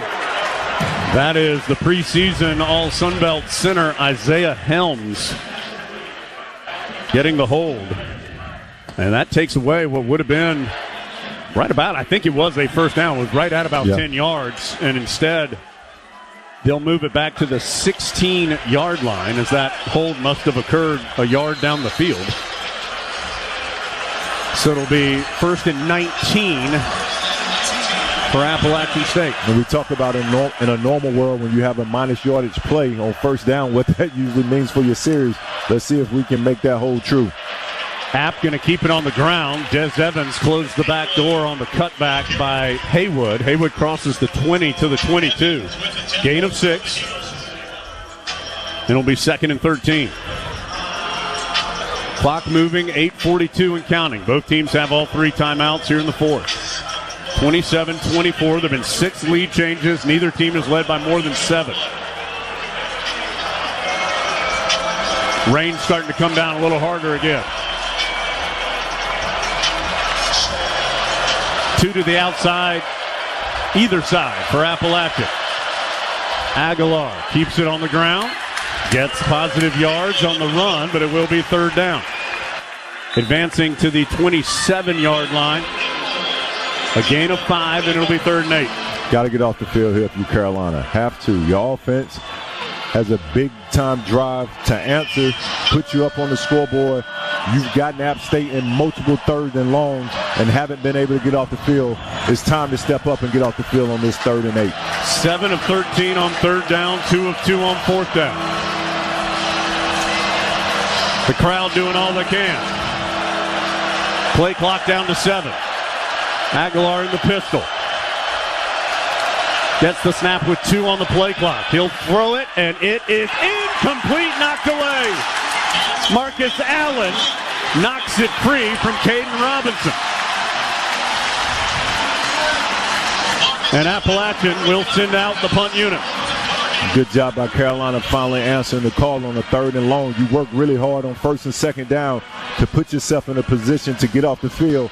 Now just make the play in order to do so. 7:31, clock stops on the incompletion. Tar Heels still have several defensive players on the field just in case. Although this would be quite a fake if App tried it, and they won't. They will kick it away. Line drive kick. Huzzy tells his teammates to get out of the way as it hits at the 35, pops up in the air. It'll be down at the 33-yard line, a 40-yard kick. And Carolina will take over. 7:23 to go. 27-24. Tar Heels have the ball and the lead. First time tonight, I believe, they've had the ball and the lead. Heels up 3 as we go to break from Learfield. Tar Heels 27, Appalachian State 24. Last 7 games that Appalachian has played against Power 5 opponents have all been decided by 7 points or less. They're 3-4 in those 7 games. Right now, Heels up 3 with the football. 7:23 to go. We need to break 10 seconds for station identification. 27-24 Carolina, 7:23 to go. Fourth quarter, 10-second break on the Tar Heels Sports Network.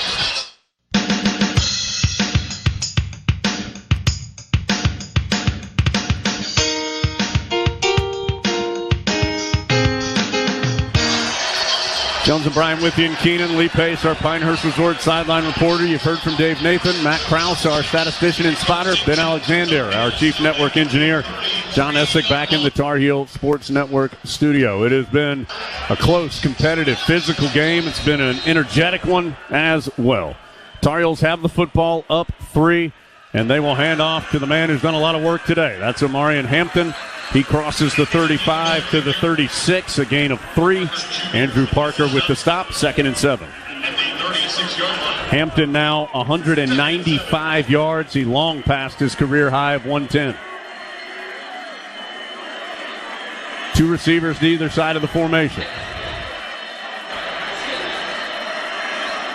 May's going to throw this time, complete at the 40 to Paysor. Working his way, that's J.J. Jones with the catch. Working his way just shy of the first down. He'll be 1 yard shy at the 42. Ball's actually between the 41 and the 42. Yeah. Let's call it 3rd and 2. Tar Heels moving quickly. Handoff to Hampton. Move the chains. Hampton needed the 43, gets the 43.5, maybe the 44. It will be a first down. Tar Heels now 6 of 10 on 3rd down. Yeah, in Carolina right now, you talk about being able to run the football to close out games. You have an opportunity right now to put that on display. The way that Omarion Hampton has been running the football, where the clock is, now you can force App State to have to use timeouts if you keep running the ball down their throat. Just slow and steady. 6:02 and counting. Hampton again, hit in the backfield and stumbles backwards to the 40. He'll lose 4. He got hit, ran into the back of his offensive lineman who had been pushed back. I believe it was Diego Pounds.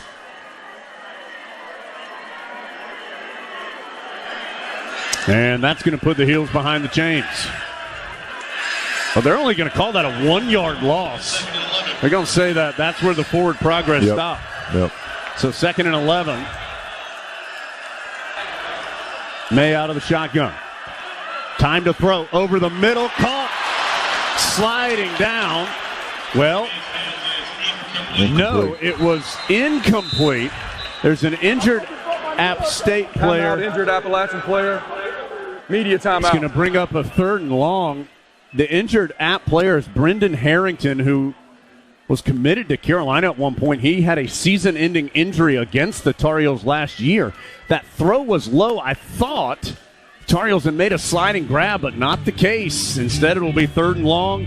And, of course, some concern for Harrington as well. Big play coming up when we return. Heels by 3, 5:22 to go. 4th quarter from Learfield.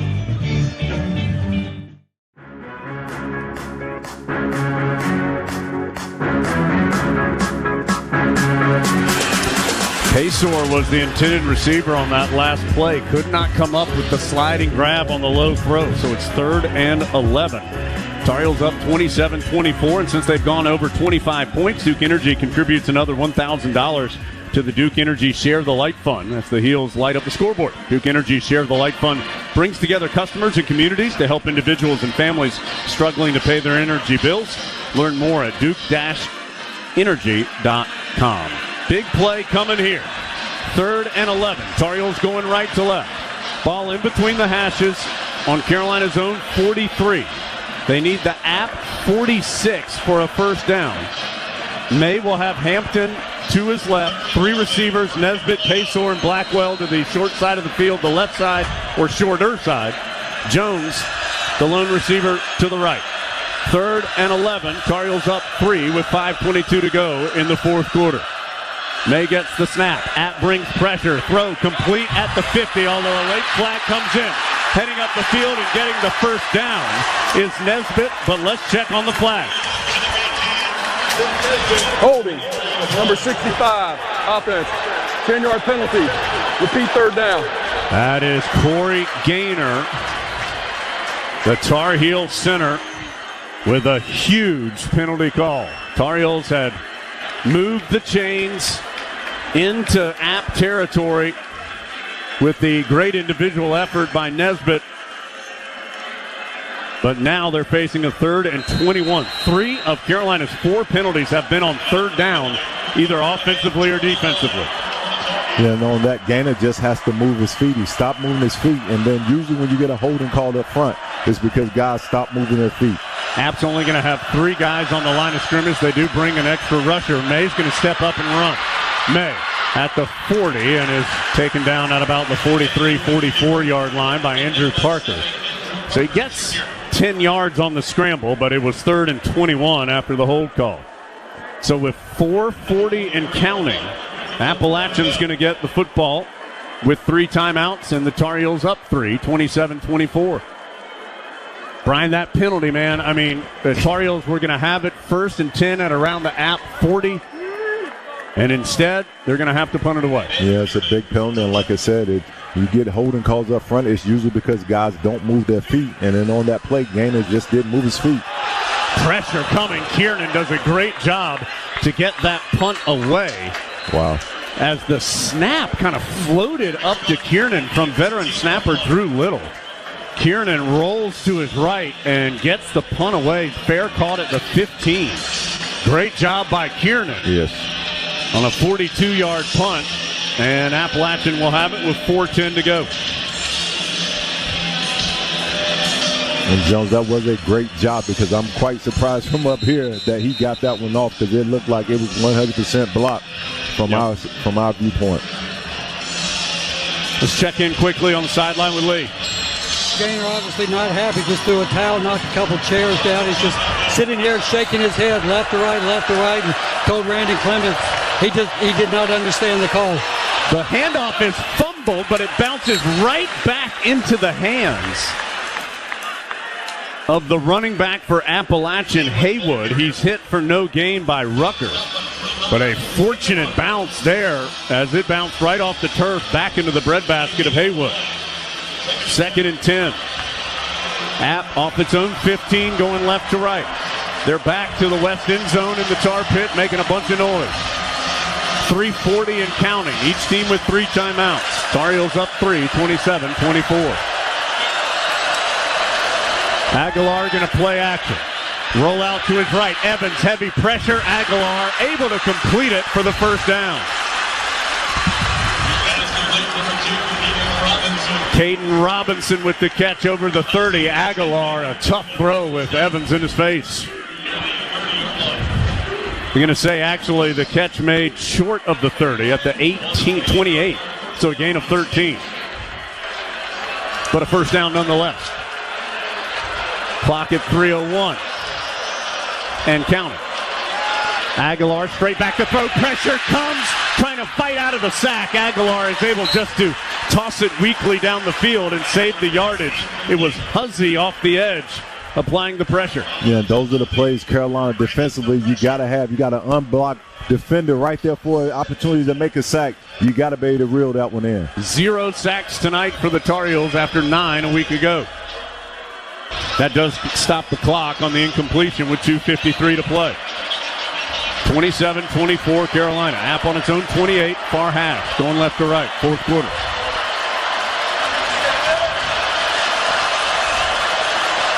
Aguilar in the pistol, claps his hand. Play action, pressure coming from behind. He is crushed as he throws it incomplete down the right hash. Huzzy and Holloway in the game to help break it up. 3rd and 10. And Carolina, good pressure again, forcing Aguilar to get rid of the football a little sooner than he wanted to, and hit him on his delivery. Wasn't able to put velocity on the football. Football kind of hung up there, giving Carolina an opportunity to make a play on it. Rucker, Fox, Murphy, and Amari Gaynor, the front 4 for the Heels. We've seen this movie before, 3rd and long. App 7 of 14 on third down. Play clock to 3. Aguilar to throw. Dumps it off over the middle. Short first down. Wilson dragging across it. So now a late flag comes in. Tackle made by Biggers. As he tossed the App receiver out of bounds. Wilson. Personal foul, face mask, defense. Oh, my. 15-yard penalty from the end of the run, automatic, first down. So there was a face mask involved as well, and that changes the game. 2:41 to go. App now at the Tar Heel 44. And now 8 of 15 on third down.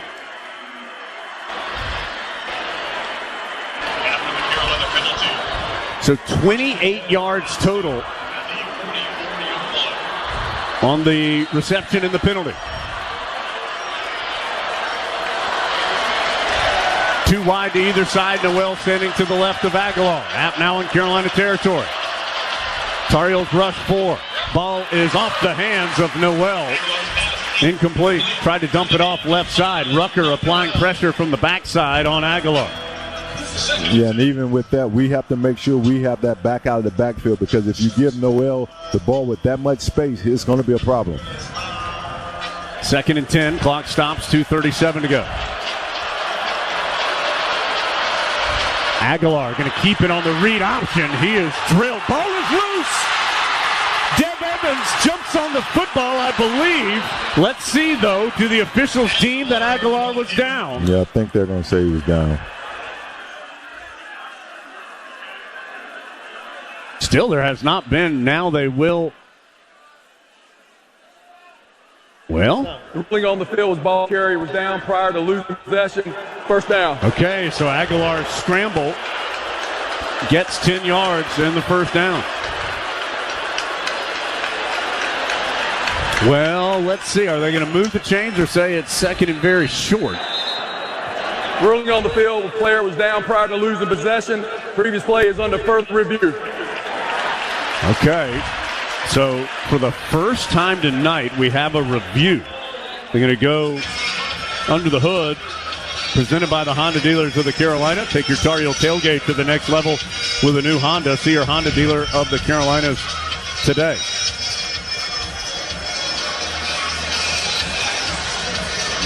Big hit at the end of the run was by Chapman.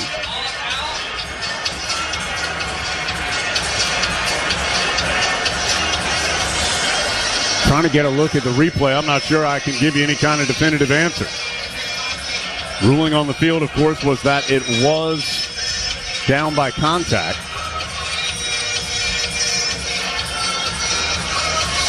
Going to get a look here on the Jumbotron and Keenan that might help us.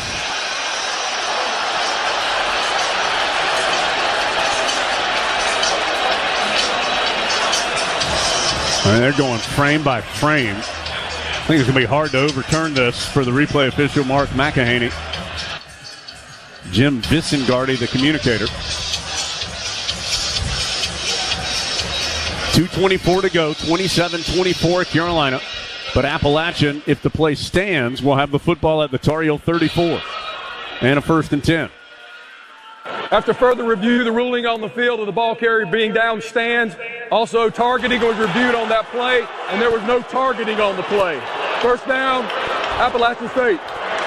So, no targeting, no fumble. First down. The clock will start on the referee's signal. App at the 34. Aguilar, 272 yards passing, 42 yards rushing.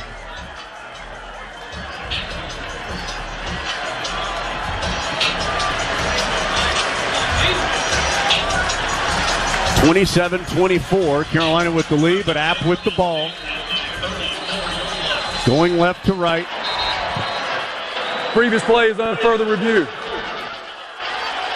Okay, they're going to review it again. I think this might be on the spot because it took them a long time to move the chains.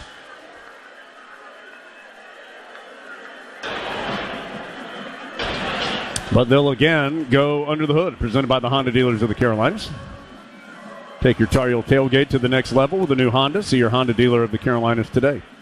27-24 Carolina, 2:20 to go. Waiting on the ultimate adjudication of this run. A scramble by Joey Aguilar. Call on the field, which appears to be upheld, was that he had a 10-yard scramble run for a first down. Believe they have already reviewed a potential targeting and the fumble. So the only thing really left is if he got a first down or not.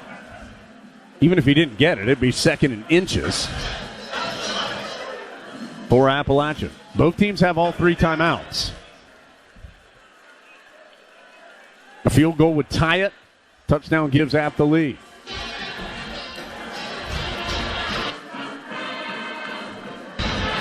Neither team has led this game by more than 7. 6 lead changes. Carolina had the ball. After further review, the ruling on the field states that the ball carrier was down and he made the line to gain. 1st and 10.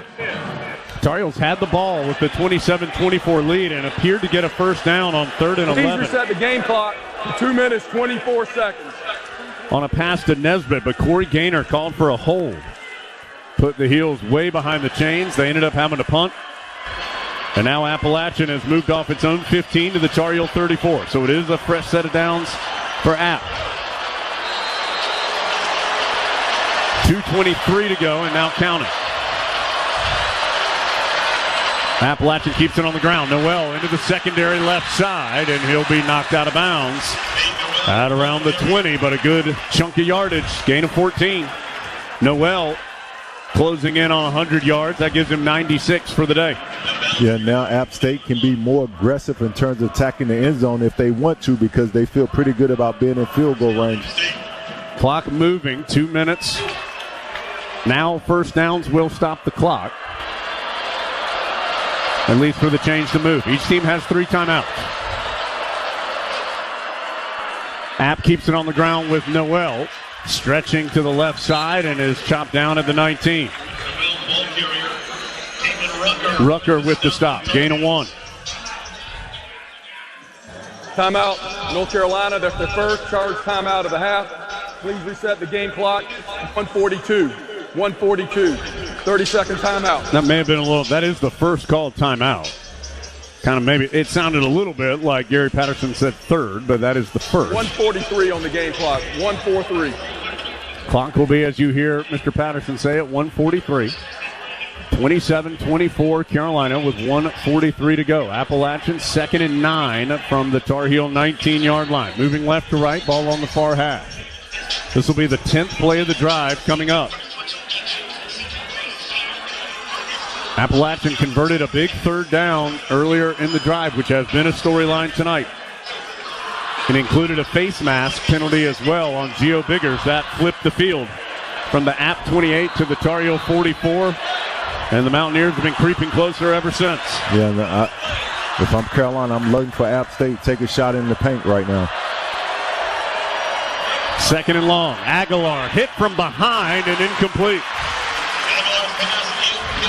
Des Evans, the contact from the back of Aguilar as he tried to throw. And where have you heard this before? 3rd and long. 1:39 to go. Clock stops on the incompletion. App 8 of 15 on 3rd down. Repeatedly picking up 3rd and long. Yeah, Carolina, get your eyes on your coverage, because on these 3rd downs, receivers have been running clean. Trust your front to get pressure. Aguilar out of the pistol. He's going to hand it to Noel, who is stopped at the 16-yard line by Des Evans. So a gain of 3. App is going to take a timeout.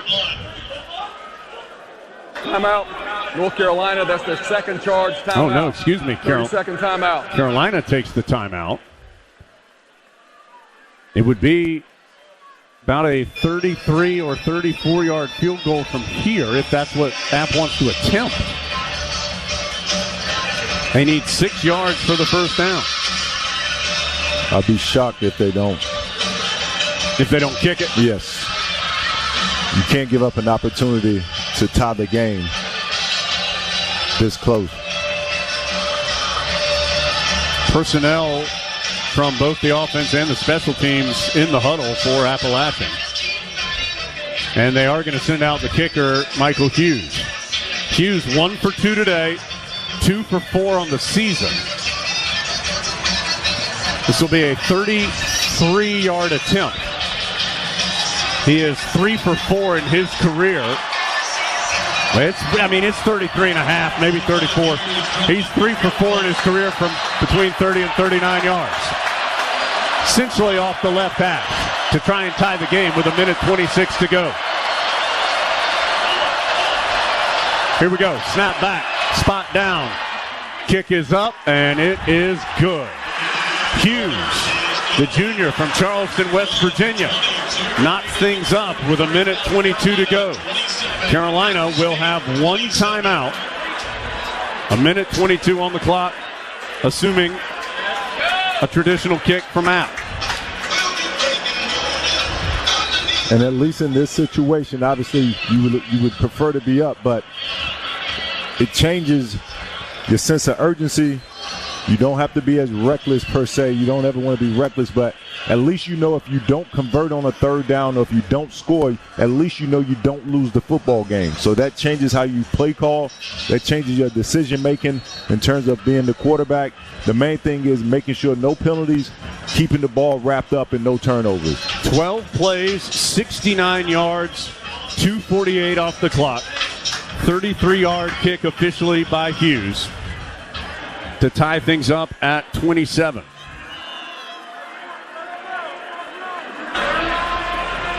You have plenty enough time. You have to operate with urgency. Have one timeout left, but you have time. Use the sideline if they want to give you the sideline. Use the sideline as a friend to stop the clock. Understanding that also now the clock stops with first down inside 2 minutes. Correct? Yes. Stops to move the chain. Yes. And you should have multiple play calls in. Shouldn't be a situation where you're using time waiting for a play call either. Sky kick fielded on a slide by Caleb Hood. He had a long way to go, and he'll end up gaining possession just short of the 25, I believe. Let's check in with Lee. Simple message from Matt Brown. Look at Drake May, said, go win the game. Then he walked down the O-line and said the same thing. Let's go win the game. I think they're going to say 25 yards. He may have called for a fair catch before he made that long run. So it will be the 25 where the Tar Heels start off this drive. 1:22 to go. Tar Heels with one timeout. Appalachian has all three.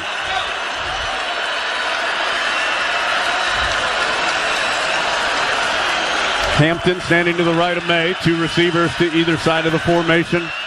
May's going to throw. Pump fake to the left, and he's swallowed up. Michael Fletcher sacks May.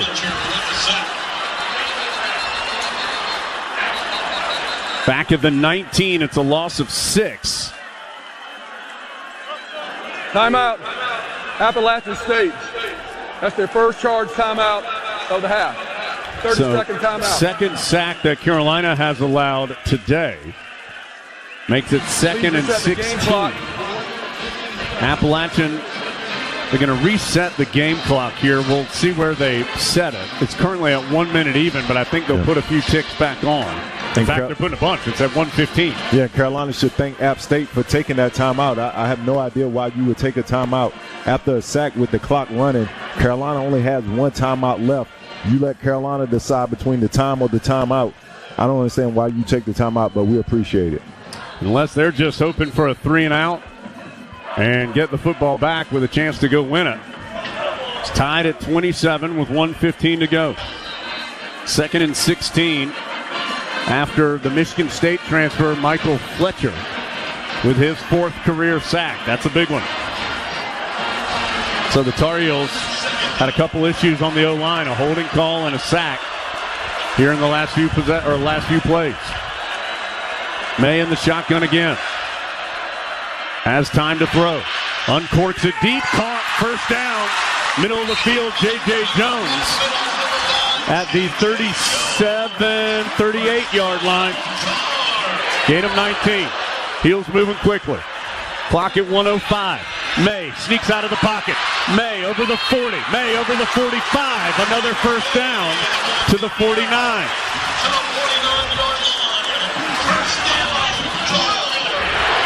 58 seconds left.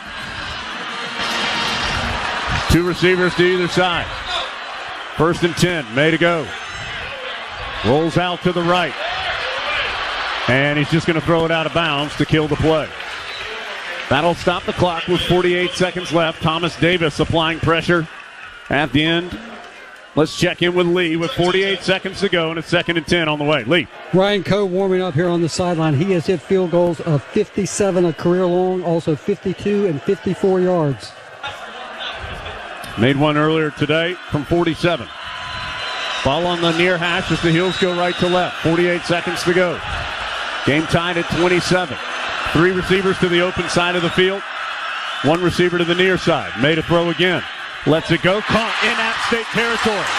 Paysor crosses over the 40 to the 37-yard line. Gain of 14. Heels moving quickly. They do have a timeout. Made a throw quickly on the far sideline. Caught and knocked out of bounds. Paysor again. Gets to the 32. Gain of 5. Clock stops with Paysor going out with 35 seconds to play. Tar Heels do have a timeout. Game tied at 27. And now Appalachian is going to take a timeout. Timeout, Appalachian State. That's their second charge. They'll have one remaining, as do the Tar Heels. 2nd and 5. Paysor now with 8 catches for 73 yards. The catches match a career high. Leading receiver yardage-wise is Jones with 91. May now 21 of 29 for 208 yards. Hampton 21 carries, 197 yards. It's been back and forth all night. Neither team has led by more than a touchdown. There's 35 seconds left with the Tar Heels and Appalachian State tied at 27. Carolina has moved off its own 25 to the App 32. Has the 2nd and 5, each team with one timeout left. Carolina Bryant's going right to left, ball on the far hash. And this is why it's so important to have a really good quarterback, because even if he doesn't have the greatest game, you understand that in critical situations you can put the ball in his hand and he gonna make play. He will make plays for you. It's like in basketball. You need that one guy that you need one shot. You can throw him the ball at the top of the key and spread everybody else out in the corner and say, go to work. Blackwell, Paysor to the left, Nesbitt, Jones to the right. Hampton standing to the left of May, who's in the shotgun on 2nd and 5. Appalachian showing some pressure in the middle of the line. Shotgun snap to May, quickly out of his hands and incomplete. Diving attempt by J.J. Jones on the far sideline. Will bring up 3rd down and 5. 31 seconds to go. Yeah, J.J. Jones looked to curl inside, and Drake May is trying to get the ball to the outside shoulder. He has to understand what the situation is and understand that Drake is trying to lead him to the outside so he can step out of bounds and save some clock. Yeah, 49-yard field goal attempt from here. App again showing pressure in the middle of the line. May pulls it away from Hampton. Coming to the left side. May cuts up the field. May dives for the first down to the 25. Nick Ross with the stop. Clock will stop momentarily. Now it's rolling again. 20 seconds and counting. Let's go. They got to hurry up. This might be the last play. Clock down to 15 seconds. That's the game clock. Handoff. Hampton powers forward. He'll be dropped down at around the 21. Use the timeout, field goal team. And the Tar Heels will use their final timeout with 2 seconds.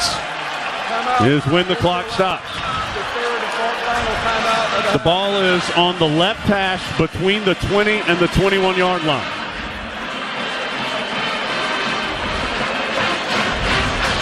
This will be a 37-yard field goal attempt, unofficially, for Coe. The Cincinnati transfer started his career at Delaware, then Cincinnati. 2 for 2 as a Tar Heel. 3 for 3. 2 for 2 today, a 47-yarder and a 31-yarder. Made a 37-yarder last week against South Carolina. Well, now they're going to review the play. This is just going to ice Coe more than anything else. The only thing I can think of is the yard line. As we'll yet again go under the hood, presented by the Honda dealers of the Carolinas. Take your Tar Heel tailgate to the next level with a new Honda. See your Honda dealer of the Carolinas today.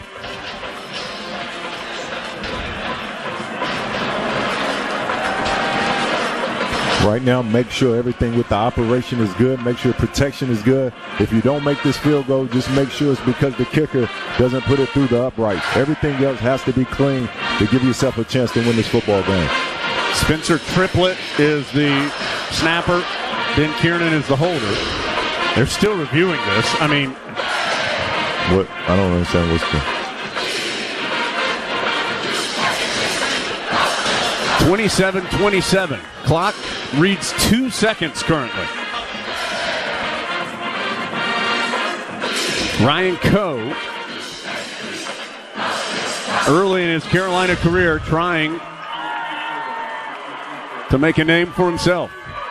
But the officials continue to review something on the previous play.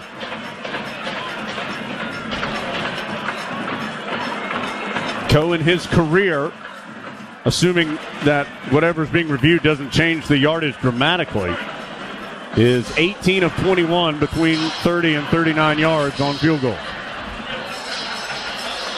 And Jones, one thing that the app also has another timeout, so they can then use that timeout to extend the ice even longer. Yeah. Still waiting. Gary Patterson, the referee. Replay officials, Mark McEhaney.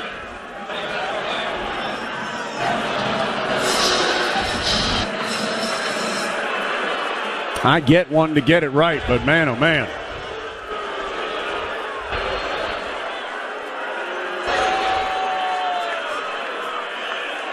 Mac Brown having a long discussion as well with some of the other officials.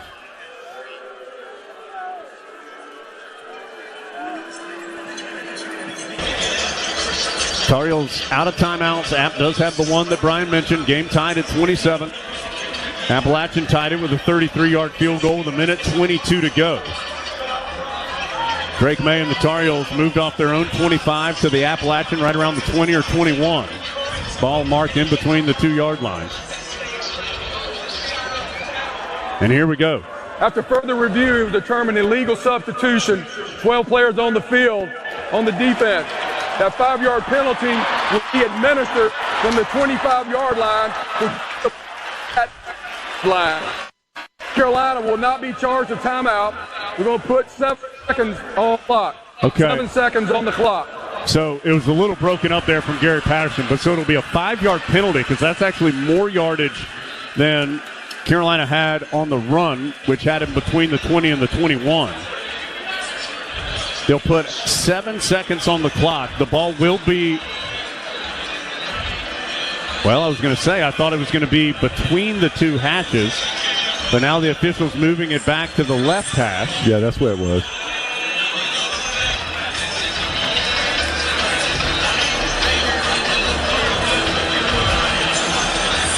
So the ultimate change here is about half a yard closer and 5 more seconds on the clock. Although we're still not done talking about it. Now, Carolina could also run another play with a timeout left. And that might be what they're doing, Brian. With 7 seconds, yeah, it'll be 1st and 5. And so the Tar Heels can run another play here to try and center the ball, perhaps, or get it a little closer. Yeah. I mean, I think at this point, your kicker, you understand what's your kicker favorite spot. So whether it's left hash, center, right hash, whatever it may be, I don't know. I mean, your kicker been waiting long enough. I think at this point, I would probably just kick it. Tar Heels are sending the offense back out there.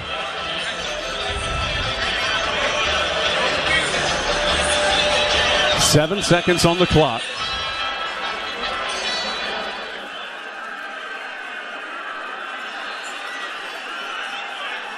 Drake is going to go underneath the center. It looks like Drake May is going to go under center. The clock will start on the snap. Clock will start on the snap.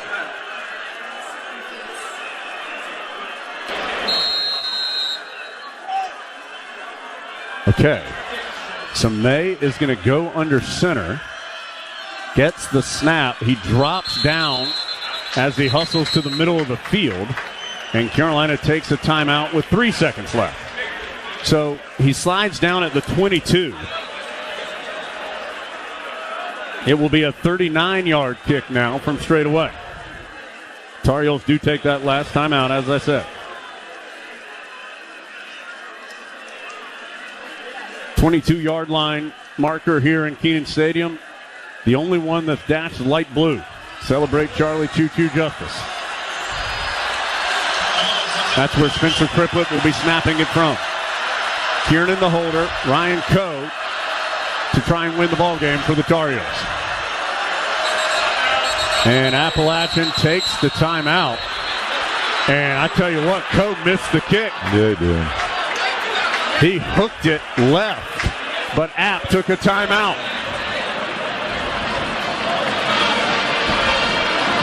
Timeout, Appalachian State. That's their third and final timeout of the half. Well, glad he got that one out of the way. Just got the bad one out of the way. Game tied at 27. These last few seconds, as they always seem to do, have been excruciatingly long.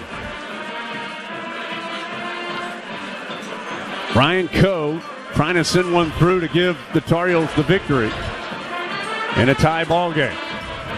Mac Brown goes over to give Coe a demonstrative up-high high five, then slaps him on the shoulder pads as the Cincinnati transfer started his career at Delaware, originally from McDonald, Pennsylvania.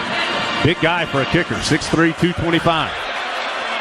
App out of timeouts. So here we go, 3 seconds to go. Coe, a 39-yarder to try and win the game.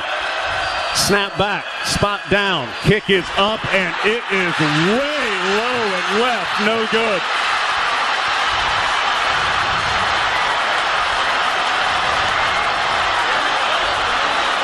I don't know if he slipped, but that was a carbon copy of the miss that he had before App's timeout.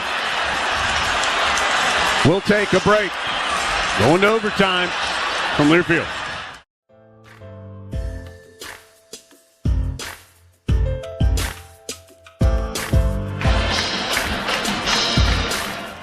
Well, Tar Heels positioned themselves to win the game.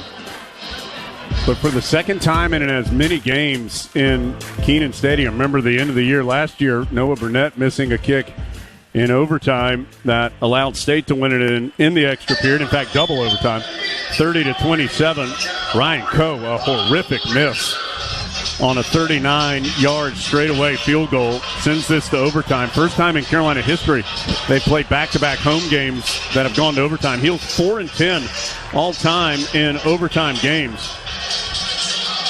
They have lost 6 consecutive overtime games. Their last win came against Virginia Tech way back in November of 2015.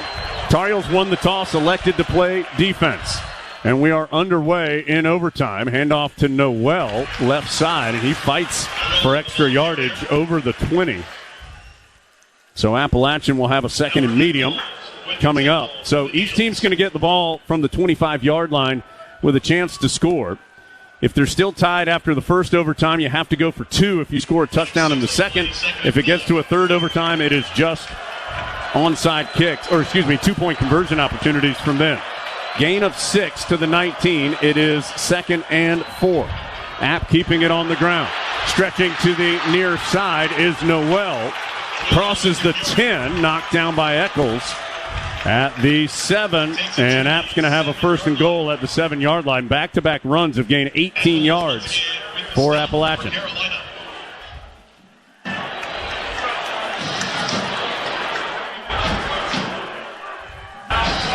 So 1st and goal for App in the overtime period. Each team gets an extra timeout as well here in the overtime session.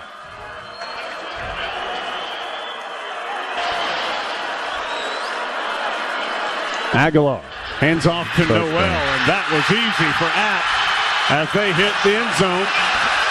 3 plays, all runs, and Appalachian goes up 33-27.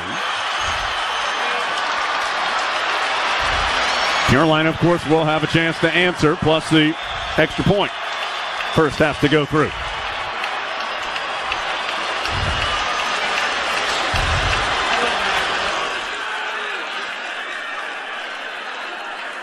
Michael Hughes, who made a 33-yarder to tie the game with 1:22 to go, on to try and add the extra point.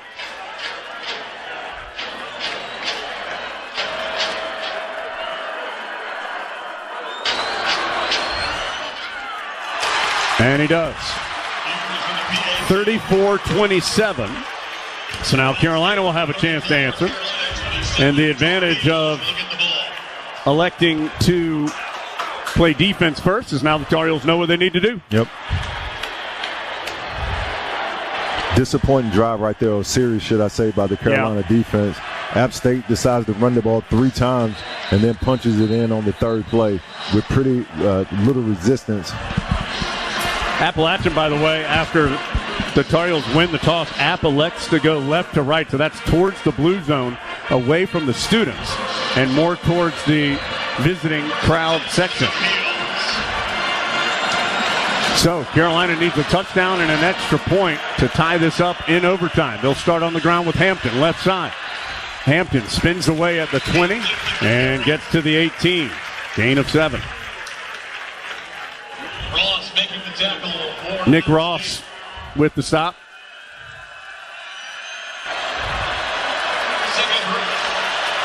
Carolina moving quickly. On the ground again. They'll be about a yard or 2 shy. Thomas Davis with the stop.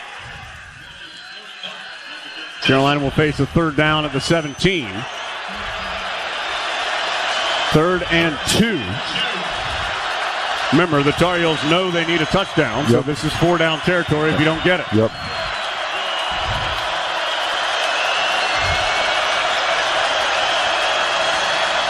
They'll keep it on the ground. Hampton left side, 10-5, touchdown.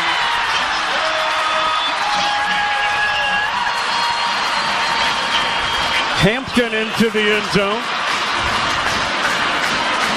And now Coe, who just had the duck hook on the field goal, has to convert the extra point.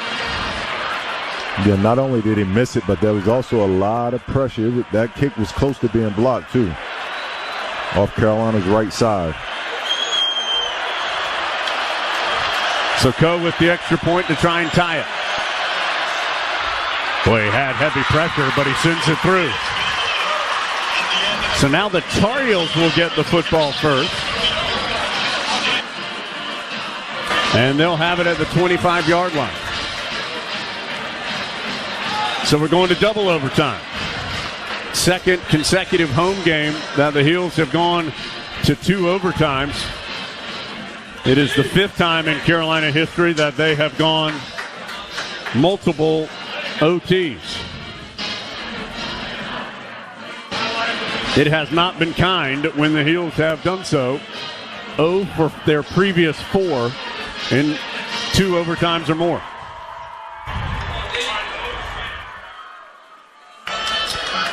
So, Sure, Ryan Coe's looking at that extra point going, why couldn't I do that a second ago? As he booted it high and straight right through there after missing the 39-yarder potential game winner as time expired. And that was after missing it when App called a timeout to ice him, and he missed both low and left. But that's in the past. Now we're in the double overtime. Carolina will have it. They let the field flips, so they'll now be going towards the student section.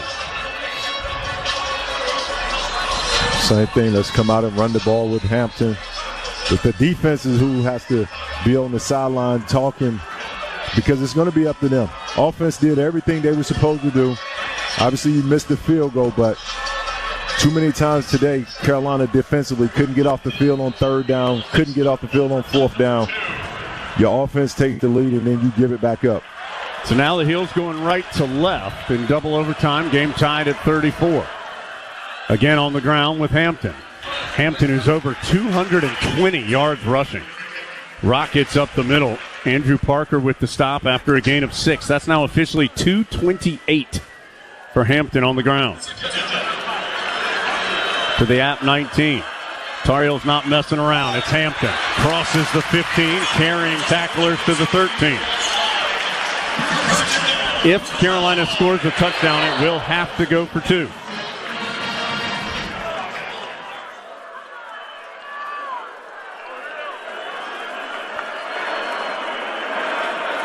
Blackwell out, wide left.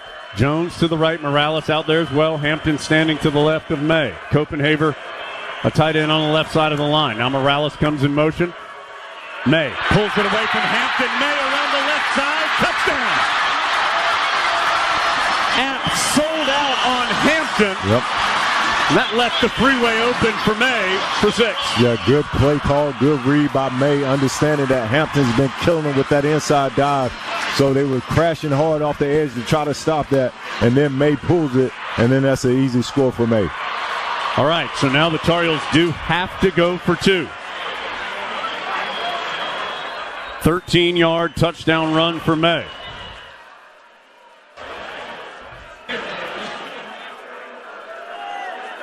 Let's see if they do some kind of similar play call with also a pass option with it.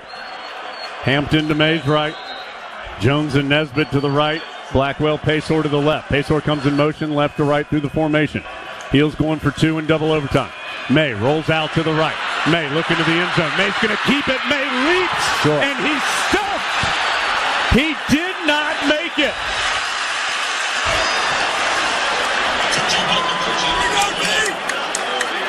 May slow to get up as well. He was stuffed on the dive attempt. Great tackle by Jordan Favors. Sophomore safety from Griffin, Georgia. Came up and made the stop. May had some options in the end zone, but elected not to throw. Yeah. And we've seen him certainly be able to do that many times. But a great job by Favors shutting the door. Yeah, and May was being patient with the pass. And I think if he just would have committed to running it in from the beginning, he had a great chance. But he was waiting for one of the receivers to uncover in the end zone. They didn't. And then he decided to tuck it in. Great job by App State closing the door on that. All right, so App now going to try from the 25. Aguilar on the wheel route, almost intercepted down the far sideline. Huzzy defending against Eli Wilson on the play. Great job by Huzzy. Had a chance to close it, turn off the lights. Ball just slipped through his hands. A turnover ends the ball game. It should have been pass interference, if you want to be honest, on App State.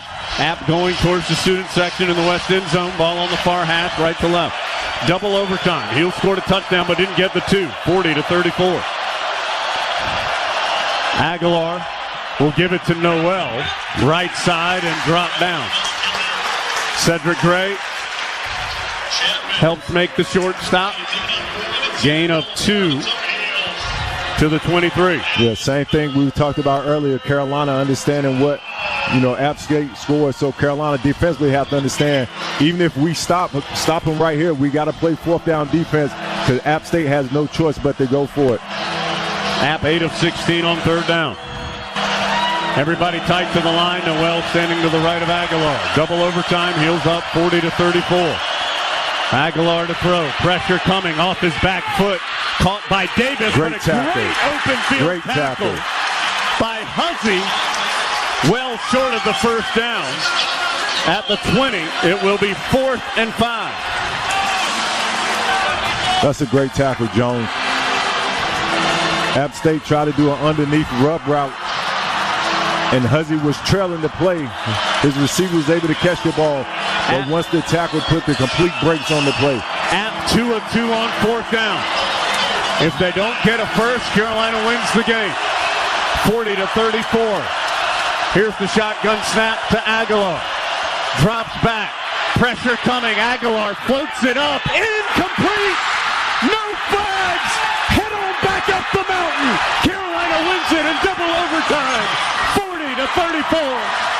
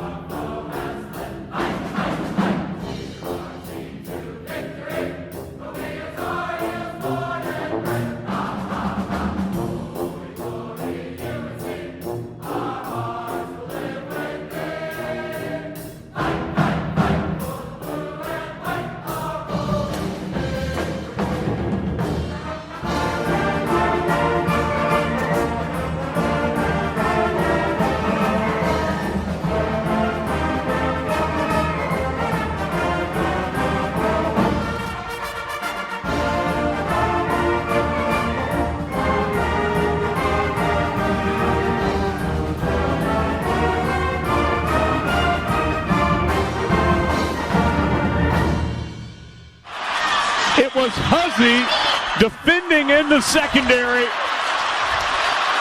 He made multiple plays to help Carolina win this one as the Tar Heels get their first ever multiple overtime victory as they defeat Appalachian State in 2 overtimes, 40-34. Carolina now 5-10 all-time in overtime. App drops to 6-11. And this 3-game series will end up being decided by a total of 11 points. App winning by 3 in 2019. The Tar Heels by 2 last season. And by 6 here in double overtime. It is Carolina's first overtime victory since November 21st of 2015 when they defeated Virginia Tech in Frank Beamer's final home game to win the Coastal Division that year. Not as much on the line, at least as far as the ACC, but it still feels pretty good, doesn't it? No question. No question. Give App State all the credit to come in this building and play the way they did when they didn't play really well last week against Gardner-Webb. But to come in and play the way they did against Carolina and then give Carolina credit for answering the call, not playing well early on, and then winning the football game late. Yeah, I mean, look, this is a good win for Carolina. Yeah. But I tell you what, I mean, this one, both teams, Rasheed Wallace, both teams play hard in this one, right? I mean, this really was a quality win. They light the bell tower blue over the northwest corner of Kenan Stadium. Lights go off. Appalachian as a team is kneeling down at midfield to discuss things after this one. The Tar Heels win it in double overtime. We'll take a break. We're going to talk to Mac Brown, of course. Been a ton of big games today as the Tar Heels improved to 2-0. We'll get you up to date on all the other scores, full stats, and catch our breath. You might need to, too. Heels win in double overtime, 40-34 from Learfield.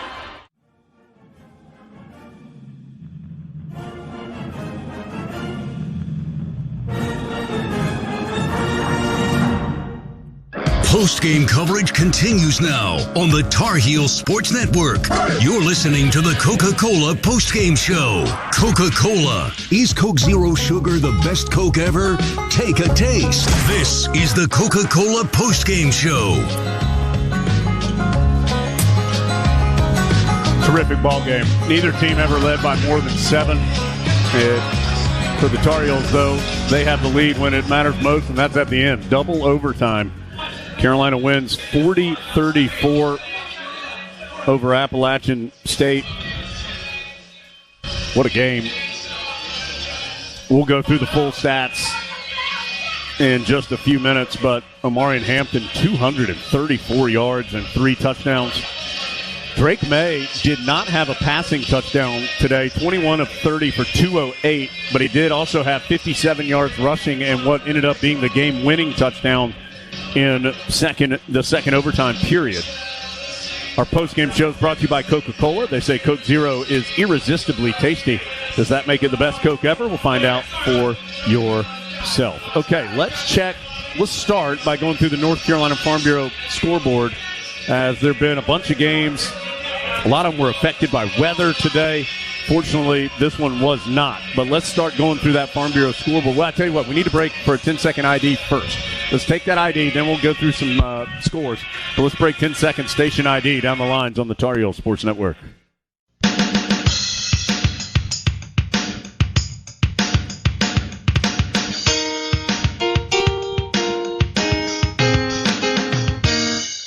Carolina gets its first ever multiple overtime victory in its program's history. A 40-34 2-overtime win over Appalachian tonight. Let's go through some other scores in ACC action. Louisville blanked Murray State out back on Thursday, 56-0. Wake Forest had a weather delay at home against Vanderbilt. Eventually takes care of the Commodores 36-20. Notre Dame, another weather delay for the Irish and NC State and Raleigh. That was a close game for a while, but Notre Dame pounds away the pack in the second half, 45-24. Virginia Tech falls at home to Purdue, 24-17. BC survives Holy Cross, 31-28. James Madison comes back, outscores Virginia 12-0 in the fourth quarter, beats the Cavaliers in Charlottesville 36-35. Georgia Tech 48, South Carolina State 13. Clemson, it was close early with Charleston Southern, not close late, 66-17 the final score there. Miami over Texas A&M 48-33. ACC is 4-1 against the SEC this season. Lafayette, no match for Duke, 42-7 Blue Devils. Syracuse crushes Western Michigan as well by the final score of 48-7. Some finals coming in at the top 25 from earlier today. Georgia, Ohio State, Penn State, no trouble with Ball State, Youngstown State, and Delaware, respectively. Utah gets a road win at Baylor, 20-13. Kansas State over Troy, 42-13. Deion Sanders' train continues on as Colorado tops Nebraska, 36-14. Michigan, 35-7 over UNLV. Ole Miss goes on the road and beats a ranked Tulane team. Both those teams are ranked in the top 25, 37-20. Ole Miss with the win. Washington, no trouble with Tulsa, 43-10 there. There's some top 25 games going on right now. Tennessee over Austin Peay. That one just went final, 30-13. Oklahoma against future ACC member SMU, 28-11. Sooners on top. Texas leads Alabama early third quarter, 13-6. Number 13 Oregon up at halftime on Texas Tech, 18-13. LSU up big on Grambling late first half. Washington State 17, Wisconsin 6. That's where Phil Longo, former Tar Heel offensive coordinator, is now. That's late first half. Florida State with an early 7-0 lead over Southern Miss. Let's take a break. Come back. More to do when we return. Heels win in double overtime from Learfield.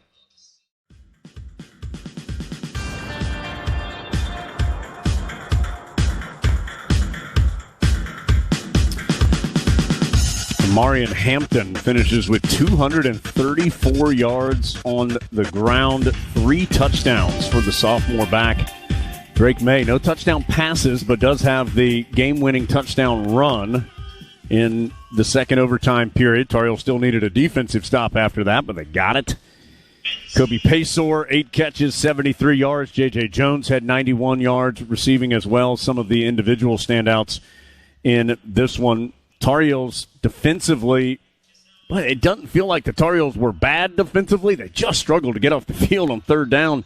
And App did finish with 494 yards, 275 passing, 219 on the ground. Carolina, meanwhile, has 527 yards total, 208 passing, 319 on the ground. Those 234 yards rushing for Hampton, by the way, came on 26 carries. So the 234 is the most rushing yards for a Tar Heel since Michael Carter had 308 in that game against Miami. Remember in December of 2020 when Carter and Javonte Williams rushed for more than 600 yards, I believe, or close to that between the two of them. And the 25 or more carries, first time the Tar Heels had that since a pretty good one, Gio Bernard against Maryland back in 2012. So, Brian, pretty special performance tonight from Omarion Hampton as he was a force from the start to the finish. No question. And you look at the 234 yards net on 26 carry, but the most impressive part was he only lost 2 yards on the night. Yeah. And so he was running downhill.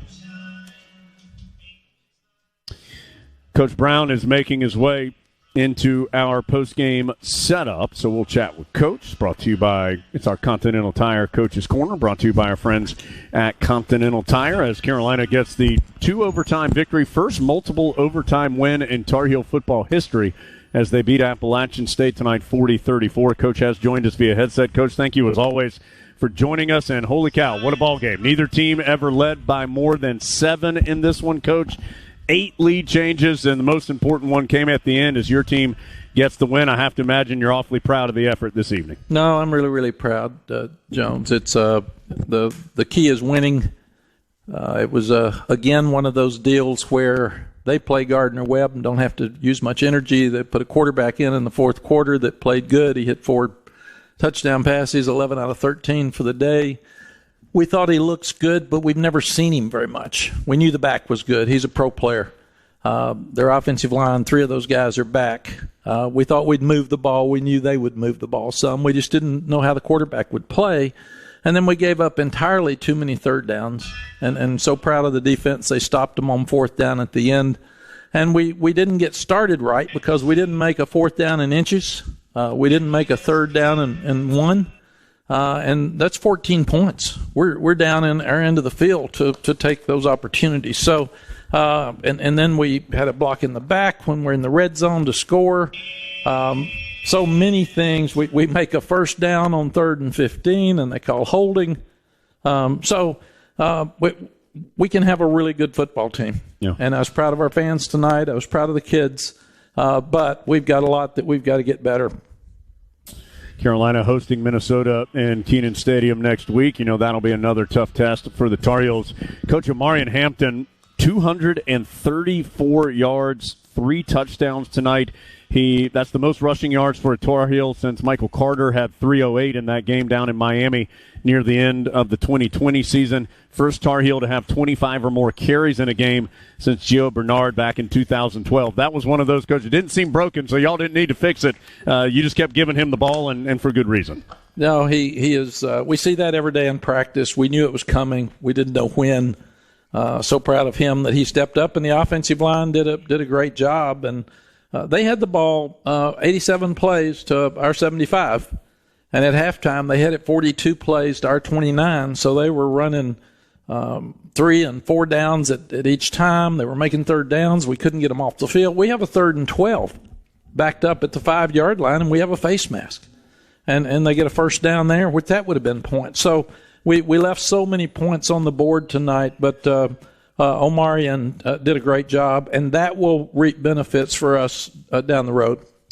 Coach, Elijah Huzzy, you guys have talked a lot about him since he transferred from East Tennessee State, just complimenting his instincts and his football IQ, and he seemed to show up on a lot of important plays, particularly down the stretch for you defensively. He did. Dre Boykins getting hurt really hurt us because we're trying to figure out where to play Elijah Huzzy, and he's playing all over the field, and he's really, really good football player. So we got to keep getting some other stars ready, and Tayon Holloway did some better things at corner tonight, but there's a drive for them to, I think, tie us. When our defense is playing good, there's a 4th and 1. We cover the tight end like a blanket, and he catches it.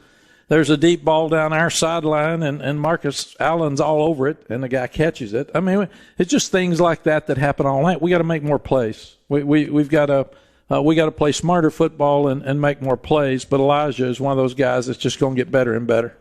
Hey, Coach, how you doing? This is Brian. Hey, Brian. Congratulations on the win. Thank you. Hey, I had a question. So that last drive inside a minute, or a minute and some change. You have one timeout left. What's kind of the thought process with Drake May? How much is he able to do? How much you put on him in that situation? Brian Drake is so smart that we wanted to save the timeout till the field goal.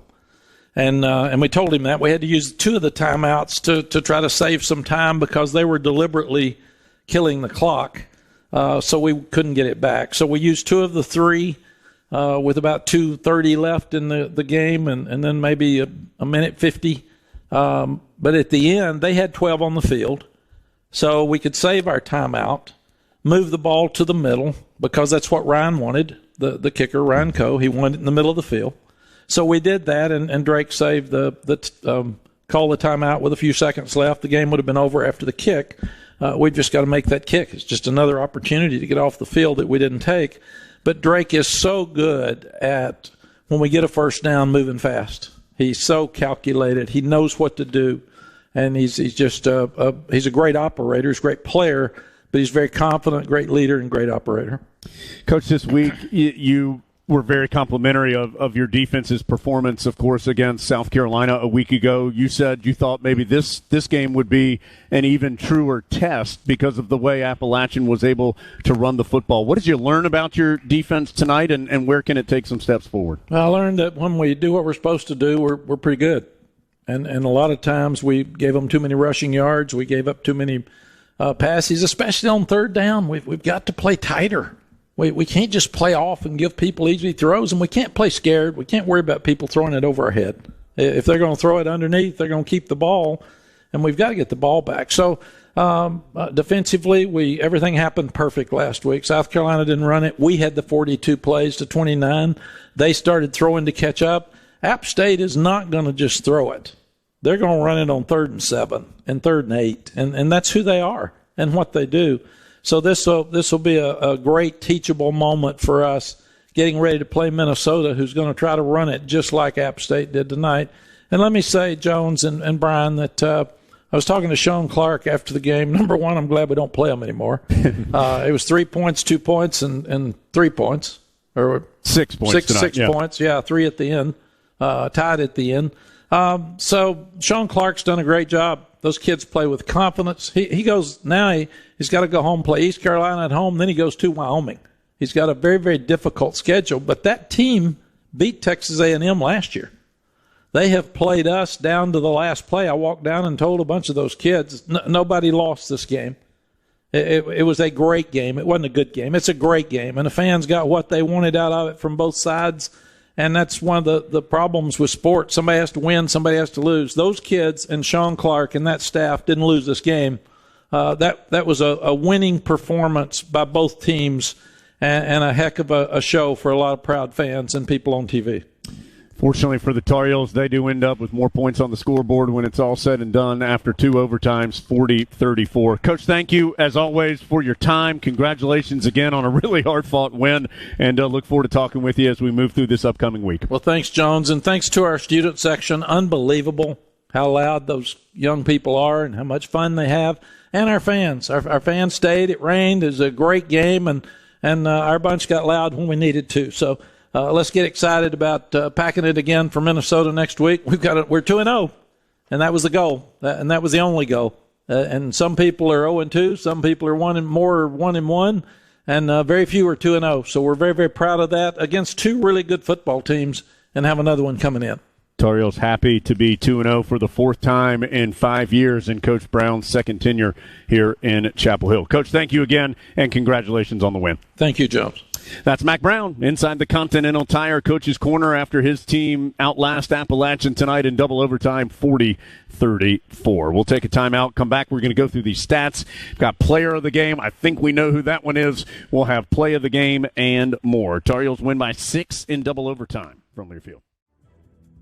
This copyrighted broadcast is an exclusive presentation of Learfield under the broadcast rights granted by the University of North Carolina. Reuse of this presentation is prohibited without the expressed written consent of the University of North Carolina and Learfield.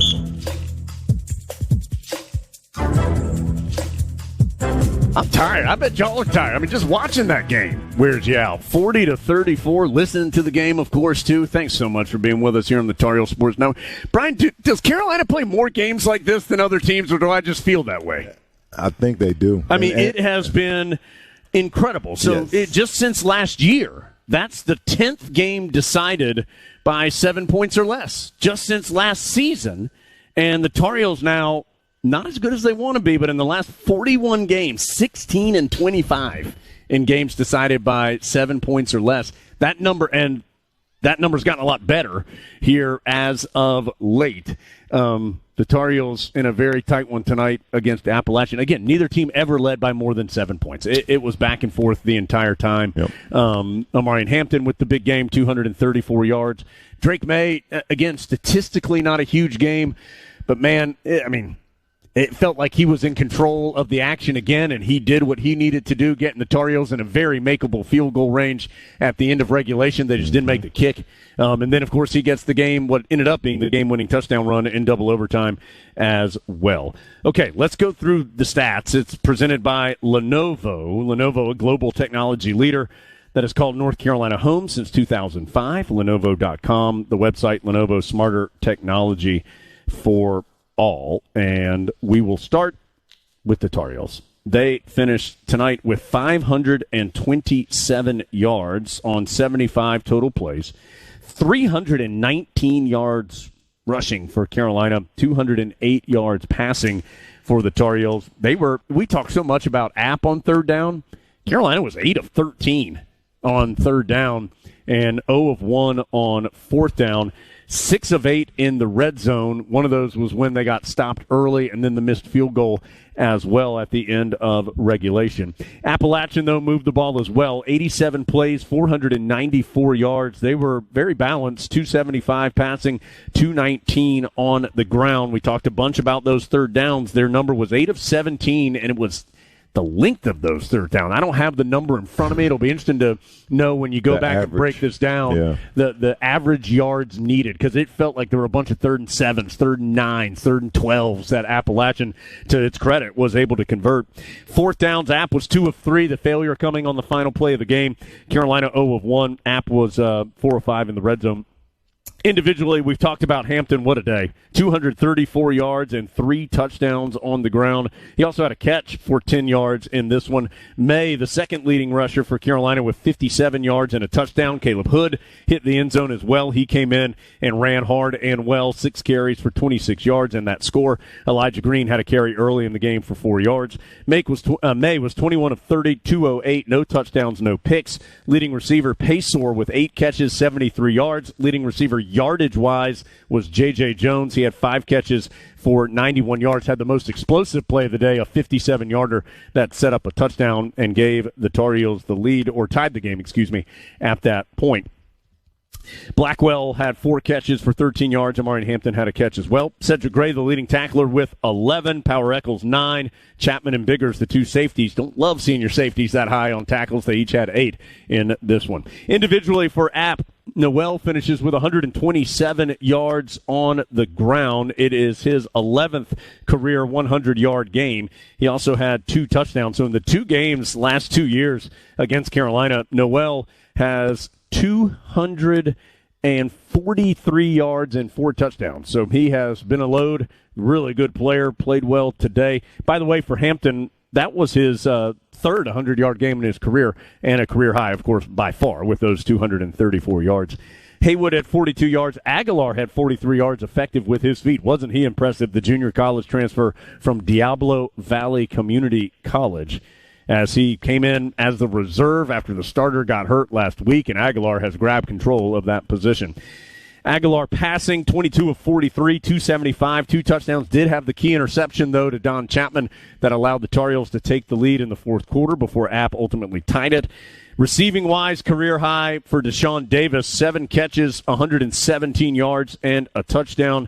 And leading tackler for the Mountaineers was Andrew Parker Jr., finished with 12. All right, let's take a timeout. Come back. We need to highlight our Old Dominion best in the game. That's our player of the game, and obviously a good chance that a young running back from Clayton's going to earn that honor. We'll have our plays of the game, get Brian's thoughts. We have a bunch of notes and stats we want to go through as well as the Tar Heels win it in double overtime 40-34. It's the Coke postgame report. They say Coke Zero is irresistibly tasty. Does that make it the best Coke ever? Well, you'll have to find out for yourself. More to do after this from Learfield.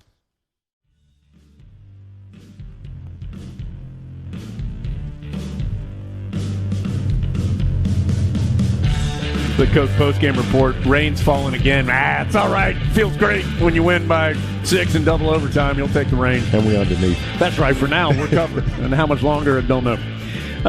Tar Heels win at 40-34 in double overtime against Appalachian State. Just want to go through a couple notes on Omarion Hampton, who, side note, we're going to name the Old Dominion best in the game, player of the game in just a moment. But our broadcast all day long of this one is presented by Hardison and Cochran. Dial 919-all-4s for a free legal consultation. And can't believe this happened with anybody in the stadium today. But if you've had alcohol as part of your game day activities, make sure you don't get behind the wheel. There are more ways than ever to get home safely. You can call a friend, get a cab, take a bus. Of course, there's numerous apps you can use.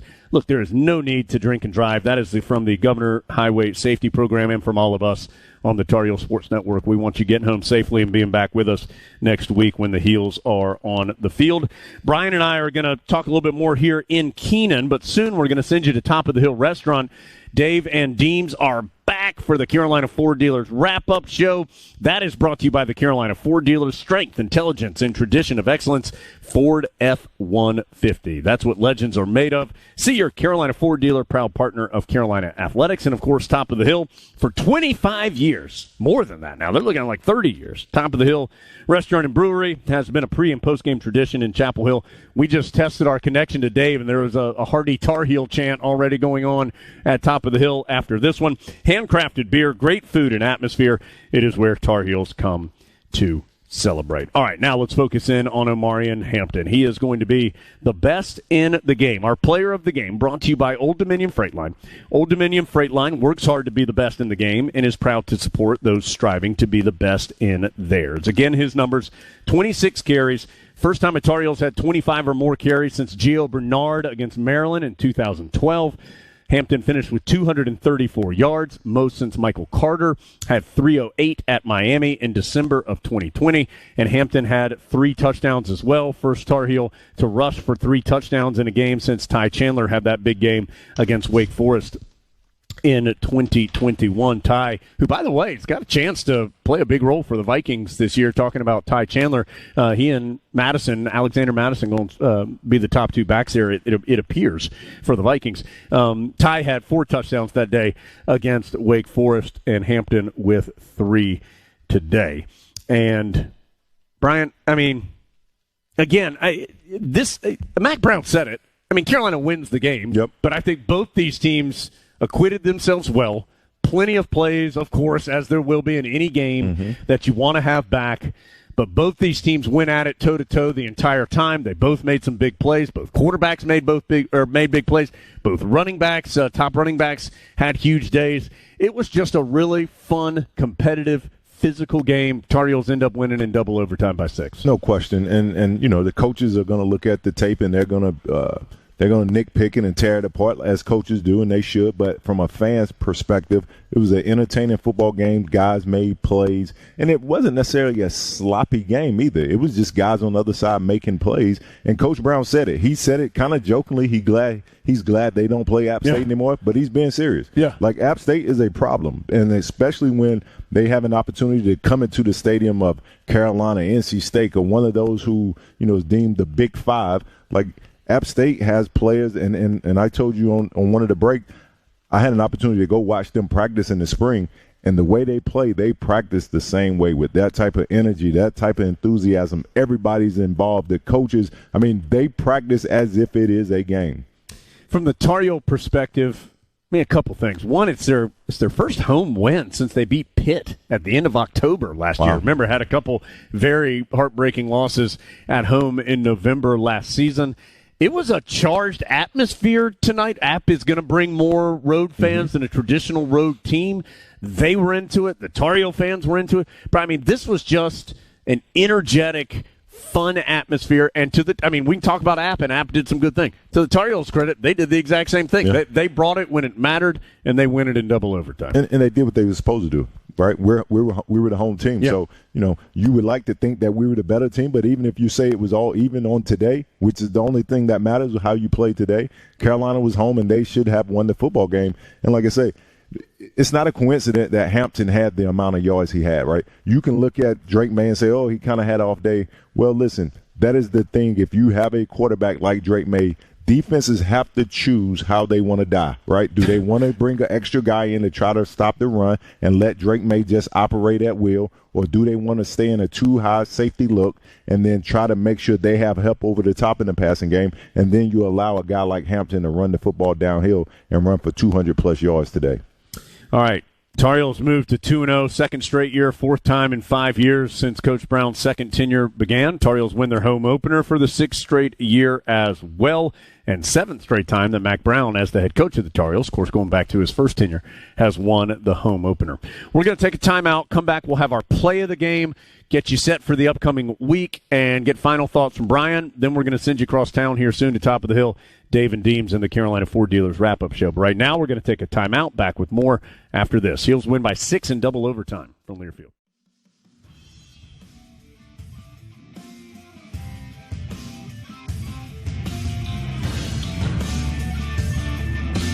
Carolina football has been brought to you by Wells Fargo, official retail bank sponsor of Carolina Athletics. This is the Coca-Cola Postgame Show.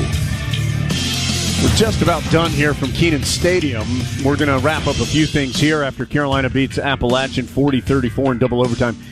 Then we're going to send it to break, and coming out of that break, Dave Nathan, Deems May at Top of the Hill Restaurant will finish things up for you with the Carolina Ford Dealers wrap-up show. And as you can imagine, it is hot and heavy right now at Top of the Hill with Carolina getting a dramatic win over Appalachian State in double overtime. Just want to give you a quick update on a couple scores on that on the North Carolina Farm Bureau scoreboard. Texas, Alabama going at it. It's 13-9. Texas with the lead with about 5 minutes to go third quarter. And Texas Tech has taken the lead midway third quarter against number 13 Oregon, 20-18. The score. That game is being played in Lubbock. Big finals from earlier today as far as the ACC is concerned. Miami 48-33 over Texas A&M. Wake Forest, an out-of-conference win, 36-20 over Vanderbilt. And Notre Dame beats NC State 45-34. Unfortunately, a couple ACC teams, Virginia and also Virginia Tech, fall in out-of-conference play earlier this afternoon. A day that's really been bothered by severe weather in the Carolinas and up into Virginia all day long. Luckily, this game got in, and it was a doozy. Tar Heels win it 40-34 in double overtime. Let's get to our play of the game. It's brought to you by Coca-Cola, and I've already said it a couple times. They say Coke Zero is irresistibly tasty. Does that make it the best Coke ever? You'll have to find out for yourself. We're going to a double one here. Of course, when you end up the way this game ended up, you have a couple options. It'll be Drake May's go-ahead touchdown at the beginning of the second overtime, and then the Heels getting the stop to close the door. Let's listen in. Blackwell out, wide left. Jones to the right. Morales out there as well. Hampton standing to the left of May. Copenhaver, a tight end on the left side of the line. Now Morales comes in motion. May pulls it away from Hampton. May around the left side. Touchdown. App sold out on Hampton. Yep. That left the freeway open for May for 6. App 2 of 2 on fourth down. If they don't get a first, Carolina wins the game. 40-34. Here's the shotgun snap to Aguilar. Drops back. Pressure coming. Aguilar floats it up. Incomplete. No flags. Head on back up the mountain. Carolina wins it in double overtime. 40-34. Man, it was a good ball game. Carolina wins it 40-34 in double overtime. The two finishes there in the extra period are Cook plays of the game. brought to you by our friends at Coca-Cola. All right, next week we've got Mac Brown Live. We'll be at Top of the Hill Restaurant on Monday night.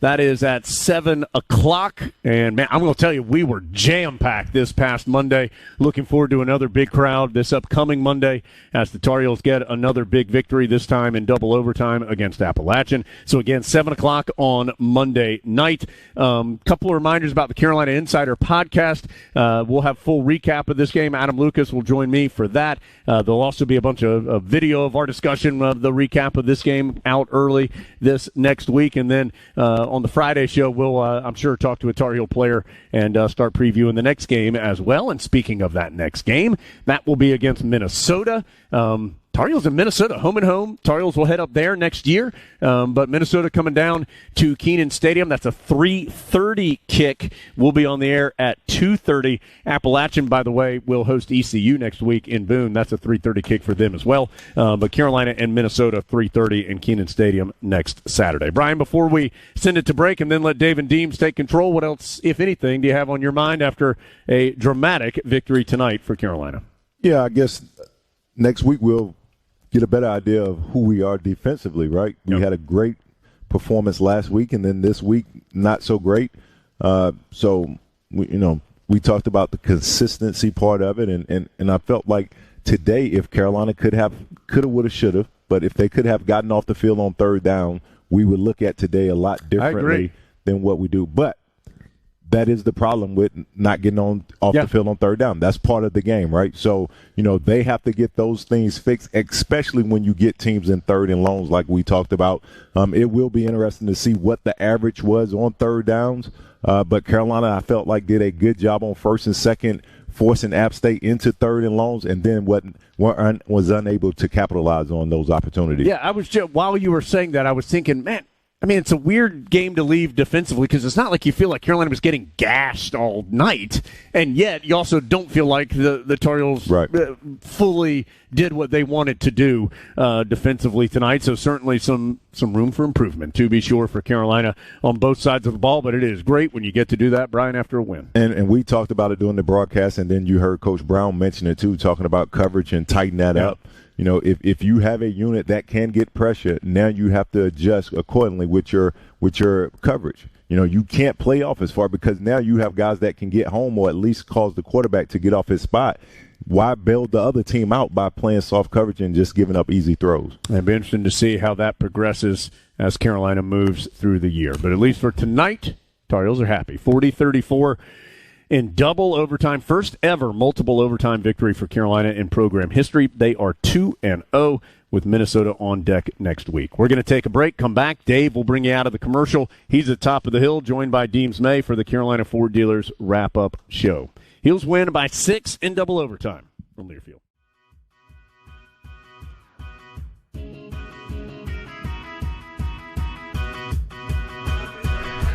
Coca-Cola postgame report rolls on from Top of the Hill. Dave, Nathan, and Deems May with you until roughly the top of the hour. And you've got the Carolina Ford Dealers wrap-up show for select affiliates to come your way. Carolina in double overtime knocks off Appalachian State 40-34. And Deems, gosh, I can't tell you how many people came up to me in the last week and said, we wished we could have heard Deems last week. I had to break the news to him that you're out with your family and celebrating with the team behind the buses. You had a doctor's note. You got out of jail there for that. But you're with us here tonight, and for all the people that have been wondering what you're going to say after a game, the floor is yours. Yeah, I tell you, Dave, I think I said the same thing last year up there. I don't have one good thing other than the win that came out of this game.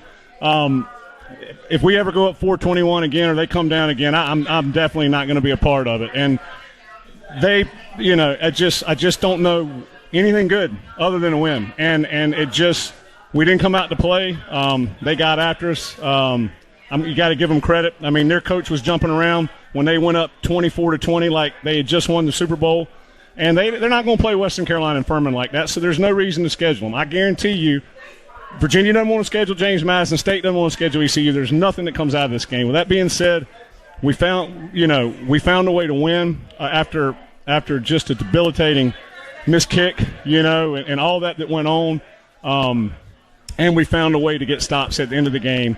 They made every play they could. They made every catch. When we were continuing, they made every throw. They fumbled it twice, bounced right to them. Everything that you can have happen perfect happened for them in that game. And they will not play another game like that the rest of the year, just like last year. They'll be 6-6 or whatever. That's why you don't schedule those games. That being said, we have to find a way to build on success, and we did not do that from last week's game. And against I don't know if we had any sacks.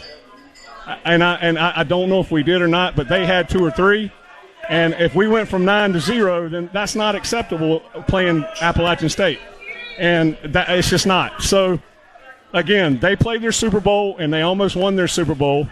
And we scheduled that, so that's our own fault. But moving on, we've got to find a way to be better after a victory, just like sometimes you have to be better after a loss, or it's going to be a long year. We went backwards tonight, but we won the game. Carolina, 9 quarterback hurries, 0 sacks on defense. If there is a silver lining, though, to a game like this, heard so many coaches talk about this in the last couple of weeks, you don't really know what you have until you're in a dogfight in the fourth quarter. Yeah, I know, found a way to win, but you're supposed to improve mostly from your first to your second game, and we didn't do that. And whatever reason, whatever anybody wants to say, we just didn't do it. Now, let's look at some things that had some factors. We started a Diego Pounds at left tackle. Had to move William Barnes in the right. Copenhaver, who's a really good threat down the middle, had a cast on his hand, had no confidence in catching the ball until he gets second. He'll get better as we go. We had British Brooks not play, but obviously Hampton stepped up, so that wasn't a big deal. But we had injuries, that nobody kind of knew about. And again, that first half, I guess we were kind of figuring it. But the way we ran the ball, but we didn't create separation in the passing game, and we were off in the passing game. I think we had 50 yards at half. We did not do that. And you're 18.5-point favorites, and you have to go to double overtime to beat App State. Then you took a step back. But the bottom line is you're 2-0, and you got to find a way to put it behind you, just like you should have put the South Carolina game behind you, and get ready for a Big Ten team that's going to come in here and look at that tape and say, wow, if Appalachian State can go to 2 overtimes, what can we do? Yeah. Coach Brown talked about how South Carolina got away from the run last week, and that would not happen with Appalachian State this week. Right. The Tar Heels rushed for 319. Yeah. Appalachian State, 219. That you little want 5, to run the football, but you want to stop it too, don't you? Yeah, that number 5 could hide behind those pads of those linemen. You got to give him credit. I mean, you do. He was hard to bring down. They played like this. That was their game. They played hard. They made every play. Every bounce went their way, and we were able to pull it up. But, our running game, I just think we kind of maybe got away with – the tunnel screens weren't working, and we kept trying to throw them. And I don't know if that's an RPO or what that is. But, when you run between the tackles like that, keep running between the tackles. And what did we do in 2 overtimes? I don't think we threw it. Might be right. I don't think we threw it in 2 overtimes. I think we ran it every time, and we could have done that the whole second half. But I know we want to mix it up, and I know we want to get it out there and get in space. But if something's going well, keep it going, right? And we were getting after them, and it got a little humid there in the second half, and we were pounding them, and you just can't get away with that. But bottom line, 2-0, never play them again, not in my lifetime, and go on and move on to Minnesota. That's kind of my take, and I'm going to stick to my guns on that. I'm going to make you smile here, okay? Because if I know you, you're going to like this. This was Carolina's first overtime win since Frank Beamer's last game in Blacksburg. Oh, we found a way, right? And I'm sitting up there after the missed field goal going, you know what, I really want to continue to just come into the radio and try to find something. And so, yeah, you got me smiling. Beamer, we sent him home just like we sent Kay home in basketball. So, I will smile. But at least I don't have like 2 years ago, the Appalachian fans pulling my headset off right now. They're actually pretty humble. So here we are. Progress, right, Dave? That's Progress. Right. We're moving in the right direction. Hey, if you're looking for more college football action following our broadcast, check out the College Football Blitz for free by going to the Varsity Network app. It's the college football audio version of the NFL Red Zone channel every Saturday from noon until midnight. Just search College Football Blitz on the Varsity Network app. Got a little more business to tend to here. We'll give you one last look at the ACC and Top 25 scoreboard, and then we've got the Carolina Ford Dealers wrap-up show coming up at the top of the hour. Carolina needs double overtime finds a way to beat Appalachian State. Final score, Heels 40, Mountaineers 34 from Learfield.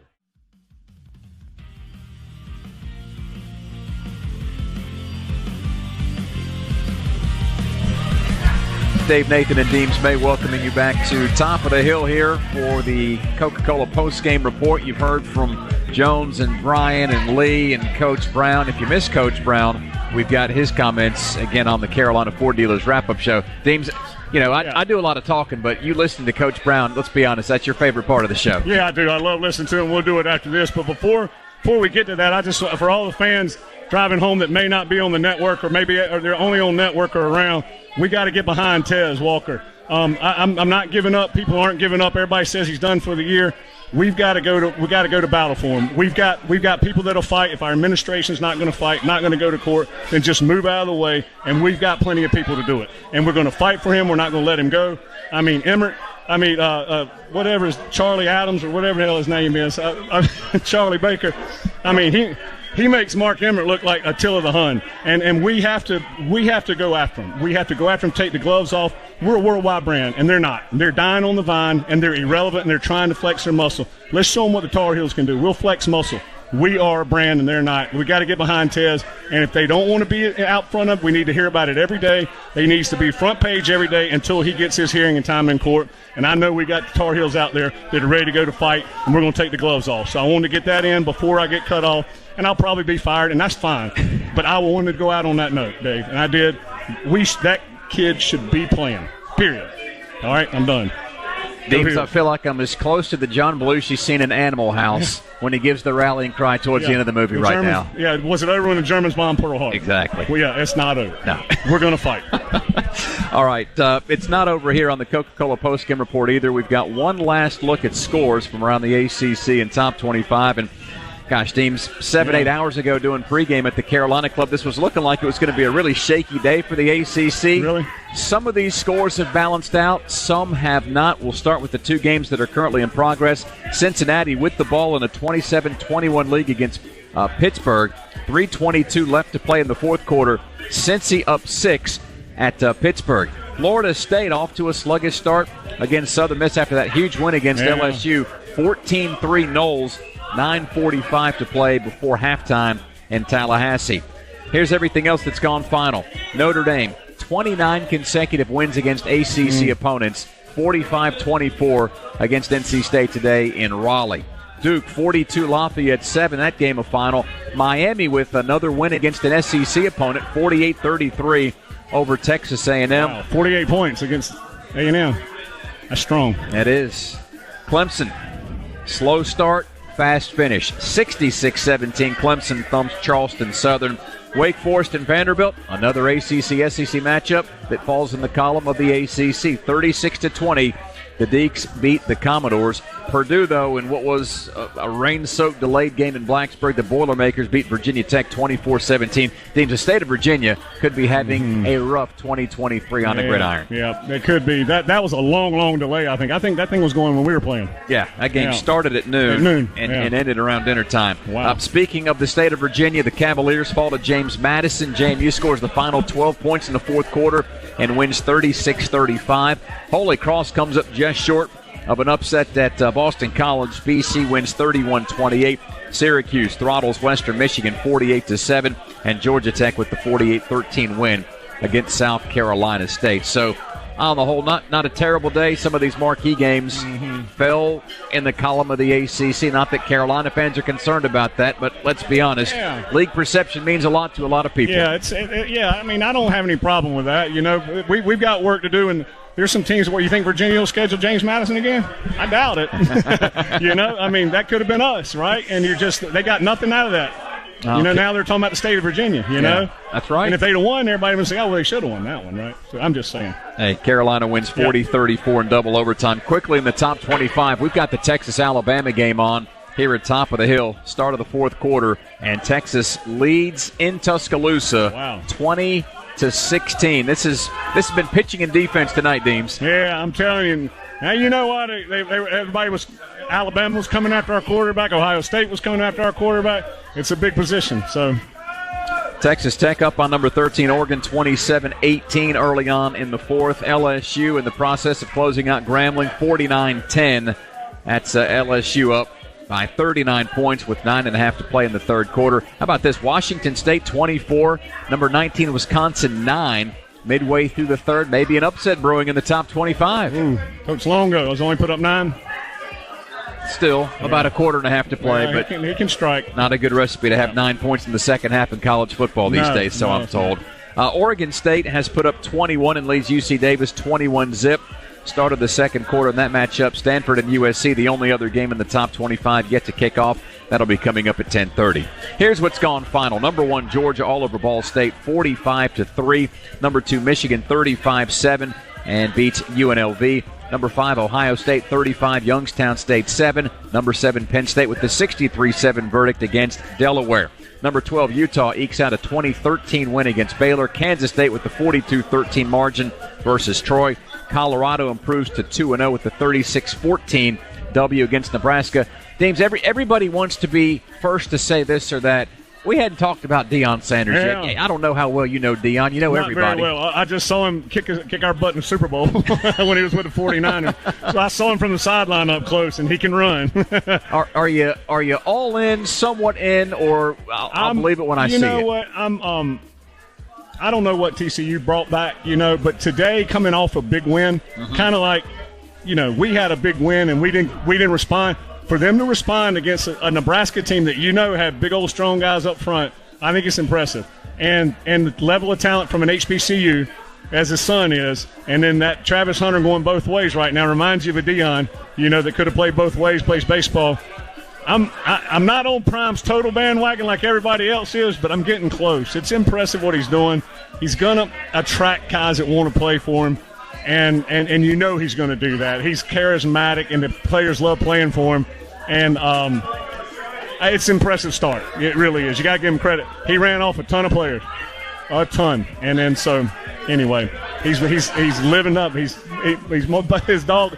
He's barking, and he ain't gonna stop barking. Interesting stuff. Ole Miss 37, Tulane 20. That's a final. Washington all over Tulsa 43-10. Tennessee struggles and beats Austin Peay 30-13. Maybe the Volunteers looking past Austin Peay and Knoxville today. Oklahoma with the 28-11 victory against SMU. And that will conclude the North Carolina Farm Bureau scoreboard just at the top of the hour. We'll pause 10 seconds for a station ID. Down the lines on the Tar Heel Sports Network.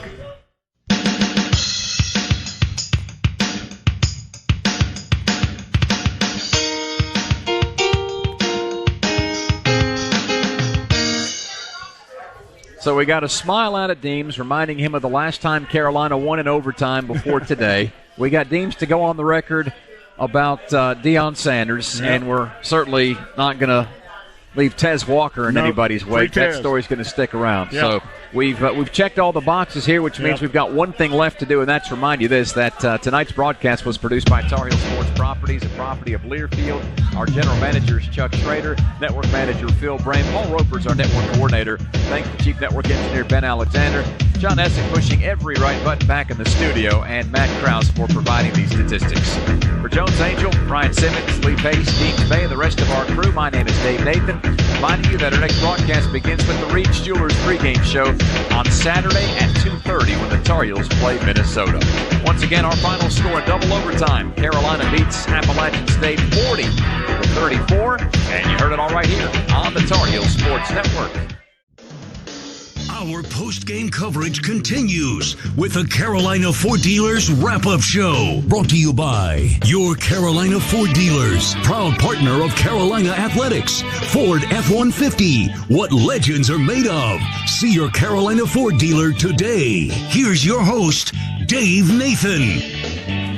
What a game today in Chapel Hill. And kind of a trend when the Tar Heels and Mountaineers get together. App got a 3-point win here 4 years ago. The Tar Heels got a 2-point win last year in Boone.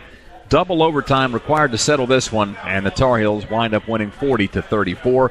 Welcome into Top of the Hill. It is the Carolina Ford Dealers Wrap-Up Show. Dave Nathan, Deems May here for the next 30 minutes. just letting you know everything we think you need to know about in terms of what unfolded today, both in Kenan Stadium, around the ACC, and Top 25. We'll also check back in with Coach Brown, who spoke to Jones in the Continental Tire Coaches Corner, I'd say a little more than a half hour ago. That's, again, Deems' favorite part of the show. But, Deems, goodness, Carolina, got a win that everybody expected them to get, maybe not in the manner that we expected it to go down, but just, I don't know if 180 is the right way, but this game had very few similarities to the last game. Yeah, I agree. I did. I mean, there was good defense on both sides of the ball. Defense made plays at the end instead of offense dropping balls or something like that, and I tell you, you look around and last week was a huge win, and we had a letdown. We had a letdown, I mean, there's no other way around it. And they were ready. They probably had no game plan against Gardner-Webb. They were looking for one game. This was their Super Bowl, and they almost won it. And they made every play. I mean, when you have – and then they had some breaks, too. They had 2 fumbles bounce right back up into them, I mean, there were some things – we had a couple plays starting in the first quarter where we started a new left tackle and we ran some delay on this Wildcat, some things like that where they made plays. They saw it. They prepared well for it. But 30 first downs for App State against us after what we did on defense, that's too many. And that eats up clock, and it just shortens the game, and it can't get off the field. And, 8 for 17 on third down, that's the big stat, right? 8 for 17 on third down. I'm looking at the same number right now, and it's almost surprising to see that App was 8 for 17. Carolina, at least percentage-wise, better at 8 for 13, but it feels like App got every play that you mentioned that it needed to get. Yeah, and I think that was the 2 for 3 on fourth. As we were 0 for 1, I think, on fourth, or, I can't remember. We're somewhere right around there. They were 2 for 3 on fourth down. And those are gut breakers. Those are ones that just demoralize you. When you've got it all the way down. And the one that really sticks out to me was the 4th and 1 where they ran the play action and said had great coverage, had him right in there. Now makes a one-handed catch. He ain't making that catch against Western Carolina. He's just not going to do it. He's going to make it against Carolina. And they made him. And a couple balls they threw up, we're in perfect position. There was balls where the quarterback just slung it. I mean, right when he was getting hit, just slung it up 50-50. Guy goes up, catches it with one hand.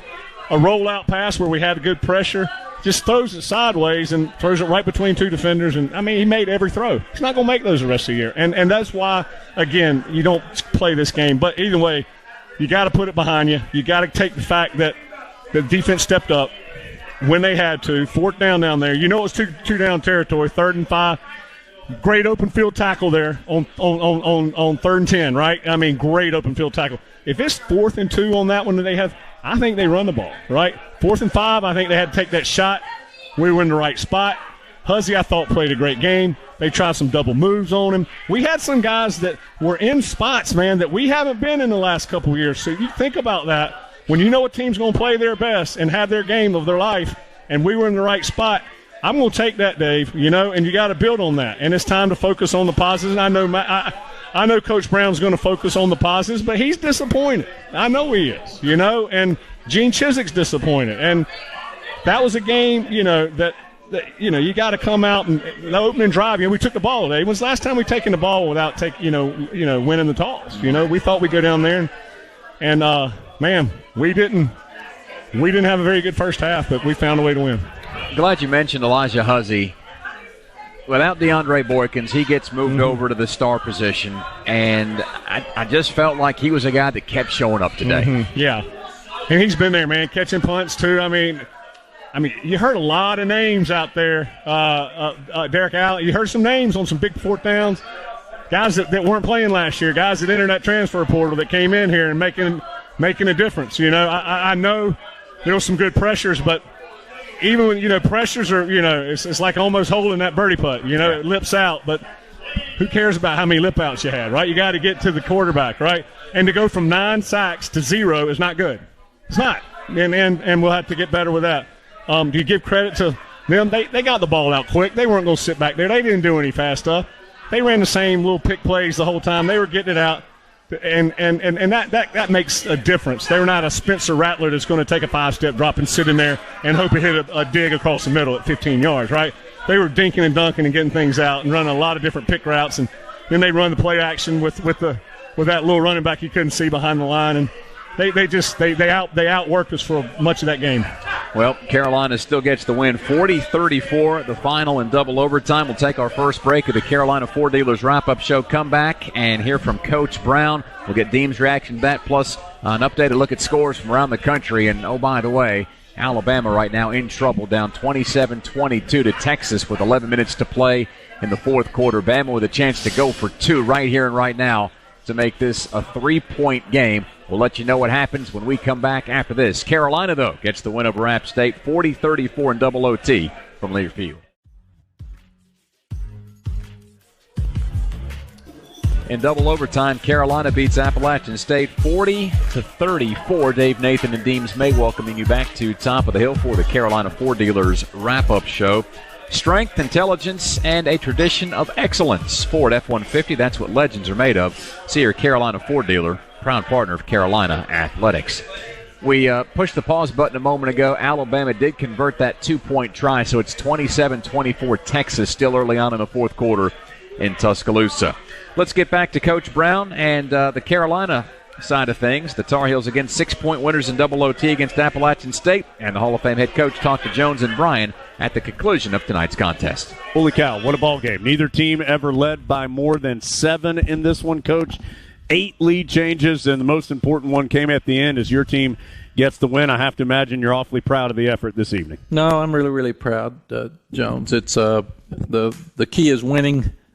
It was, again, one of those deals where they play Gardner-Webb and don't have to use much energy. They put a quarterback in the fourth quarter that played good. He hit 4 touchdown passes, 11 out of 13 for the day. We thought he looks good, but we've never seen him very much. We knew the back was good. He's a pro player. Their offensive line, 3 of those guys are back. We thought we'd move the ball. We knew they would move the ball some. We just didn't know how the quarterback would play. And then we gave up entirely too many third downs. And so proud of the defense. They stopped them on fourth down at the end. And we didn't get started right because we didn't make a fourth down in inches. We didn't make a third down and 1. And that's 14 points. We're down in our end of the field to take those opportunities. So, and then we had a block in the back when we're in the red zone to score. So many things. We make a first down on 3rd and 15, and they call holding. We can have a really good football team. Yeah. And I was proud of our fans tonight. I was proud of the kids. But we've got a lot that we've got to get better. Carolina hosting Minnesota in Kenan Stadium next week. You know, that'll be another tough test for the Tar Heels. Coach Omarion Hampton, 234 yards, 3 touchdowns tonight. That's the most rushing yards for a Tar Heel since Michael Carter had 308 in that game down in Miami near the end of the 2020 season. First Tar Heel to have 25 or more carries in a game since Gio Bernard back in 2012. That was one of those, Coach. It didn't seem broken, so y'all didn't need to fix it. You just kept giving him the ball, and for good reason. No, he is. We see that every day in practice. We knew it was coming. We didn't know when.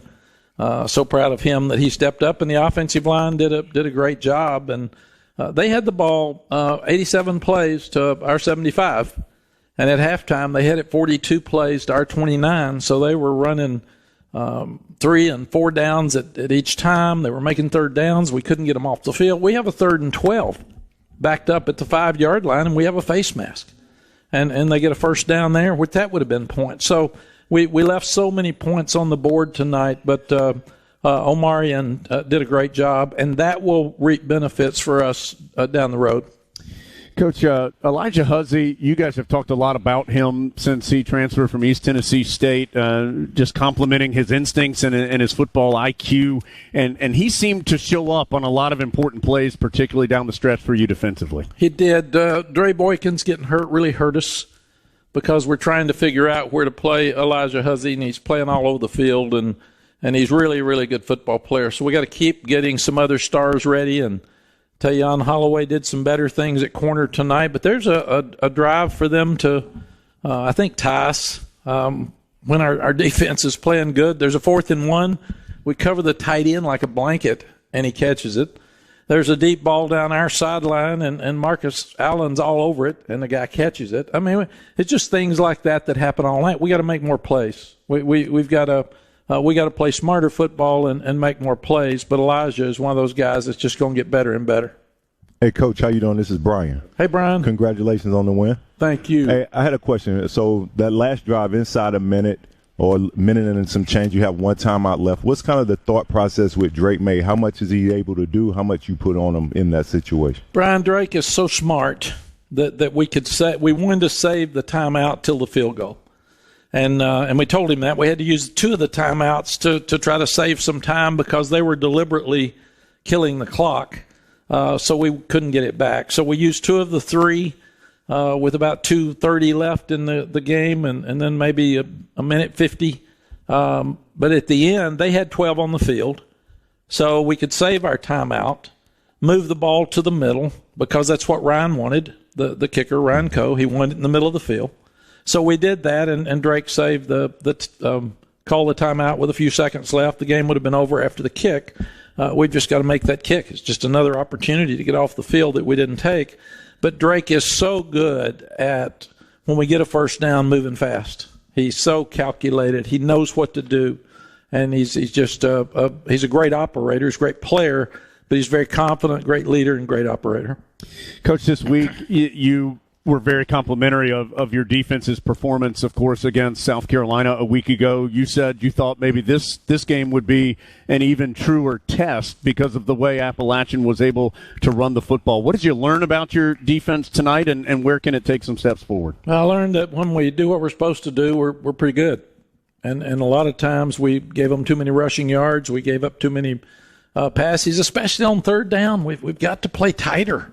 We can't just play off and give people easy throws, and we can't play scared. We can't worry about people throwing it over our head. If they're going to throw it underneath, they're going to keep the ball, and we've got to get the ball back. So defensively, everything happened perfect last week. South Carolina didn't run it. We had the 42 plays to 29. They started throwing to catch up. App State is not going to just throw it. They're going to run it on 3rd and 7 and 3rd and 8, and that's who they are and what they do.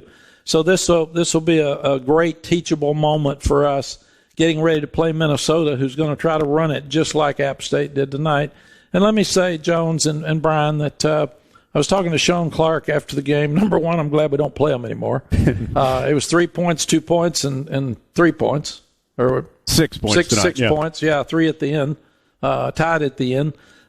So Sean Clark's done a great job. Those kids play with confidence. He goes now. He's got to go home, play East Carolina at home. Then he goes to Wyoming. He's got a very, very difficult schedule. But that team beat Texas A&M last year.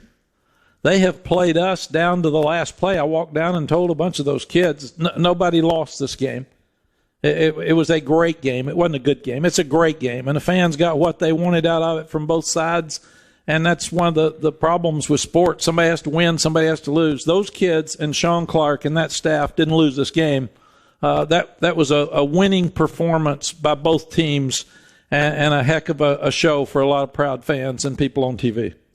Fortunately for the Tar Heels, they do end up with more points on the scoreboard when it's all said and done after 2 overtimes, 40-34. Coach, thank you, as always, for your time. Congratulations again on a really hard-fought win, and look forward to talking with you as we move through this upcoming week. Well, thanks, Jones, and thanks to our student section. Unbelievable how loud those young people are and how much fun they have, and our fans. Our fans stayed. It rained. It was a great game, and our bunch got loud when we needed to. So let's get excited about packing it again for Minnesota next week. We're 2-0, and that was the goal, and that was the only goal. And some people are 0-2, some people are 1-1, and very few are 2-0. So we're very, very proud of that against 2 really good football teams, and have another one coming in.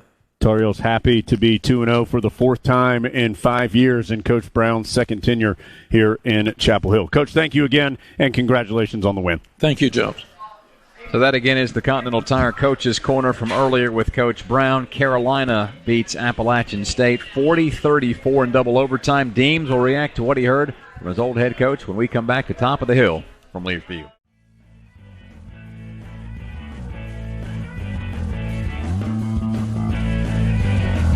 Along with Deems May, Dave Nathan welcoming you back to the Carolina Ford Dealers wrap-up show. We're live from Top of the Hill on the back porch. Texas, Alabama on one TV. Florida State trying to get by Southern Miss on the other. And, of course, Carolina beating App State 40-34 in double overtime.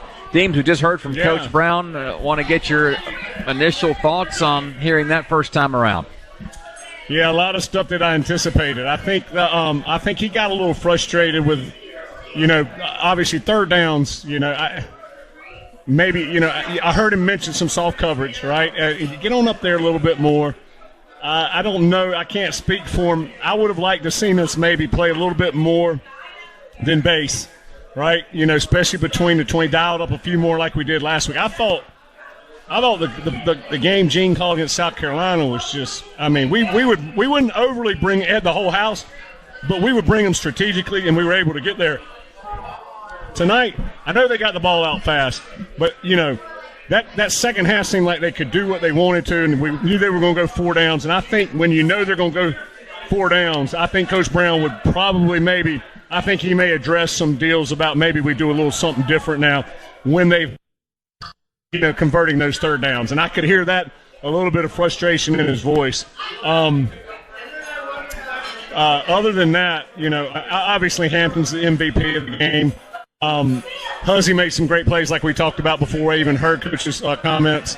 I'm not a big fan of the analytics on the catch and the fair catch. I think we need to address that a little bit more. It turned out, that we were able to get down there.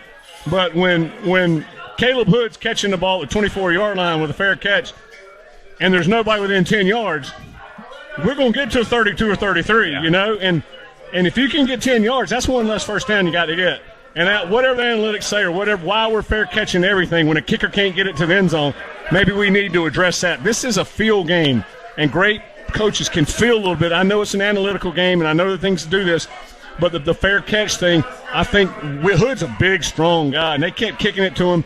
He needed to move up on that last one, catch that thing without a fair catch. We've got some good talented guys on kickoff return. If they're just going to do that, then I don't like that much. I think every little bit, every down, every yard contributes to closer to a first down. And so there's some things like that we saw. Drake, that kick, he's put your arm around that kid, that's a big kick, and he came back and made the one in overtime, right? Yeah. The field goal. I don't know if our protection was good, if that thing got blocked to win the game, but our edges were, they were getting through there. We've got to clean that up. Last thing, I just got to tell Coach Brown this, and I'll tell him, he knows me. Would Sean Clark been down there hugging our guys if they'd won the game? No, and I'm not a big fan of doing that. And coaches, I know he's the best. That's why everybody loves the Hall of Fame coach. But Clark ain't coming down to our side and giving guys hugs. That was their deal. He was throwing around. He was whooping it up. That was it. And other than that, I agree with everything Coach said. All right, there you go. Deems May here on the Carolina Ford Dealers Wrap-Up Show. We'll take one last break, come back with North Carolina Farm Bureau scoreboard, all the ACC and top 25 action you need to know about. This Alabama-Texas game coming down to it with 7 minutes to play in the fourth quarter. Florida State, meanwhile, heading towards halftime, up big on Southern Miss. So we'll get you caught up on that when we come back. Most importantly, Carolina beats App State in double overtime, 40-34 the final from Learfield.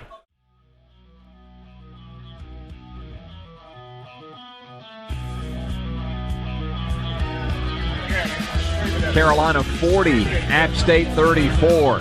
Double overtime. It's a final. The Tar Heels 2-0 on the season. Minnesota up next on the schedule. That'll be a 3:30 kickoff next week here in Chapel Hill. Deems and I will have the Bojangles tailgate show 2 hours before that, 1:30, and then at 2:30 it's the Reed's Jewelers pregame show. Enough looking ahead, though, to next weekend. Let's take one last look at this weekend, and we'll begin in the ACC, where almost everything has gone final, save for Florida State and Southern Miss. The Noles up 31-3 heading into the halftime locker room. Not a real surprise there. Meanwhile, Notre Dame gets by NC State. This game, like almost every game it felt like this afternoon, was delayed in the ACC. 45-24, Notre Dame beats NC State. Duke, big win over Lafayette, 42-7. Clemson, who fell to Duke last week, put 66 on the board in a 66-17 dismantling of Charleston Southern. Miami Good win for the Canes, good win for the league, and the ACC beating the SEC at least 2 weeks into the season. It's becoming almost routine. 48-33, the Canes beat the Aggies. Similar matchup, Wake Forest Vanderbilt, ACC-SEC 36-20. Deeks over the Commodores in Winston. Purdue by 7 over Virginia Tech 24-17. Boston College edges Holy Cross 31-28. James Madison, big surprise for those that might not pay as much attention as the odds makers and those really close to college football. Going by the numbers, James Madison probably the better team and proved it today, scoring the last 12 points and knocking off Virginia 36-35. Georgia Tech 48, South Carolina State 13, Syracuse 48-7. That's the margin over Western Michigan. And this game now a final, Cincinnati 27, Pittsburgh 21. So kind of an up and down day for the league, but again, Carolina gets the win in double overtime, 40-34 over Appalachian State. The top 25, just over 5 minutes left from Bryant-Denny Stadium. Texas 34, Alabama 24. The number 3 team in the country is on the ropes, and the Longhorns have the football just shy of midfield with 5 minutes and 14 seconds left to play. Oregon down 2 at Texas Tech. The Red Raiders lead the Ducks 30-28 with 5:13 to play in the fourth stanza. LSU heading into the fourth quarter leading Grambling 56-10. Phil Longo's offense, Deems, has now put 22 on the board and trails Washington State 24-22 with 12.5 to play in the ball game. UC Davis hadn't hit the scoreboard yet. Oregon State up 38-zip with 1:16 to play before the break. Stanford and USC, by the way, should be kicking off momentarily from Southern California. Final scores: Georgia 45, Ball State 3. Number 5, Ohio State with a 35-7 win over Youngstown State. It's number 7, Penn State 63, Delaware 7. Utah by a score over Baylor 20-13. Kansas State registers a 42-13 W against Troy. Nebraska falls to 0-2 on number 22 Colorado, improves to 2-0. The Buffs beat the Huskers 36-14. Number 2 Michigan all over UNLV in Ann Arbor 35-7. Ole Miss closes strong and beats Tulane in a true top 25 matchup 37-20. Tulsa falls at number 8 Washington 43-10. Tennessee with a 30-13 win in Knoxville against Austin Peay. Oklahoma 28, SMU 11. And that concludes our final look at the North Carolina Farm Bureau scoreboard. Again, our final score has Carolina beating App State in double overtime 40-34. And we'll close by saying enjoy the rest of your weekend. We'll be in touch next Saturday. Deems and I right back to it at 1:30. The Reed's Jewelers pregame show at 2:30. And the kickoff between Carolina and Minnesota at 3:30. Until then, so long and enjoy your weekend. Carolina beats App State in double overtime 40-34 from Learfield. This has been the Carolina Ford Dealers Wrap-Up Show, brought to you by your Carolina Ford Dealers, proud partner of Carolina Athletics. Ford F-150, what legends are made of. See your Carolina Ford dealer today. The preceding has been a Learfield presentation of the Tar Heels Sports Network.